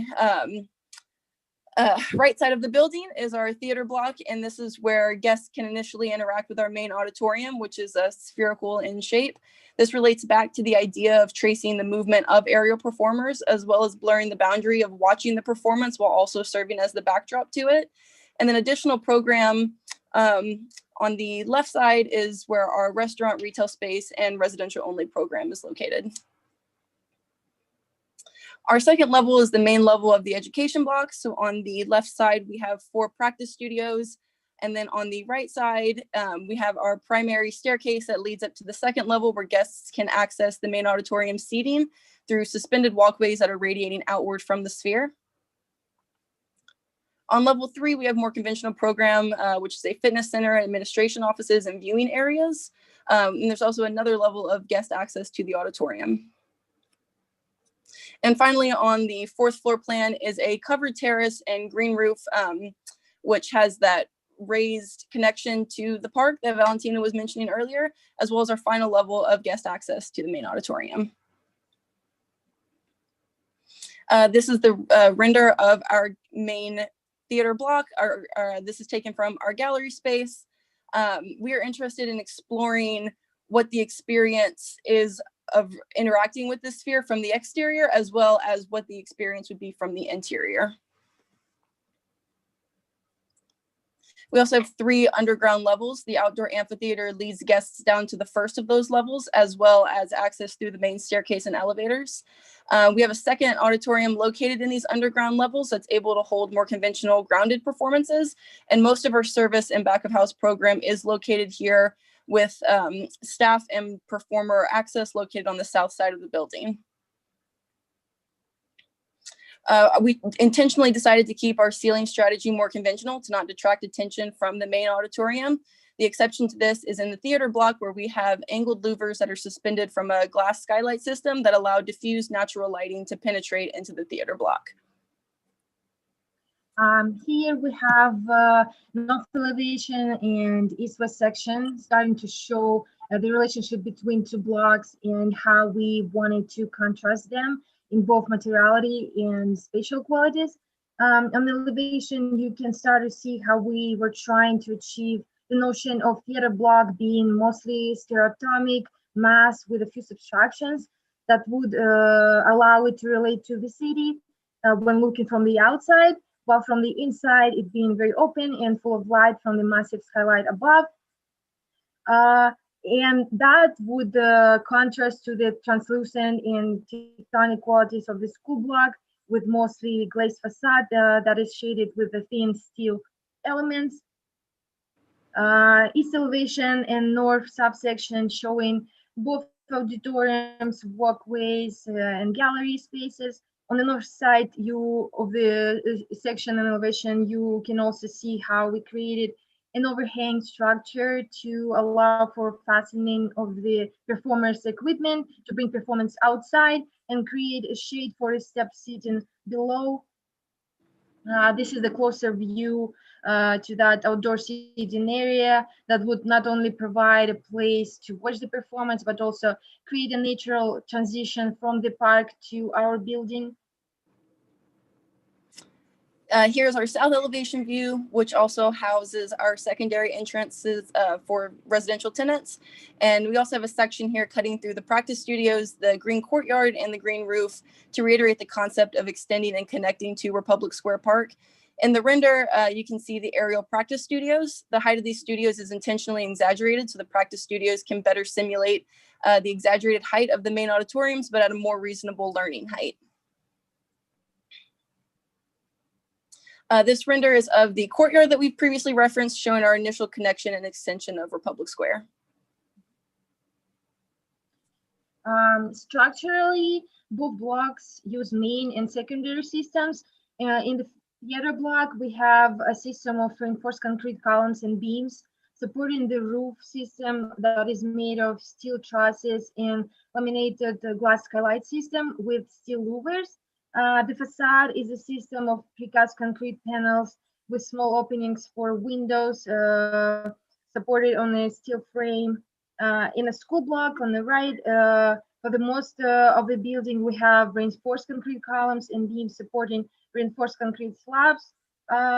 While for the studios, we used exposed steel beams to allow for the wider span while keeping a smaller profile of the elements. And the lateral resistance was achieved through shear walls of the service course in a school block and a lateral bracing by means of steel cables on the theater blocks.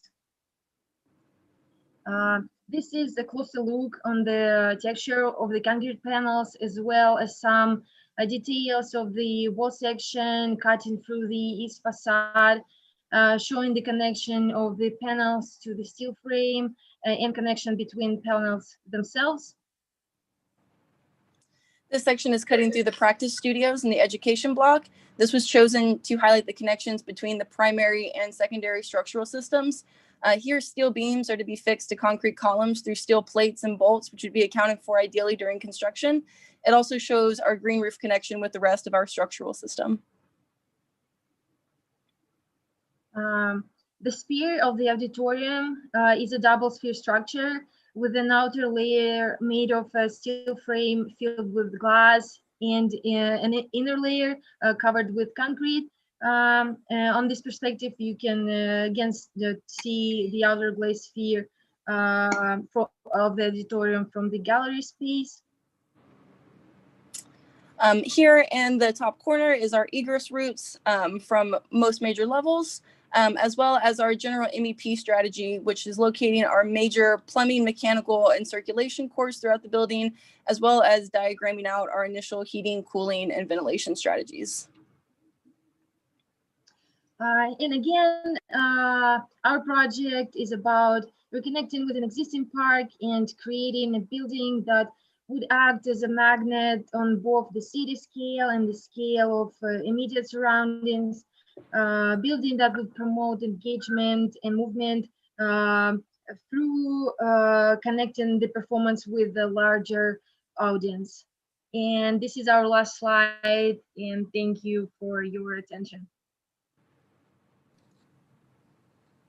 Thanks for the concise presentation. You all pulled it together. So I should mention to the reviewers that was a specific request to try to keep the presentation concise and allow the reviewers to drive with questions. And so that being the case, Martin and Carmen, I'll let you go ahead and dive in and direct the discussion. So yeah, thank you so much. I know how hard it is if you've done that amount of work to actually keep it to a concise and like presentation that still covers everything that you want to cover. And I think you did a pretty good job there. You know, having taught versions of this studio myself, also in the digital world.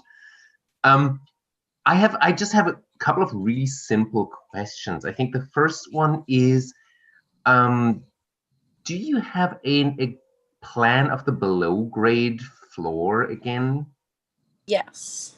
Right there. That I'm just thinking, you know, that's something that I sort of like looked at. And so the stepped amphitheater goes, okay, that comes in there. And then what is that space around your performance space, that big empty space when you come in? Is that the main lobby of that performance space? So the idea that when you coming down the steps, you arrive into this balcony-like lobby, and then you're going down one more level to arrive to a big, again, gallery space for art and like other installations, and then you entering the secondary theater. This, I mean, it's like really nitpicky, kind of like little question. I mean, it's just like something that I asked myself, how do I get, if I step down the amphitheater and I want to get into your main performance space, where would I have to go? you can go to the stairs and elevator. Those will take you up one level, and then we have main auditorium access there. But I can't cut straight across anywhere. It seems like. Okay, then so that's just like for information, like that's without any value judgment yet. The second question is like, it seemed in one of your sections that courtyard between the education block and the performance block is covered. Was that my correct reading? There was a section there that you had somewhere. No, it there didn't look like covered. Yeah, I saw this that. one. This one, yeah. This one here. What is that like roof on top there? That is that? Yes. This one is actually wrong. No, that's the I will take credit for that. That was unintentional. Okay. We Okay. Good. pulled the section and we did it a few times, so I'll take the bullet on that one. Okay. I mean, like I literally sort of be. like stumbled across that like as sort of a piece of information that I couldn't sort of match up with the building. Those are like some really simple questions. Now the hard, like I have a hard question now, a really zoomed out questions. Is this like one building or is this two buildings?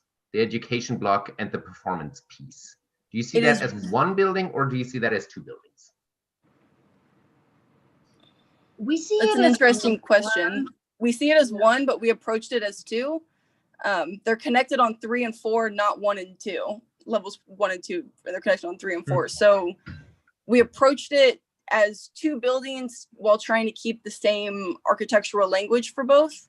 In terms of workflow, it worked to split it, but also we wanted connection points so you didn't have to leave one building in order to get to the next. Mm-hmm.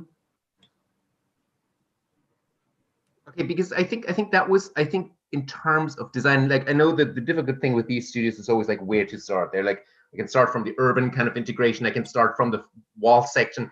I think the one thing that I also stumbled over was a little bit that question, like, is it one or is it two?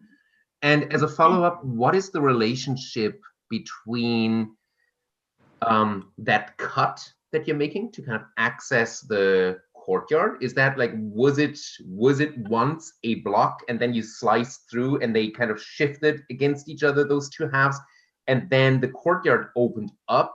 In which case, then I would have expected a much closer connection somehow between the courtyard or some relationship, let's say, whether it's formal or spatial, between your two components that you have, like the bubble, the performance bubble, and the courtyard. I think that in some ways I would have seen as like one of the main dualities in that spatial setup. And I think there are you're sending a sort of mixed messages. If you go back to one of your plans, this is good. This is good. Like I think there is, I could read this. I sort of read these as related, sort of like two pieces in. I could read these as two pieces in one building. And then there's sort of like a duality that's kind of set up between those, but then I would expect the outline to be much more sort of like contained, I would say, or I could sort of like read it as something that's essentially kind of, there's one piece and then there is another piece and they do different things. This one here relates to that, and this one here may sort of like you slip in here or something. And I think without, I don't really know, I don't really have a sort of like singular point that I'm making there. I just think that those relationships like seem a little bit unclear to me still. Like not that they're unresolved necessarily. I think things seem to work, but it seems at times a little bit confusing, like where your front is, where your back is, what the main kind of public facade is. I would say that the main public facade is that northernmost corner where the amphitheater is. There's a main entrance from the park and from Guadalupe, so we imagined that corner as being the main one. I guess there would be two main. That would be the number one main, and then the second one would be through the courtyard. So I see what you're saying. I do agree it can be a little bit confusing. And maybe we just haven't resolved that enough internally. Well, you've resolved a lot of things. I mean, you know, that's always like easy to sort of like critique things and go back to sort of like some basic things if you've actually drawn a sort of like project in a lot of thoroughness. So like, you know, I think that I want to stress that too. Yeah, I guess, yeah, for both, like for us, it was important to both, like, you know, like bring people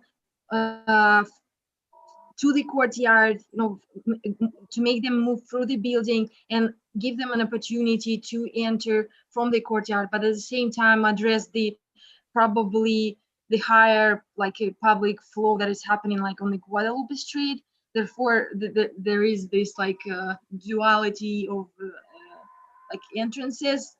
I consider them both main entrances. Yeah.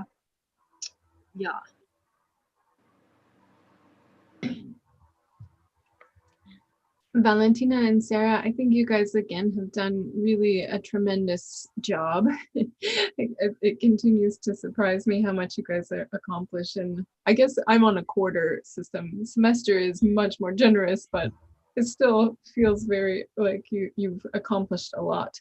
I also just kind of graphically want to compliment you. I think your plans, especially, are reading really well. I think the level of detail is good. I think the contrast and the poche, and you've just cleaned up some things that I haven't quite seen in some of the other drawings, like simple things like that there was still a line across the door or something like that, making it a little bit hard sometimes to know what was meant by that. So I appreciate the detail and the care in creating these drawings. I think this is maybe something I keep returning to today, is really looking at the circulation. And so I think Martin was kind of getting into that with the question about like the circulation flow from the amphitheater. You arrive at one of the basement floors, and then kind of where do you go from there? And I think even arriving, like it's such an amazing approach sequence, that you're outside, you're in this plaza, then you kind of descend down in this terraced garden, you arrive into this basement space that has a multi-story gallery, but to get anywhere, then you make like a 180-degree turn and you go through a 3-foot wide door into a little rectangular like egress stair. And so I think just kind of playing that arrival sequence out all the way. And on your ground floor plan, which we're looking at right now, I think it still has an element of that, right? Because to get into the performance space, you're still kind of tucking into this little stair, like a little 3-foot door, to get up to that next floor. So I just want to encourage you. You know, obviously code mandates that we have these fire protected stairs and that they are a certain width and have, you know, a certain width of door, and that it has to get you to a safe exit. But that doesn't preclude you from also having other types of vertical circulation elements. So I would kind of encourage you to tap into that, especially for those large performance spaces where you potentially have a lot of people moving in and out of the space in a short amount of time. So imagining people kind of entering and exiting through that little 3-foot wide door to get up and down, right? It's just probably going to feel kind of crowded and awkward. I think, oh, sorry. Yeah, go for it. Yeah, I just want, yeah. Okay, sorry. I just want to clarify, like, you know, maybe it doesn't like show that well. We have, and we didn't, I think we just didn't mention that we have like a main like grand stair happening right here. So the idea was that you entering through the courtyard through here to the main gallery space, you know, like looking at the art installations, and then you going up through this. We have it best shown on the one. Yes, I can see it now. Yes. That one. So like we tried to address that, but because I guess we have too many entrance points that are not maybe that clear in like importance, that kind of fades away. I think one of the things that I was actually intrigued by is, so I mean, it's a challenging and interesting and rich thing to explore the insertion of a circle into something that's roughly square in geometry. I mean, you're sort of tapping into all kinds of precedents that you can or cannot get into. But I mean, I think it's challenging, and I think I think you're facing some of the challenges. I'm still interested to hear more about how your structure works when you sort of tie the balconies to that geodesic dome. That would be something that I would love to see resolved. I don't know if you have, but I think other than that, I also had the thought that, wow, wouldn't that gallery space actually be the nicer performance space rather than the inside of your bubble? Because I want to, I mean, I would sort of like want to see that as a space, that sort of like slightly Piranesian vertical space with all the kind of like sky bridges, as something that I can actually maybe use in many different ways. And like, it seems that you stare, and I honestly, I didn't see that either, the monumental stare, because like I have to sort of like do a come in here, and then I have to go like all the way around, squeeze in here, and then go up, which seems a little bit far. I sort of expected this to be animated and like almost a little bit even. So it's messy. It's messy in a good way in plan, that there are sort of like ridges, but I think it could also be messy in section, in that like I get pulled up into that space. I think that was something I was sort of thinking then, as that because that's actually kind of the fascinating space. The dome itself, you know, I know nothing about this type of performance, so I don't know whether that is a shape that is actually kind of good. I don't know what type of acoustic separation you need in that theater space. I know that in like, you know, at least sort of music performance spaces, that's always a big issue.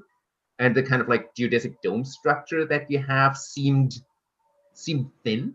So I'm not sure what kind of measures you have to take, or you are taking, in order to separate that from what I imagine like a pretty echoey big space here. So I think that goes into kind of like the question of the structure and the sort of assembly of the dome itself as it relates to the surrounding spaces.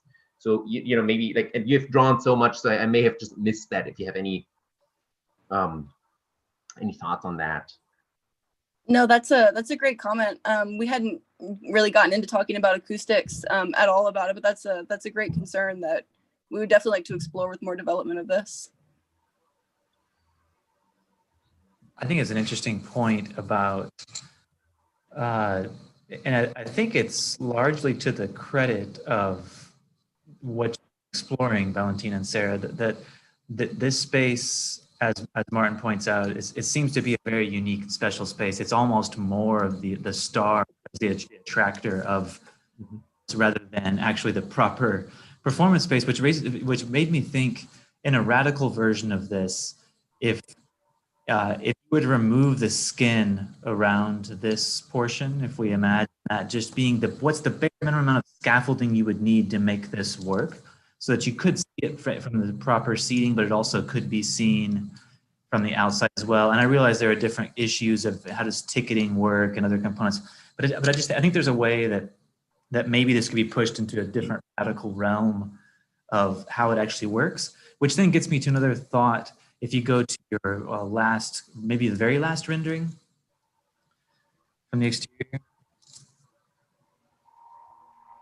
And I know that I've seen different versions of this before, but it gets me thinking that maybe when this is seen, especially in elevation, but here as well, it's clear that the massing ends somewhere back here. And this is somewhat of a visor that's tacked onto the building. And there's nothing wrong with what you have, but it makes me think, could there have been a way where this building form, rather than, it shouldn't need to feel as though it's something that's added on to accommodate this, but the actual form of the building itself could enable this. And that could maybe be somewhat of a stereotomic opposite of what's happening inside. If that inside portion is a very tectonic piece, that this volume in here, it's a very tectonic piece that's made up of all these little parts, then maybe this component is carved away from this concrete mass. and so that somehow it accommodates this. And again, I think this is to the credit of your project. You've gotten to this point where we're able to have this type of discussion about, well, how could you have possibly rethought the tectonics? And it's hard to get all of these, hard to even have these conversations until you have a ton of things and to see it in 360, literally and figuratively, to have this conversation. But that just sparked it in my mind to think that if there were another round of this, I could imagine you pushing both the cladding of this building further and that interior chamber, pushing that further, or decomposing it, stripping it apart, transforming it in different ways. I do very much appreciate your concrete facade. I have to say, as you're probably going to run into a lot of resistance in Austin with that, I imagine, maybe. But I think as somebody who has been in Austin long enough to really run into this like repeated desire to break down scales, but short enough to actually still remember other cities and other architectural precedents, I really appreciate a good, simple building that's not afraid of its scale. And I think that's actually something that I like, that I enjoy the monumentality of that facade. I think that's sort of calming, and I think it's actually kind of appropriate, and like it's not, I think it's not repetitive, or I think there's sort of like moments like this and these interactions. I think the stepping down, I think, is very successful. I'm less convinced about this. that again, sort of here, it completely falls off the table. I think there's some facade treatment that I feel here. It's two different buildings. Here, the education part doesn't matter at all. I'm also curious about, like, it seemed like you had some sort of pattern in those concrete pieces, some circular pattern that I was really intrigued by. And I wonder, like, maybe you can just sort of talk a little bit more about like what those patterns are. Are these like pieces, are they all like, are they all prefab pieces and they fit together in different ways, which is pretty challenging? Or how are they generated, and what is the kind of like, is there a sort of like larger concept behind those radii and everything? Because they're just intriguing to look at, and so it makes me curious to learn more. The idea was like in texture. Again, the idea was, like this kind of like contrast, or just like relationship between like the circular shape, like the circle and the straight lines, like, the block, and like the circle of our main auditorium, and the, like, just like the straight lines of the block, and to, like to have this kind of expression also on the facade, this like the half spheres, or just like half circles of, again, addressing the auditorium. And yeah, we imagined this those panels to be most likely not all the same, but repetitive in some way, most likely divided by this kind of, like a setback, and that will also contain small windows. And yeah, those will have to be like specifically prefabricated first to have this shape of the auditorium sphere, like poking out to the street, and the texture is also pretty custom. It's, you should take, like, it's interesting. Like I used to live and teach in Syracuse, which is a city in upstate New York, and there is a really beautiful museum, Everson, by I.M. Pei, an early work, and it has a concrete exterior surface that has these kind of channels in it, like diagonal channel, almost like a hatch. And it's really, really beautiful. It reveals kind of some of the like just tiny little grains of the concrete and the stones, and like, so it almost makes the concrete like sparkle when the sun hits it. And this was all done, like, I didn't know that, but I learned that this was all done by hand. He actually literally had people sort of like kind of go like on top of the facade with a sledgehammer and take these channels out there, which I thought was just crazy. But I think it's an interesting question of how these come to be and what the result would be. So I think that's would be a rich topic to sort of like explore further, how you would actually kind of produce them. And I'm sure you guys probably looked at this other precedent too, the by Allied Works Architects in Denver. It's the Clifford Still Museum. Can you hear me? Yes. I never know if I'm frozen or not. But it actually has a cast in place concrete facade where they intentionally kind of left the board form concrete with sort of gaps between the boards. And when they took it off, like that little thin sliver of concrete broke. And they just, like, that was the desired effect, was this kind of ragged, almost like torn cardboard kind of edge. And it's also quite beautiful and catches the light in a really wonderful way. So I have to say, when I first saw the elevations, they were a little bit like off-putting to me aesthetically.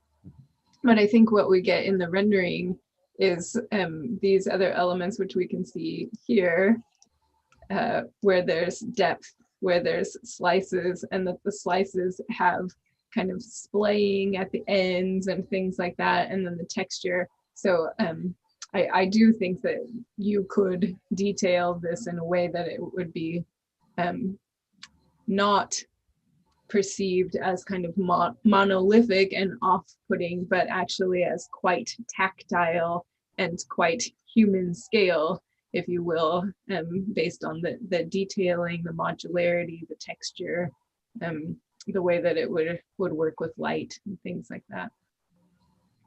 I think those are both really great points that come back to a bit of Martin's initial question about, is this one building or two, or how bold of a statement are you actually making with this? That I think is a good way to end this discussion, because I appreciate what Carmen's saying about acknowledging some of the subtleties that go into this, what Martin is posing in terms of a larger question, or I think the way that Martin mentioned it of trying to break down scale. It's almost as though a lot of architects in Austin, or architecture in Austin at least, is apologetic to a certain extent, and sort of say, I'm sorry, we're not trying to be too big, we want to be polite and break things down. The federal courthouse being an example of that, which is just catty corner to our site, which is necessarily needs to be a bunker-like building for safety reasons, and also has a lot of introverted spaces, but then tries very hard to break down in all these very small ways. And at a certain point, I would argue it's not very successful. It's in between. It's neither a bold building, but it's also not an accessible building. It's somehow, you don't want to end up in this middle ground where it's not bold, but it's also not very approachable at human scale. It's somewhere, some in between scale. And I think that you, Sarah and Valentina, tried to find a nice, take a nice stand here to do a very bold building overall. And I think that if you were to pick up on Martin's point further, you could take this possibly over both wings of the building. This could become something much more massive, and then become stereotomic in terms of these carvings that become ergonomic. But all this relates back to, again, some of the site approach, the larger idea, how you're thinking about both the human scale, the urban scale, and trying to juggle all these different things. Circulation that came up many times in terms of how you enter the building, how you navigate up. So again, I think there's a lot to your credit of having achieved a lot of things that then raises these other that are coming up. So thank you to Valentina and Sarah. And thank you. We'll have you unshare. And Justin and Andrew, are you on standby? Yes, we're right here. on time. 1 second. Okay. Good afternoon, everyone. Can you hear me okay? Yes. Yep. All right, excellent. My name is Andrew. My name is Justin. Okay, so When we started beginning our analysis of this site, which is where we're going to begin the presentation before getting into our proposal, our first real observation was kind of the shortage of public space in this area of downtown, and especially vertical public space that existed above the realm of sidewalks and just kind of the waterfront near this area. And to counter that, there was really an abundance of private high-rise in this area, especially expensive condos and private office space. There's really no elevated space, or not much of it in this area that's accessible for everyone.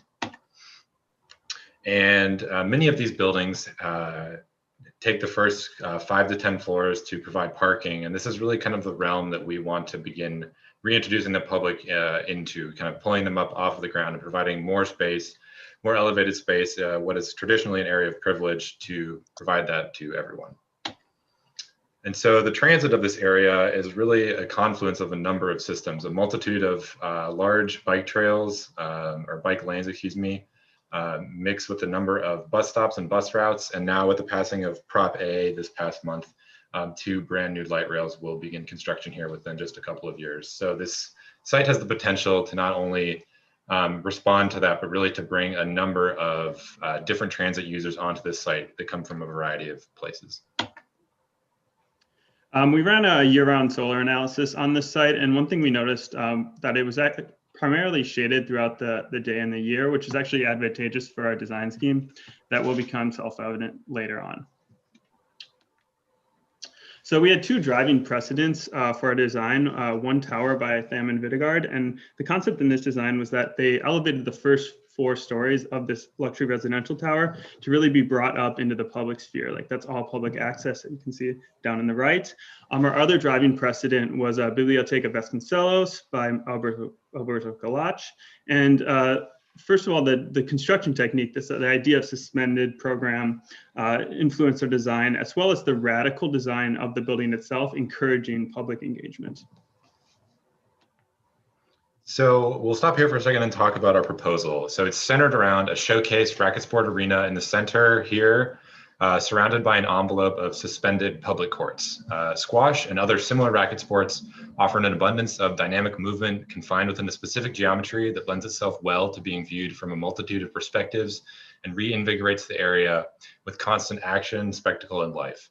So in a traditional park setting, courts all exist on the same ground plane and are only really relevant to the small populations that use them. So by pulling these courts up off the park surface and suspending them, the park space of Republic Square Park remains free for all people to use, and the everyday athletics of amateur sports becomes a spectacle for the entire city to see. Republic Square Park gently slopes toward the building, which creates a natural theater environment, with the movement in and around the courts becoming the show that's put on for the public. The deployment of these courts wrapped around the exterior of the site creates a thrust stage effect that engages the city and its inhabitants from all sides as the audience in a continuous performance. So I'd also like to take a moment to address the title of our presentation. So in the royal courts of old, there existed a long-standing tradition of pageantry and a very traditional audience and actor dynamic where only the most privileged could view the pomp and circumstance of the ruler holding court. And this process that related to and governed the fate of the public was hidden away and really heavily sheltered to make it exclusive. So our proposal inverts this relationship. The most public and spectacular part of the entire building has been placed on the outside. Indeed, the program has become the skin of the building and the most accessible part of it. So this way, those on both the inside and the outside have unrestricted sightlines and unfettered access to view and partake in these elevated performances. And so these courts and circulation catwalks that exist on the outermost part of the site connect and intrigue with their complexity and activity, and as well also act as attractor nodes that draw gazes and pedestrians above the ground plane, eventually leading them to the new rooftop park. This new elevated park is nearly the same size as Republic Square Park, acts as its complement, and provides another dedicated space for the public to exist, socialize, and recreate high above the traditional realm set aside for them, and also marks the beginning of kind of this the residential tower pushing up above from there. In regards to our site, our major design move we did to have this engagement between our building and Republic Square Park was we closed off 4th Street with bollards. This is actually an incredibly low traffic street already, so it's not too bold of a design move. Also, we pulled back the northeast and northwest corners of our facade to have this kind of this engagement from the transit hub on the right and the pedestrian mall on the left to really for people to kind of come down and into our building, and really encourages vertical engagement. All right, next slide.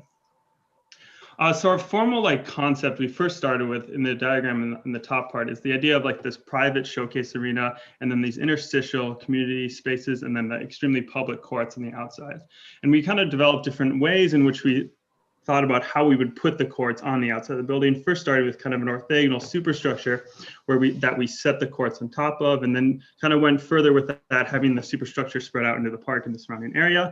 But we ultimately scrapped that and went more with the idea of a really deep truss superstructure that then would suspend the courts. And in our third iteration, the courts were kind of every which way and really disorganized. So finally, we merged the earlier concepts of having this suspended superstructure of a truss system, but then the orthogonality of the earlier designs. Okay, so I'll try to explain the ordering system of the courts on the facade, and really the driving force is actually the circulation systems as shown in orange.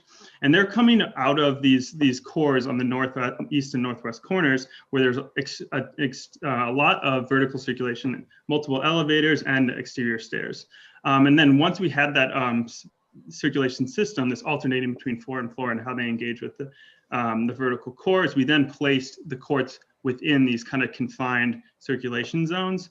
And then lastly, we just kind of ran some discrete modeling just for to test compositions within these constraints, but then ultimately the driving force was the circulation walkways. You can see here is kind of the relationship between the main showcase arena and then the courts on the outside, but we then begin to have the envelope kind of speak to the language of the courts and have these appendages jut out. And so the darker line is actually the envelope of the building itself. As seen here, we kind of went with a typical arena typology in blue, kind of the space with concessions, large walkways, a kind of a processional area, but then in the third and fourth floors is actually devoted to more community programmatic areas like classrooms and auditorium, a little bit more secluded, a little bit more programmatically for the community. So starting with the ground plans, this first floor is actually slightly below ground, as you can see here in the key. And you can see also that our arena space is kind of slightly off angle. And this is really to open kind of the broad side of this large building to kind of this new transit corner on the northeast side here.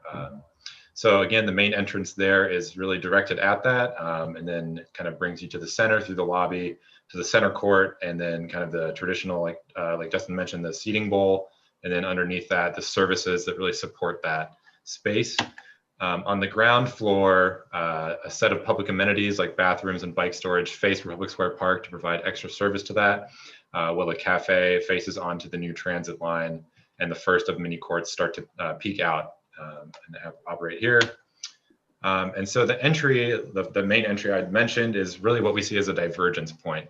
It exists as a place where either people coming to see a game can descend, acquire a ticket, and head into the lobby, and then later on into their seat, or from also take a different set of stairs up onto the second story public plaza that exists above that, which is really the jumping off point for the ascension up through the set of stairs, catwalks, and kind of intertwining through the courts on the way to the rooftop.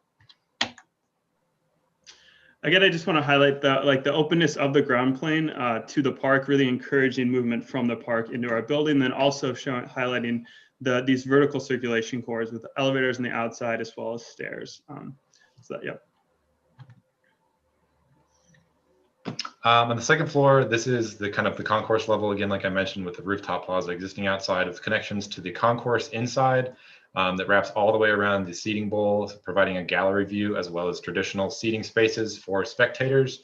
And then this is, again, like I mentioned, the jumping off point for a number of these catwalks and stair systems to begin climbing up through the exterior structure.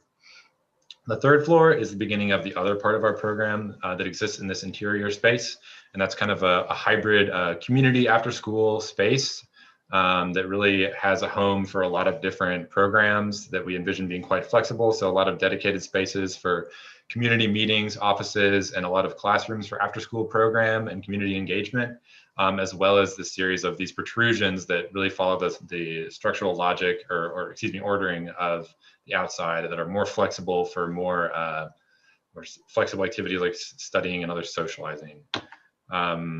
I'd like to take a moment to also talk about this kind of the ceiling character within this space. We envision a lot of the circulation spaces being unfinished exposed concrete with exposed surfaces, while some of the more dedicated classrooms and other community spaces have a more finished wood hung ceiling or compound to provide a sense of space and better acoustic handling.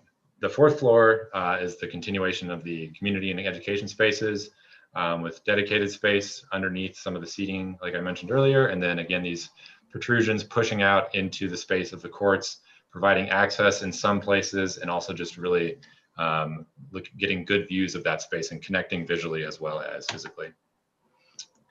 You can begin to see how these protrusions, these community spaces actually engage with the orthogonality of the court system itself. And this is on the fourth floor, and there's this connection between the walkways, the public, and the people interacting within the community space. I also would begin to highlight our general construction logic, which was highly expressive vertical structure, as you can see in the spider brackets and things like that, but then very subdued horizontal planes, like we hid the mullions and the curtain walls and things like that. The fifth floor is kind of, again, with the similar, like typical arena typology with this large concourse up above, and then also just having our largest courts on the fifth floor facade. The roof plane is kind of merging the angle of the showcase arena with the orthogonality of the site and the exterior facade. And what we did was we took the orthogonal courts and actually used this as like guiding, regulating lines for things like planners and kind of merging the two ideas. Our other big design move was we actually pulled back the tower, as seen in the bottom left, just slightly to allow for an ambulatory circulation around the whole site, just creating this small portico to really have a full engagement with the whole top of the building, but then also between residents of the tower and the park itself. Yeah, so this rooftop is really some of the most significant public space of this building at the pinnacle of the ascent that is kind of the celebration of the facade. I just want to highlight a couple moments from the exposed kind of glass floor plate that looks inside the arena from the rooftop cafe, or being able to walk to the edge of the roof, either on the ambulatory walkway or just the railing edge here to look down through the superstructure into the courts below, or large open spaces to gather, sit and socialize, enjoy the weather. And like Justin mentioned, that portico underneath the tower, expanding the space for walking and making it really a more complete and complex space. From the park, this is the north elevation. We really wanted the superstructure to read as the strongest thing here, to express really all of the work that's being done to go into supporting these courts. And then beyond that, really the depth of the porosity and the multitude of these courts and the kind of the multiple floor offsets that they sit on really help to create a new kind of elevation that really blurs the typical interior-exterior condition of a straight wall. And we also like to highlight the openness of the ground conditions seen here, which encourages movement onto as well as across this site and provides a lot of space for transit users to wait for their train or their bus and watch and just take part in this spectacle. And so we have a couple of these views as well with just a little more material applied just for some clarity. And this is from the east side from Guadalupe. Again, you can see the size of the park on the roof as well as the ambulatories there. And again, the openness of this ground plane, inviting people from the park side onto this to begin taking part in the ascension, I guess. Again, I would just like to reiterate kind of the idea of this like interior private showcase arena, and then kind of the more interstitial community spaces, and then ultimately the very public courts on the outside of the building. Again, you can see that idea that these appendages that are actually tied to the interior of the building create a lot more programmatic space, and we utilize them for things like bathrooms in the arena in the auditorium on the right. You can begin to see kind of, while normally squash on like an amateur level isn't viewed very often, when we have this disjointed levels of courts and different vantage points, it actually elevates and celebrates the idea of just a very recreational sport and really encourages public viewing of the sport itself. And you can also begin to see kind of how the circulation channels go in towards the main envelope of the building.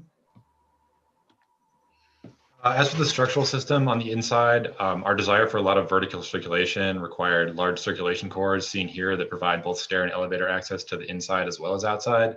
Well, a radial one-way beam and slab system helps to kind of create and support the space of the arena inside. On the outside, large reinforced concrete columns trace the boundary of the site as well as the arena to support this large steel truss superstructure and the purlins that rest on top, and these two in concert help to support the tensile cable system that really holds up the load of all of the hanging courts on the exterior.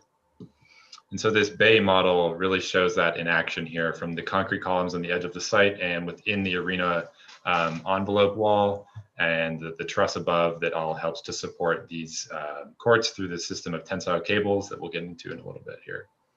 And then again, these community spaces protruding out into this realm. So like I was saying, those protrusions that emerge from the arena expand the space of the interior while mimicking the structural system of the hanging courts with this tensile cable system, excuse me. So we're going to go into just a couple of details real fast from the truss connection through the concrete columns that bridges the inside and the out. To the roof and floor connections of these appendages and trying to keep those as small and light.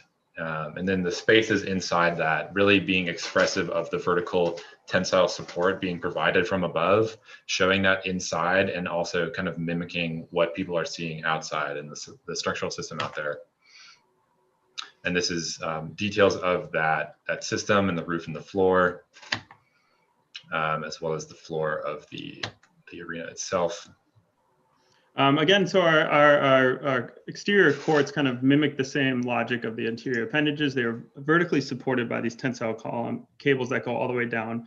But then laterally, they're supported by they're braced against the columns with these CLT slabs kind of acting as diaphragms to help counter just the lateral load of wind and things like that, but also the lateral movements of the players themselves. Here you can again see that just these different vantage points of the sport actually elevates it and makes it a much more interesting way to just engage with this as a spectator yourself. Our novel design concept posed other novel design challenges. With this steel structure being exposed outside, we had to consider things like expansion joints of the steel to the concrete. And you can see the frequency of the tensile cables within this system of courts. And then, how the courts kind of tie into these CLT slabs that act as diaphragms. And also dealing with things not as thermal expansion with the CLT slabs, but because they're outside, hydrodynamic expansion to joints tied into the columns themselves. And we considered how the columns would then be supported below. We had two major MEP zones. We had one vertical shaft that you can see in the section on the right, and then also that feeds kind of the community spaces and the appendages, and then one larger MEP zone that comes down from the rafters above that kind of conditions the major arena space. And then because we had so much vertical circulation encouraging people to move up, it allowed for lots of egress for people to move down in the event of an emergency. The array of suspended courts and everyday athletes is a complex and dynamic performance, always moving and always changing. It is a never-ending show on the city stage with Republic Square Park as the primary seating, but in reality can be viewed from all sides. Confined within the transparent and ephemeral hanging courts, the human movement of sport becomes the facade of the arena. This display creates a juxtaposition to its exclusive and monotonous downtown surroundings. The dynamicism of its form and program act as a magnet to the greater region, pulling in the public to admire the spectacle and take part in it. Furthermore, the arrival of the light rail and bus system are welcomed by grandiose activity and an open, accessible ground plane. The large scale of its form and programmatic outreach anchors the neighborhood at both a transit and community hub, displaying everyday educational and athletic activities on an elevated stage. Now we'll open up the floor to questions. Wow, again, it's presentation. If you don't mind me starting, I feel like I have so many things that I want to talk about here. Can you go back to your last image, like the perspective from the like? So I think, I don't know if this is your best image of your intention. I'm fascinated by your idea and the space that you are creating with these hanging, I want to say hanging gardens, hanging courts, hanging public space. I think you're going to spend a lot of time with your code consultant, and you're going to spend a lot of money on fireproof glass. So I'm not going to go there right now, because like I don't want to. I mean, I think there's some issues there. Let me say it that way, probably. But I think the idea of that space and wrapping a solid core into that sort of like ephemeral light activity is something that I think is actually really interesting, and a really, you know, we've seen it in the Centre Pompidou in some ways, but that's really just escalators, and like you're actually using activity, and I think that's a fascinating space. I love, like, much better than this view, where it looks like a cage in which all of this activity is confined, and like then you put sort of like some heavy clunky trusses on top. I liked your line perspectives a lot, that you had a couple of images like somewhere in your detail presentation. I think those were really, really beautifully illustrating that idea, and you had a couple of them, like something like this, or you had another one that was even, I think that was even better, a couple of slides earlier. This one I like very much. So I think that the idea that the superstructure somehow contains all of that, and is sort of like literally a superimposed structure, is maybe the rational way of going about this, and like that's sort of like the customary way, because you have to hang it from something. But I think there may also be another strategy, because you need, you know, for structure, like you basically need a certain structural depth, or you need, in terms of like vertical elements, you need a sort of like a certain cross section to carry everything that you need to carry. And you can consolidate that in 3 big columns or pillars or whatever, or you can break that down into a ton of different little linear elements. Like I think, you know, the roof of the Yunya Ishigami in general is a good example of somebody who's very good at that, at sort of like taking sort of structural elements that we think we know, and then reducing them to their absolute minimally possible diameters. And I think some of that could have really sort of reinforced that idea and integrated that structural idea into sort of like a whole. So I think that's my first comment, because I love this space. I think it's fascinating. My second comment is like is concerns the relationship between that space and what it wraps. Go back to your roof plan. I don't know what page, like I can't see a page number, but not the reflected ceiling plan, but yeah, this one. I think this actually, as a diagram of your project, is to me very clear, like sort of like approaches a certain clarity that I think your plans are lacking. You make 2 very peculiar decisions that I don't quite understand. And one is that you cut away these corners. So you sort of open this up.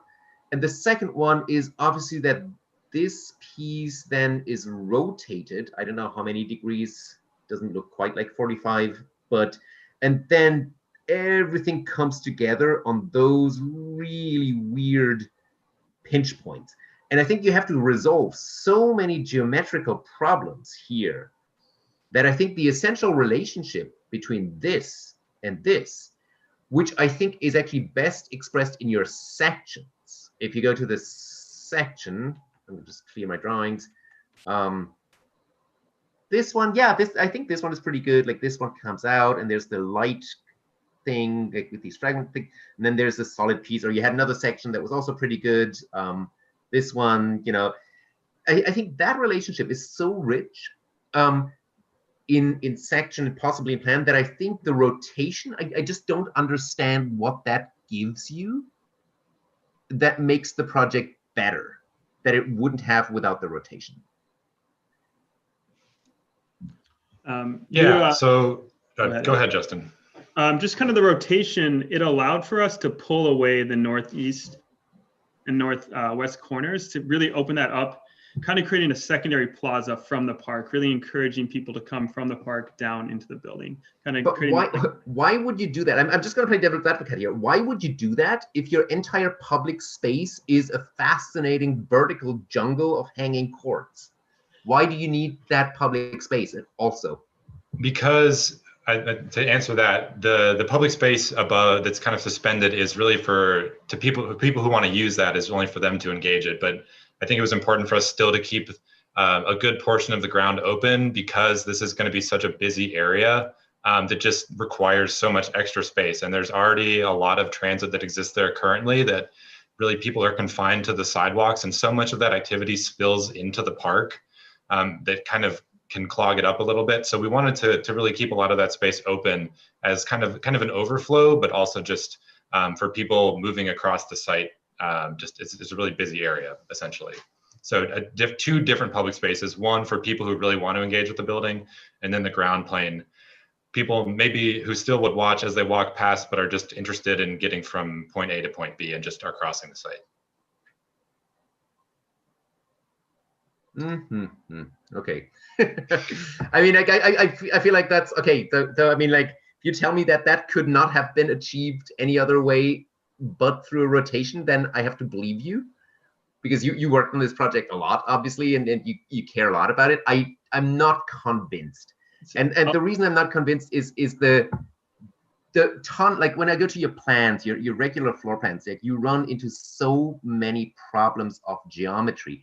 And it's not, I think for me, it's not even a question of rotation versus non-rotation, right? Like, because I think I could actually see a rotated core in it, but if you rotate something against something else, then I think there are certain, there are actually certain things that you can get out of it if you say, like, there's like that slack space now that you get if you rotate like one square against another square, could actually kind of give you a lobby space. But I think there's then I would sort of expect, like, if this one comes out here, I would expect that to follow this geometry, and then there's some sort of slack space around it that now kind of becomes my lobby, and then it kind of goes back to the gridded space. So this the relationship between the pieces and the relationship to how it is used is somewhat well, it's about understandability for me as somebody like looking at the graphics, which may not actually be that important, because you're building this for people using it. But I think it also creates like all of these weird little nooks here, and like these sort of like kind of really strange kind of intersection of spaces that I think are not arguably making your spaces better, in my opinion. I think the actually the driving force initially for the rotation was that we did not want to bury these like vertical, like we wanted to bring the public up to the park up above, and we really didn't want to hide these vertical circulation cores. And so that's why the corners are pulled back, but then we also rotated the building because it allows for this facade of hanging courts to be like on the right, on the east and west, to kind of, it's just one single layer, but with the rotation, it allows for this really dense kind of 2 2/3 depth of the court system, this facade to be really deep there, but then while not inhibiting like the rest of the programmatic elements of the building throughout the rest of the site. So the rotation allows for like one big move of a lot of density of this hanging court on the facade, while not sacrificing, I would say, like the programmatic space, the actual building on the interior. I think that's why we initially made the move. Yeah. I had a similar reaction, both in the positive of thinking that it's a really smart proposal where you're kind of flipping these interior dynamic spaces to the outside, letting it be this weird kind of urban tree house space, nesty kind of parkour course-esque, and letting that all feel exposed and you know, kind of open to the outside world. And then thinking that, you know, the way that you kind of have this more solid, dense mass, and even the rotation I could get on board with. But I do feel like, especially in this particular view, it does feel geometrically a little chaotic. And I think for me, the point where I'm on board with the rotation, but then we have kind of another rotation and, you know, another axes of rotation introduced. And so it does start to just make this building quite complex and at times feel a bit jumbled. But I did want to go back to, Martin was talking about the structure. And so I wanted to return to talking about that. I think the way you've articulated the structure on the exterior is a little bit inconsistent with the goal of connection and transparency of those exterior courts, not exterior courts, but those kind of expressed courts, and the relationship that you were looking for between the spaces around that. So when we look at those spaces in elevation or in your renderings, if we look at a north elevation, yeah, you know, those columns are so dominant visually, and that happens in the renderings too. So Martin was alluding to this of maybe using thinner elements. I just pulled up a precedent to remind myself what it looks like, which you'll either love or hate. It's a Will Alsop building in Toronto, where it's like on these wacky legs called the Sharp Center. Yeah. But Will Alsop's firm does play a lot with kind of suspending volumes. And so you could just look at their work, and like I said, you'll either love it or hate it. But for me, for what you're doing, right? Like, this is not a modernist building. This is not trying to be like minimalist or to be kind of pure. Like, everything that's going on behind that is so wacky and wonderful and dynamic that I feel like this structure is a bit inconsistent. So the simplest move to me would be, even if you just pulled those columns back to the inside of the walkways, and the walkways were on the outside of the column.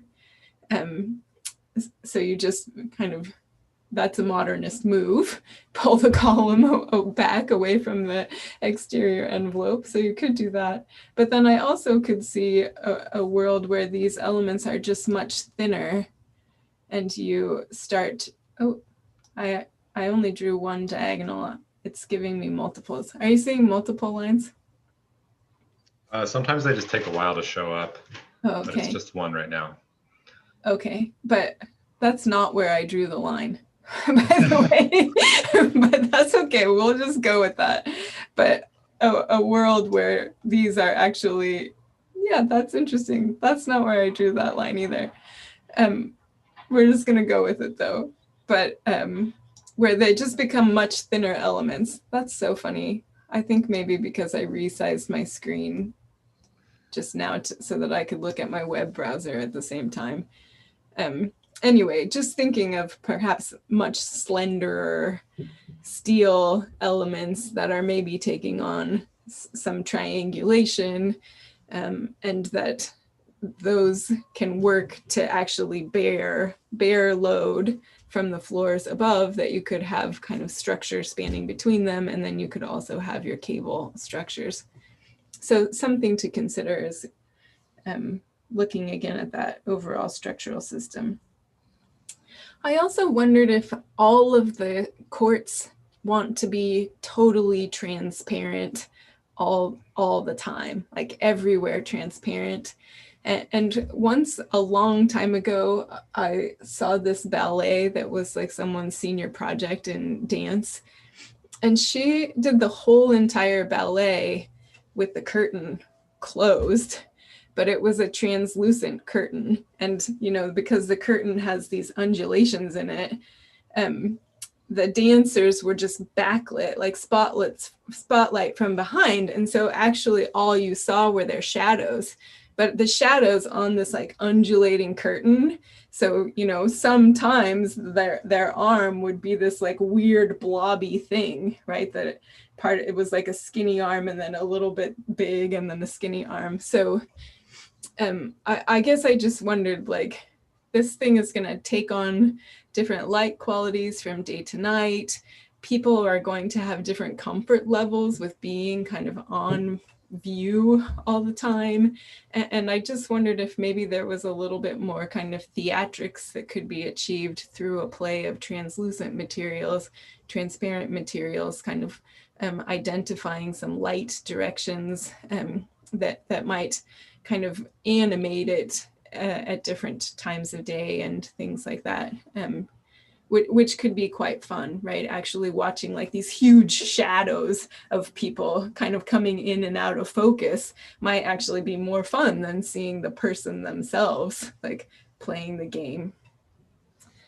And then one kind of, a fairly minor point in the grand scheme of things, but it really did feel like the roof massing with these expressed bulkheads, if you will, for the stairs and the elevators, and then the cafe. The roof massing to me feels pretty kind of underdeveloped. And, it really comes across in this elevation and in your renderings. So I would just be really mindful of how visual those things are, and that even though they are up on the roof, we can see them and they do have an impact on the overall kind of perception of the building. So taking them into consideration in your elevation and in your massings. Can you go back to your do you still have time, Matt, or do you have to? Yeah, let's have one more comment. I think we're just on time to have one more comment. Go ahead, Martin. Go back to your section. I think one of the things that I think you could explore further, so I just noticed, like, when you talked about the roof, you're putting trees on the roof, and that there's obviously sort of like the desire to have some publicly accessible space up there. And like, then I was wondering, because to me, the real public space of your project is I mean, it's this, but also this. Like, that's what I'm looking at. That's kind of like, and so, it's hard for me to see here where the line between interior and exterior is. Like, I can't really read that here. Is there a facade somewhere here? Do you have a sort of larger version, or just tell me? But like for the arena space, is that what you're referring to? Like thermal enclosure. The question of thermal enclosure. Where is thermal enclosure? Okay, so that's all unconditioned. Correct. Okay. So which then makes me think that why don't you have any plants in there? I mean, just as a sense of, like, if you want to get sort of like gardens and, like, that's I call it hanging gardens and not hanging courts at some stage. But like the idea that really this sort of like as a public vertical jungle, for lack of a better word, or realm, like, I don't know, like thing that's actually quite fascinating, that I can go through, that like may actually give me a cafe space, and all of a sudden, like, there are moments where this depth that you're creating somewhere has, like, maybe there's a tree growing here, or maybe there's sort of like a piece of green facade that actually integrates what you sort of like zone out here. It's like, okay, this is the zone for the tree and the cafe. That I think all of that could be sort of thrown into that zone potentially in an effective way. That I mean, of course, that would much further complicate what you're doing here. I think it was good to see. I think you worked on this very, very hard, and like you've like your details and your proposals and like all of this. I mean, it was amazing. Like, that just pages upon pages on details that you generated to think through this. So I think this is the space really that you want to create. And in my worldview, if you simplify that and the geometry of that, you have more money and more more time to concentrate on what you really want to do, which is this. But that's I mean, again, that's you know, that's my view, which I think is. Those I are mean, really one more thought about that in this diagram. Like, you really could think of this as all operating a bit more in a more connected way. Yeah. Like that the roof is of this kind of forest area, and so that would probably change again your structural logic, and it would address that massing issue and could start to allow you to blend some plant material and program between those two things. I think that those are great. So first of all, great comments across the board, and those ones are really good ones to end on for this, because and leave this up for just one moment, Andrew and Justin. One of the things that that we discussed directly and maybe more indirectly throughout the semester, and I feel as though I said quite explicitly sometimes, like, are you sure you want to, are you sure you want to be as expressive with your structure as you're intending, whether it has to do with the columns and everything else? There are other ways to do this, because your final review, probably at least half the discussion will be about the structure and all different things that relate. We sort of indirectly kind of discussed. You're going to attract a lot of heat to it. Be aware, because this decision is so consequential. The way this project lives on, even in your portfolio and beyond, it's very unapologetically an incredibly expressive building, and I think that it starts to as to that, and that's not necessarily a good or bad thing. It just is the truth that this is the identity of the project, and I think that today's discussion revealed that there are in some ways it is consistent and working, but then there are other ways where it exposes some inconsistency in terms of how it's resolved, and potentially whether it's the circulation or whether that crux of the pivot that happens here, how that could have been expressed in different types of ways of resolve that came. Anyway, all those things are to say that I think that you all probably expected this sort of conversation, and you sort of indirectly or directly funneled the conversation this way, and you designed this, and so you knew that it would be about this, and as a result, you detailed the project in a specific way to show that you were serious about it. You doubled down on it and said, "This is absolutely what we're doing." It's very, very radical building in so many ways, and in some ways brutal, and in most ways just very tectonic. And so anyway, I thought those were all really good comments that talked about things from the ergonomic scale, the experience in terms of thinking about material and possibly even opacity or translucency, transparency, all the way to the larger urban moves and the geometry. So thanks, Justin and Andrew, for a very comprehensive project, and thanks for the comments from Martin and Carmen. Yeah.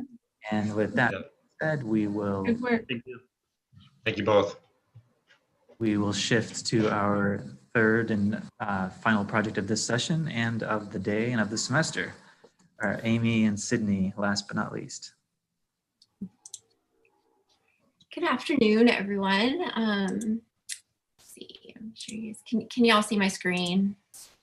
Yes. Yes. Yes, just full screen. Full screen. Now we can see it even better. Okay. I'm Amy Axelson. I'm currently in my third year of the MARC program. I have a background in journalism and public relations and market research, and most recently graphic design and app development.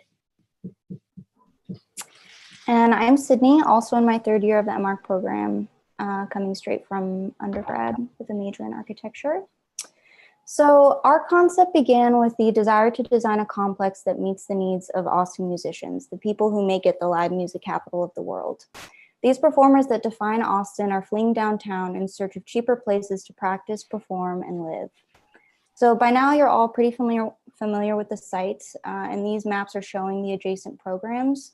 The Moody Theater is nearby, which hosts Austin City Limits, and it caters to a more established performers who can draw an international crowd, while our venue is meant more for the local music scene. Early in our process of selecting a performance venue typology for the site, we wanted to know if this type of music complex was truly a need for Austin musicians. Through our research, we discovered that there are no practice spaces for musicians downtown, and also that real estate costs are prohibitive both for living and performing, leading to closures of well-known venues throughout the city. And of course, COVID is only exacerbating these struggles. We also analyzed the capacities of existing Austin venues and identified a sweet spot for our venue capacity of about 1,500 people. We see the opportunities for this complex to be widely accessed by public transportation, aligning with the city's proposal for a new light rail stop at Republic Square Park. And very importantly, there are hundreds of balconies that face our site, which these diagrams are showing. And so our building is incorporating balconies to act as both informal performance spaces and vantage points to connect with the larger cityscape. The design is centered around the concept that urban life is its own stage. This was the first iteration of our massing, where we shifted the venues to the exterior and confined the academy program to the core. We stacked floor plates and rotated them to create overlapping balconies. And this strategy of rotating balconies came from our first exercise in studio, where we imagined the ideal performance space for music. So those top diagrams illustrate how overlapping mezzanines can maximize sightlines between audience members to create an energetic atmosphere. So we're taking advantage of the site's, these conceptual renders show how the building's terraces are positioned to take advantage of certain views, such as the balconies of Hotel Zaza, the Hobby Building, the experience of overlapping balconies, and the expanse of Republic Square Park to the north. We're taking advantage of the site's position next to Republic Square Park and the Shoal Creek Trail by expanding green spaces around the building. This includes reducing impervious cover by creating a lawn on the northwest corner of our site, vegetated screens for shaded terraces, and green roofs on both the main venue building and the residential tower. This is showing our program divisions, our residential tower, the organization of practice and venue spaces, service versus admin spaces, and the different conditions of outdoor space. These elevations illustrate the relationship between the main building and the residential tower, where we envision some rent-controlled units for local musicians. The floor slabs connect the two buildings at certain levels to facilitate a seamless integration between the residential tower, where musicians can live, and the main building, where they can practice and give lessons in the practice room facilities, as well as perform in one of the venue spaces. The north elevation gives a sense of how the screens are cut to create kind of peekaboos out to certain vantage points. The south elevation shows the ascent to a secondary entrance on the third floor to a co-working space that you'll see later in the plans. And lastly, the west elevation shows the main entry points for the venue at the lawn. And here's a circulation diagram to give a better sense of that entry sequence. One can enter the building either on the northeast corner on Guadalupe Street or directly into the venue from a ramp or set of stairs that slope at the lawn. Once inside, a series of stairs on the terraces accompany the standard enclosed elevator and stair cores. And this rendering on the western side of the building shows how the unconditioned stairs wrap around the practice rooms on the upper floors. So to begin with our plans, the ground floor contains a lobby on the east side and the venue on the west side with a fixed stage. Glass garage doors can open to extend the venue space to the lawn. And on the next slide, you'll see a rendering of the ramp that connects the lawn to the second floor, where the venue continues up vertically.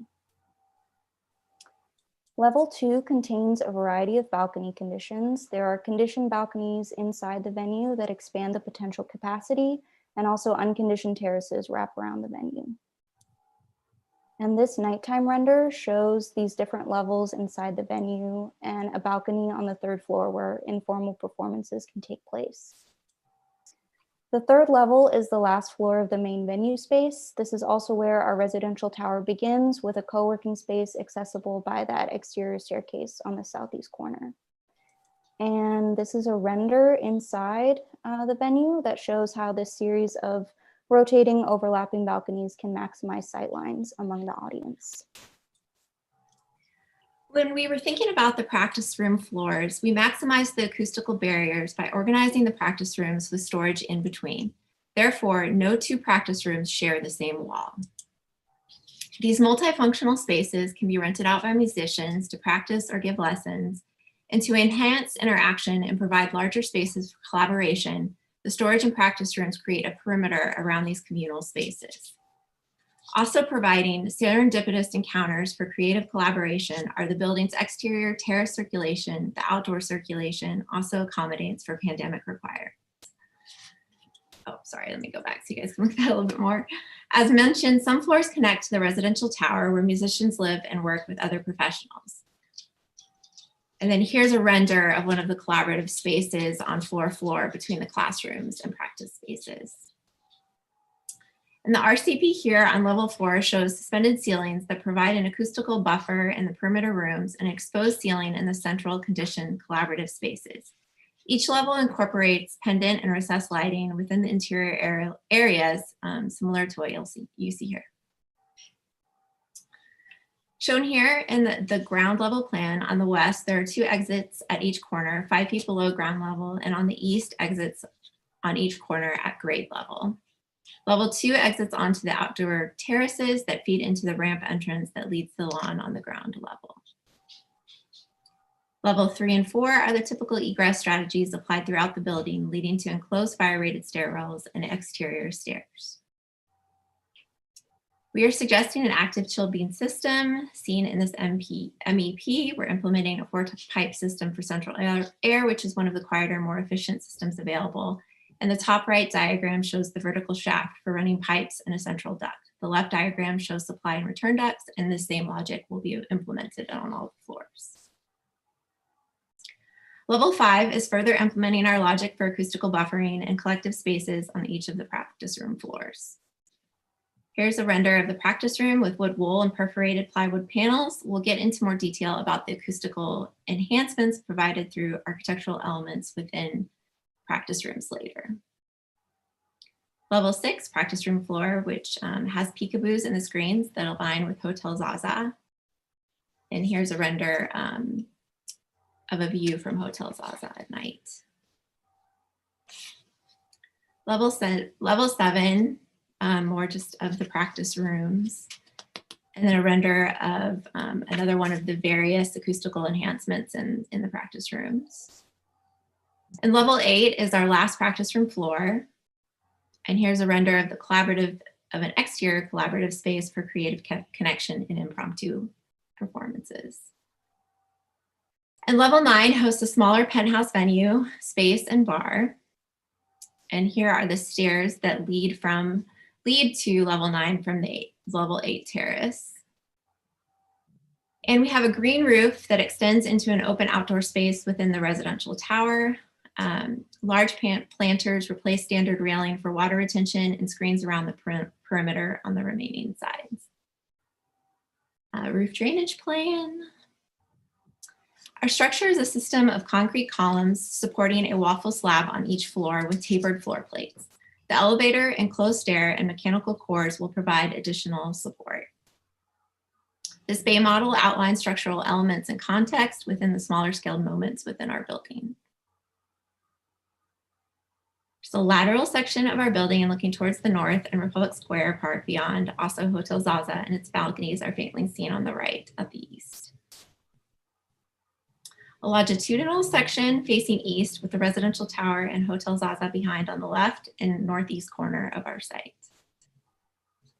And here's a zoomed in version of that same section with the venue on the ground floor and sunken lawn. We made the beams and floor plates of the venue deeper on the first 3 floors. You can also see the interior mezzanine that reinforces the overlapping balconies for maximizing views, connection with other audience members, and people watching.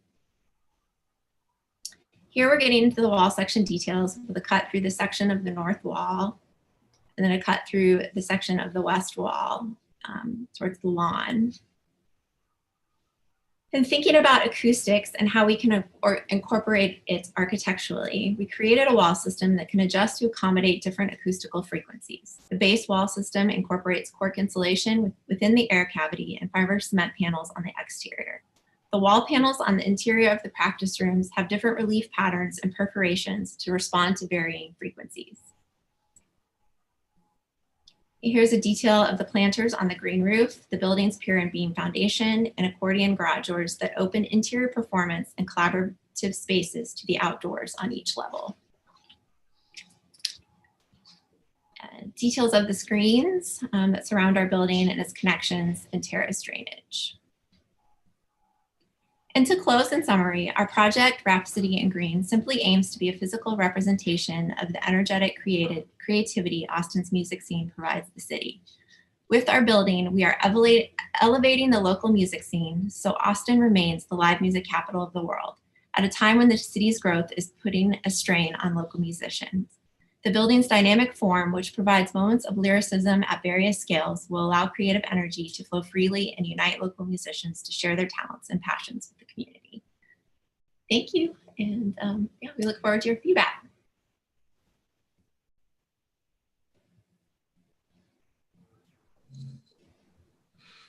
I have to confess that it was pretty fast for me to like wrap my head around each drawing. So I also have opened your PDF and I'm just kind of looking a little bit closer at some of the drawings. Yeah, let us know if you, oh. I was going to just apologize on behalf of the students that I asked them to be as concise as possible and allow you all, rather than assuming you could understand and having them present for 45 minutes, err on the side of them being shorter and then allowing you all to either dig in the PDF that's on Box or to ask the students to focus in on a particular slide to dig into. Yeah. So maybe one quick question at this image that we're looking at where I see people make a choice at the entry. So from the exterior, you make a choice to go down or to go up. And can you just clarify for me like what that choice means in terms of what you're going to the building for or what you would experience? Yeah, no, absolutely. Those both go into our venue space. So you are just entering in at stage level on the bottom. And the idea is that those that curtain wall would open to the lawn. But then you could also, when that happens, you could also access the venue from the back of kind of where a performance may be happening into the second level there.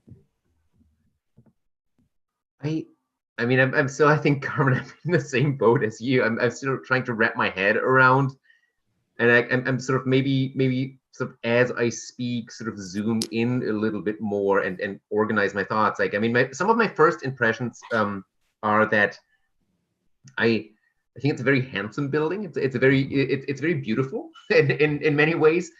I like the idea of that sort of pulling up that performance space and like generating really sort of which is basically a sort of mini tower, kind of like a stubby, stocky little tower thing. And I like that both as a type of building. I'm fascinated by these types because they actually provide you enough floor-to-floor interaction that you are also using with stairs to actually walk up a couple of floors or walk between floors, which is not how we typically use an office building. That's like, you know, like much taller and has like a slab, another slab, and you take the elevator up. So I think that verticality works, or the way that you experience verticality through circulation, I think works pretty well with your program in this case. So I'm intrigued by that as a sort of like invention. Maybe the other thing that I'm not quite clear that maybe you could reiterate a little bit is like, so if you do a vertical, let's say a tower, let's call it a mini tower or something, then you really have very few things to work with, right? Like you have structure, right? What makes it stand up? You have vertical circulation, and you have a facade, and those are really sort of like the three pieces when you design a vertical building that you have to somehow bring into relation to each other and talk to each other and sort of like figure out like which one fulfills which role, right? Like, and sometimes you have sort of like structure that is sort of increasingly actually kind of moving into the plane of the facade, and then there's a core, a circulation on the inside, and that also works as structure, and then space is just like the leftover ring in between. and I'm not quite, I think I'm not, I need some more help to understand the relationship between structure and circulation and surface in your project. If you could maybe sort of like go back to one of those diagrams and sort of like talk about that a little bit more.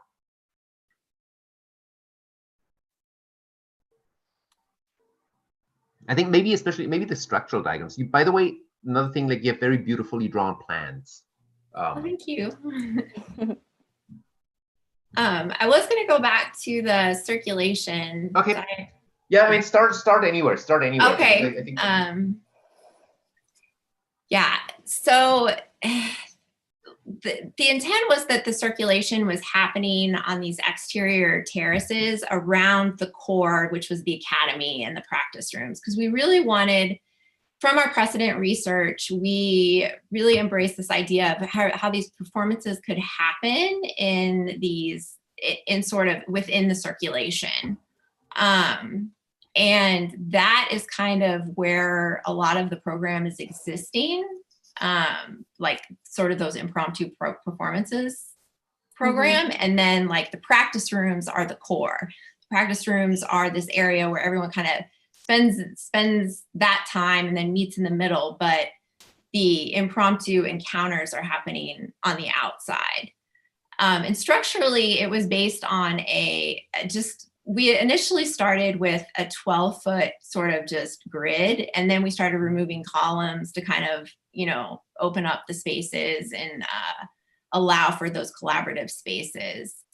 And I can go to the structure. And like, yeah, the stairs are always on the outside, so that's you're always circulating around the building. You're like coming up and then going up to the next level on the other side of the building.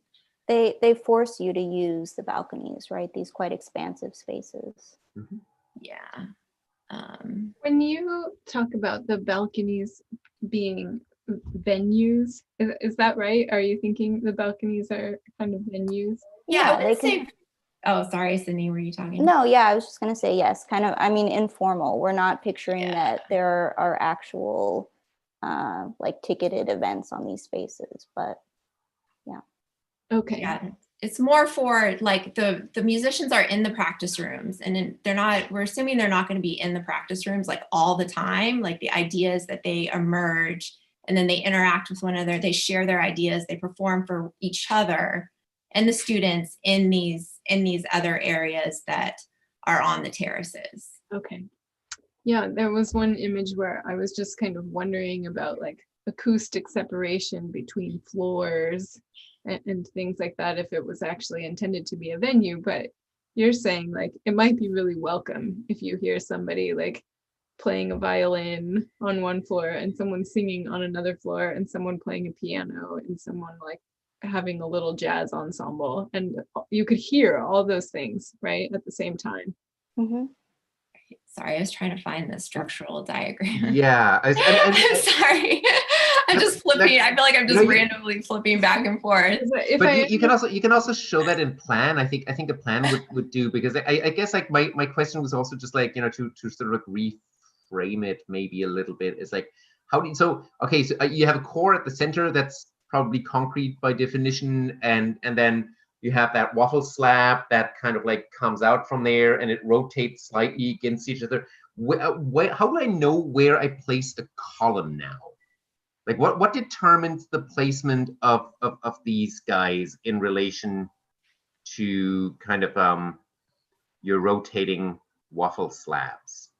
Yeah, definitely distance structurally, like, your 1 to 20 rule. And then also the fact that we wanted to keep those spaces, those collaborative spaces on the practice rooms as open as possible. So we wanted to we didn't want to have a column of like in the middle of, that space. Do they form any, and I'm sorry, I insist so much on the structural part. I think it's just like, I just feel like I need to understand it. Yeah, no. And do they follow a certain geometry? Because it seemed at some stage when I looked at your plan, columns were placed in a way that they form a larger rectilinear outline around the core, like an offset. Is that a determining factor? Is there an echo of the core, or do they follow the rotation of the slabs? Or do they not follow? Like sometimes that. Is it just like wherever you need one? Yeah, which could be a fine answer too. I think. Yeah, no, I think it started with kind of like I said, it started with this grid, and then we started removing them specifically because we didn't want them like in the middle of an open space visually, but also maintaining that idea that it needs to be. You can't have, it'll come crashing down if it doesn't have the right support after a certain distance. So to answer your question, there probably wasn't quite a rigor that you're looking for in our drawings with where the columns are placed. Sydney, do you have anything to add to that? No. They're pretty much confined to, the waffle slabs where they're needed in the conditioned space on the practice room floors, but otherwise, just where they're needed. I don't know if I should even say this, but there was a period of time when I was working in New York City, working on a high-rise residential building, and the structural engineer told us, like, you can put the columns anywhere you want, and they don't even have to line up from one floor to the next. And I was just like, wait, what? Like, how does that work? But it could be, and this might be a better structural system for you, is that it's actually just a thicker slab, and that the slab itself with the reinforcement is able to do kind of horizontal load transfer. And you still are confined by column spacing, but you have some flexibility. So a rotating plan, you might actually be able to like rotate the column grid, and if one column is 2 feet away from the column below, like structurally, it could still be accomplished. So it might be that part of the tension here is that you actually don't have an orthogonal building, and you're trying to use an orthogonal structural logic, and so there's a rub against those things. So just something to consider within, like a 9-inch slab with reinforcement in 2 directions, like a 2-way slab, you actually could do some of that horizontal load transfer. I think there was an attempt to try and do that with the thicker beams, but what you're saying is those tapering on the balconies need to be thicker.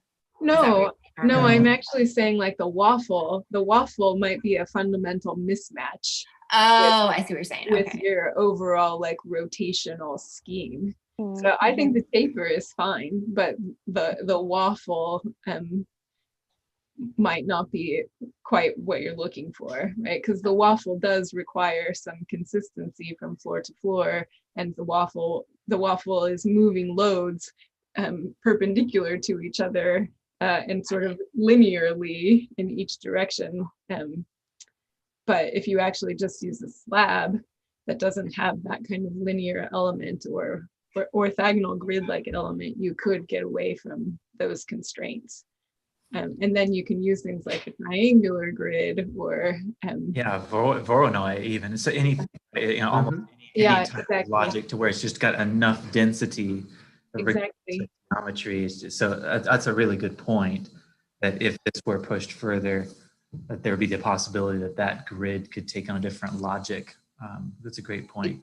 It also has an implication, and I think that's why I sort of like asked that question at the beginning. It sort of has an implication on the zoning of your slabs. I think in some ways there is that question of like, do you like this is a good section actually, because this section is sort of strange.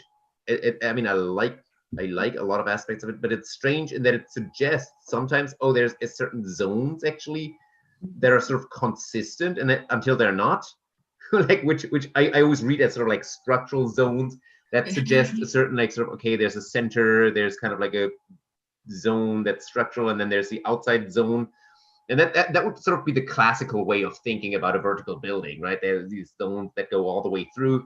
But it could also be that maybe your system allows you to kind of completely see every slab as like doing its own thing. And so you're completely independent because this thing holds up like whichever way it needs to. and therefore like what you're creating here like is a tiny little balcony space, and this is where you place the kind of like thermal enclosure. The other one comes out really far, and that thermal enclosure goes all the way back, and you create actually kind of like, I think the floor plan types or the worlds that you create on each floor plan would then potentially be very different. It's sort of like, you know, Toyoito Sendai Mediatek, which is sort of like, okay, structure is taken care of, and now I can sort of like draw patterns and graphics on my floor slab because I'm free. I can do whatever I want to on the slab. Versus a sort of like gridded system where you have the same type of structure sort of like equally spaced coming down at sort of like smaller intervals. So maybe just go to your plan. Go one just any plan, any sort of plan that's that you feel like is a typical plan. Probably anything on. Yeah, this is good. This is interesting. Okay.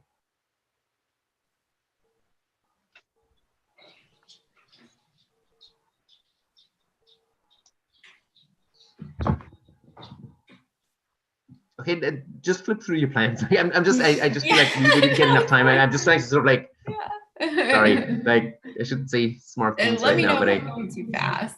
Sorry. I did have one thought just about kind of accessibility of reading the drawings. And I know this is going to sound kind of nutty, but in this format, I think it's better if you put the room labels like on the drawing itself as opposed to the number legend. For one thing, we don't have very much time, so like looking back and forth. I understand why you would do it, and you don't have to label all of them. I know there's a lot of repetitive, like practice room storage, practice room storage, practice room storage, but yeah, that would help me anyway to read them a little bit faster. Yeah, I can go back through, start here and then go back. I mean, again, it's an impressive amount of work. It's really beautifully drawn. I agree. I kind of pre-looked at the PDFs that were available through the Dropbox. And when it first opened, I was like, ooh, look at this one. So it definitely piqued my interest early on. And I love the story that you're telling. And I imagine that this building, because those balconies are exterior spaces, right? A lot of them, they're not conditioned spaces. And if I'm understanding correctly, right, that when we see that mesh grid, that is an open thing. Is that right? Yeah, so it pretty much replaces the railing on a typical balcony. Okay. So I love thinking of this building as actually like making music that you would hear from a block away sometimes, or something like that. And sometimes a cacophony of music, depending on how many people are here, like doing their business. So, you know, I think there's a lot of things about it that are really nicely done. And I appreciate that section a lot too. You know, oftentimes in section, I'm really kind of searching for these overlapping spaces and for things that have volume and height. And a lot of times you're looking for those kind of in the center. You're looking for sectional play, and you're looking to get away from kind of a pancakey plan. And you guys are doing that around the perimeter. And I think the section is definitely intriguing. With that activity happening around the boundaries. I'm gonna be more nitpicky about plans because it's that time of the afternoon. So if not structure, what then determines the layout of your floor plans? And Cindy, definitely chime in here. I'm just going to talk. There was a lot of time like spent on these practice rooms, and really that was kind of making sure that there's this acoustical buffer inside when they're, you know, really focusing on practicing and gearing these spaces for the different kinds of instruments that would be using them. And then allowing for keeping in mind, like, okay, how are you going to circulate so you make sure you have like these serendipitous encounters? Like, how do we create space so that people can collect and just meet and be creative. Is that well, yeah, no, I mean, I'm just curious. I'm curious because yeah, it seems that you have like a lot of freedom now, that we've sort of like established that structure is not actually a determining factor, but that's just like, okay, wherever I need it, I put a column, and like let that not interfere with where my spaces align, but it's a different system, and that's fine. You know, that's good. Like that gives you freedom and plan. So now my next step is like, okay, so if the structure is out of the way and we don't have to adhere to some sort of like grid necessarily, then what can I do in plan with how I arrange things? And I think this is a good example. I think you're starting to do something that's sort of interesting in that, like, okay, there's like practice rooms and they form a little micro collective with a big space at the center, and everything relates to that. And then there is this larger space that's kind of around, right? And that's a certain mini city, like a mini society that's set up there, right? Like that sort of like is a certain relationship that you set up between the people who practice, because you could also have put the doors on the other side, and that would have set up a completely different relationship to sort of like walk around out here and then sort of go into that space and then have your sort of like little home address and sort of like enter from the cold into the warm, or the other way around. And I'm saying that because I think how many more ways are there? Like once you sort of like are at a point where you have this, and then somewhere here you have a core, maybe a little bigger, and somewhere here you have sort of like, okay, a balcony and, you know, a stair, but, you know, could I do something like this? Could I just have a sort of like much more free floating plan, and would that give me something that potentially would set up a different relationship between the space where something is happening? I know this is a horrible sketch, but things that kind of go on around here, or could I have a thermal enclosure that's actually really, really minimal? Like it's really just like where I need it, and then everything else is happening out there on a balcony, as a sort of like big outside space. I think that idea that then the plan, the way that the elements are arranged and plan actually kind of become almost more independent from each other per level, and they don't actually have to be self-similar anymore. I don't know if that could have driven sort of like these spaces to be actually much more, maybe for lack of a better word, surprising, in that like different kinds of performance are enabled by one space versus other kinds of performance. And that's a thought. I mean, that's a thought of like where this could go, rather than sort of like a criticism of what's there. Because, you know, no, well, it was just kind of thinking too that there was, I think, in the back of our mind, this element that we wanted to have a relationship with the surrounding buildings and the city. So the idea is that we did want to have that on the outside, the exterior of the building, because we did want to create these peekaboos with the screen and have this relationship with the surrounding buildings. So I think that was kind of in the back of our mind that probably prevented us from creating a more sort of, like you're saying, more moments like within, like that are separated, that are kind of a little less pushed to the exterior. Does that make sense? And also because we have so many practice room floors, it was a decision earlier on just to kind of, I don't know, I think it ended up being like 3 layouts that we used on the different floors. So that was just sort of because we had so many floors, it was just a way to keep things simple. But I agree, there could have been more like tailoring to each floor and the views and what we wanted to do with that.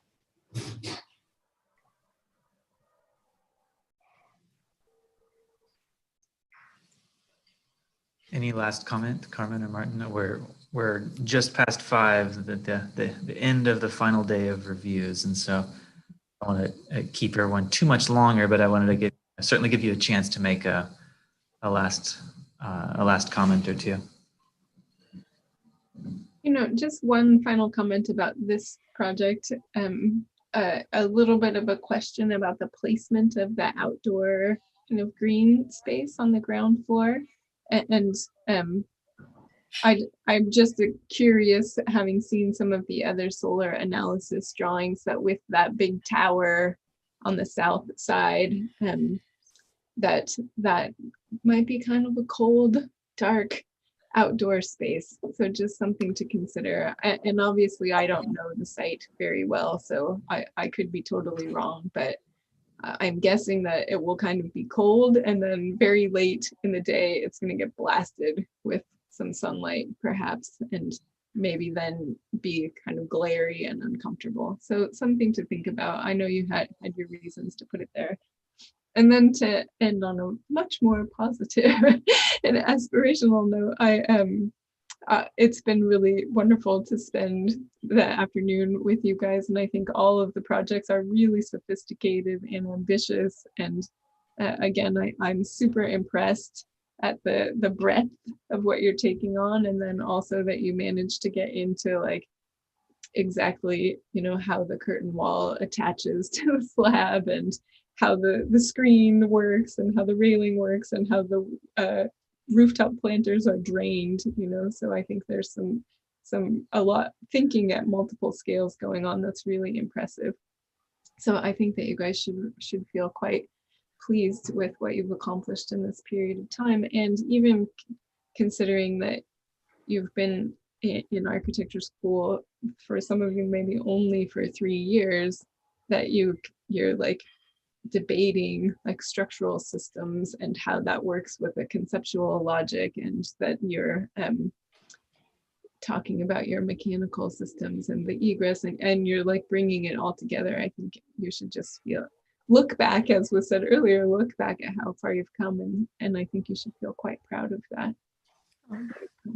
Yeah, I would echo that. I think all the projects that I saw were like really, really accomplished and really well developed. And I think that alone, in the time that you have under normal circumstances when you're in studio and learning from each other, is quite something. And then under these circumstances, especially, like to even get to that point is so much of an accomplishment. Like, I think that's just something that I was really impressed with, like just the level of resolution and kind of completeness of your projects. And I think that alone is something that in many ways supersedes kind of like any sort of critique that you may get about like, oh, why didn't you think about a structural system, like a different structural system, or why didn't you make the columns smaller, or like what about that plan here? I think in that way, so like everything that we say that could have critiques any sort of like content